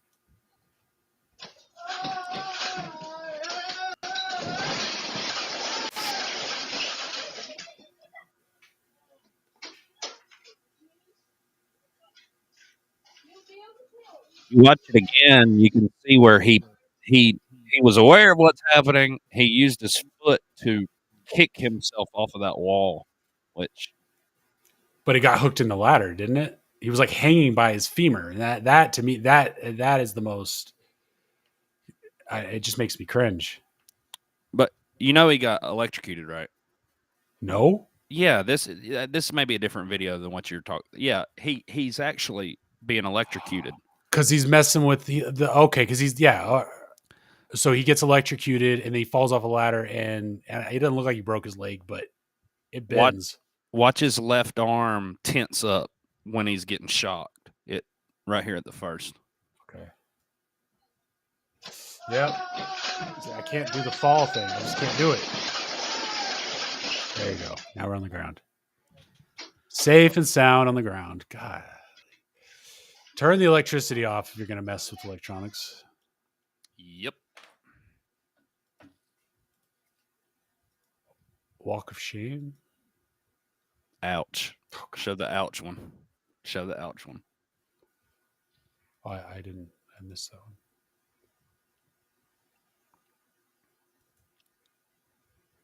This one hurt.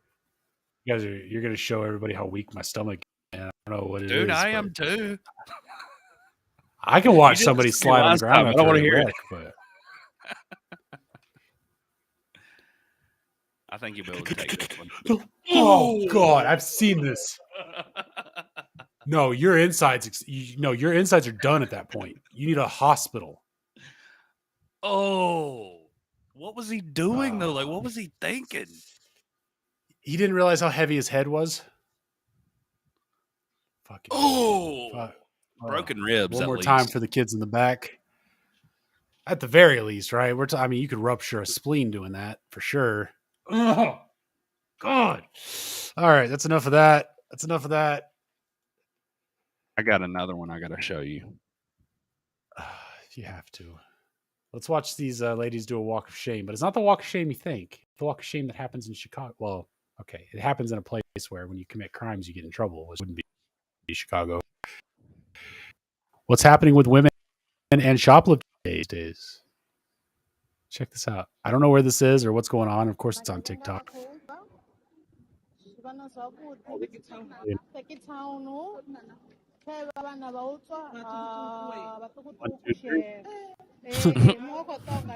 Four, five. I think there's 6, 7 people getting walked out by police with handcuffs on. And something crazy had to happen because they closed the gate to the store. Right.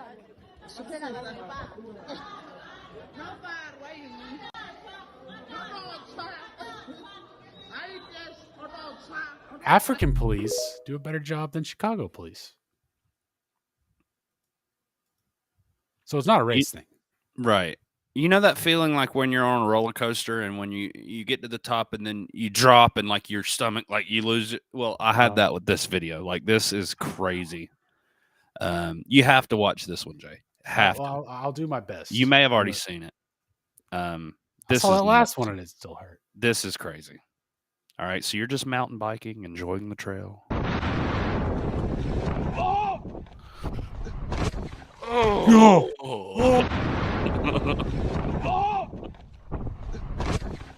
Damn. What did you think was on the? I don't know if he thought he was going to make that jump or like, I don't know. Oh shit. Yeah, as soon as he gets to the top, he goes, "Oh, like He there's realizes. nothing." Does is like- anybody make that jump? That's like Bart Simpson. You'd need a motor because he was hauling ass, like, and he was nowhere near even halfway across. Like, You literally just doop. they should have like warnings, like wherever he's at, like somebody should put up signs like, "Do not do that." Like, he's lucky he didn't die. You need a motor and you need a parasol. Take this jump. Jesus Christ. Anyways, Here's a baby You want- elephant. yeah, I thought this was cute. Oh, dude, elephants are the greatest.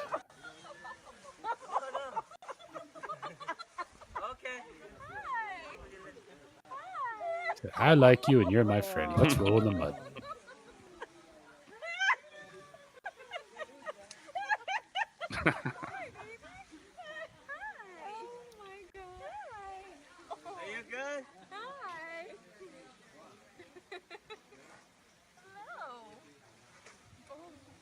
Ow. That's adorable, man. It's probably like a year old. Mm-hmm.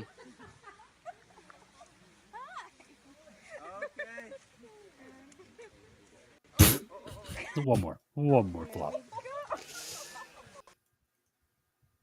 Good for that elephant. Making friends. Okay, and to cap the evening off, it is 2:06 a.m. Central Time. We have covered a lot of news this evening. We've got 35 people watching us over on Rumble. If you'd hit the like button, we'd really appreciate it. We appreciate having you here this evening. We hope that your stay was enjoyable. If you have any complaints or comments, you're welcome to leave those in the comment section. That's where those go. That being said, let's watch what happens when karma's a bitch.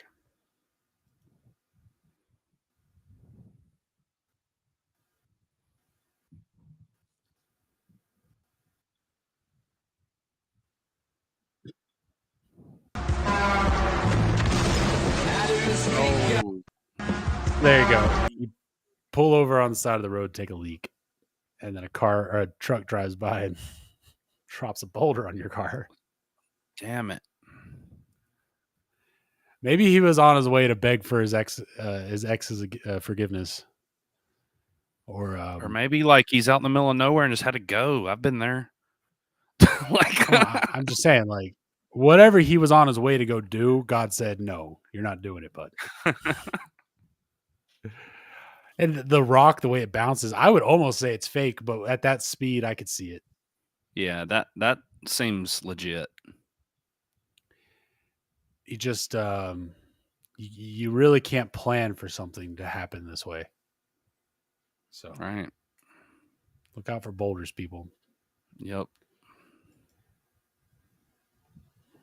It's been episode 36 of the Erroneous Podcast. That's all I got, man. There's 36 people watching us on Rumble. If we got 36 likes, we'd have episode 36, 36 people watching us, 36 likes. I don't know. That'd be cool. Yeah. It'd be cool. But at the same time, we're not going to beg. Fuck. Too proud to beg. I'm not. Pretty, please. Pretty, please. Yep, that's the end of the show. What? Got any words of wisdom before we cut this up? I do. Don't use cotton swabs in your ear hole. And that's my words of wisdom. It's not what they were made for, despite what you were taught your whole life. Okay. Cotton swabs. Man, you put a suction cup thing in there. You Yeah, but it all started with the cotton swab. I feel like you're just, yeah, okay, that's fair. Just be real careful with your ears, guys. You end up bleeding. Yeah. Yeah. Dun, dun, dun, dun, dun. So, anyways, yeah, episode 36 of the Riots Podcast. That has been the news. Thank you for joining us this evening. Keep your ears clean, but be careful with them. That's always smart. Eat your vegetables, clean behind your ears, which I guess is ear related. Be a Don't. The Erroneous Podcast. Sorry, as awkward as that ending already was, I didn't mean to click that button. I cut him off. It was painful. No, I'm just kidding. I didn't do that. He did that to himself. All right. I don't even know what to say now. Bye. No. Bye. There you go. All right. See you next time. Thursdays, 10 p.m. The Erroneous Podcast.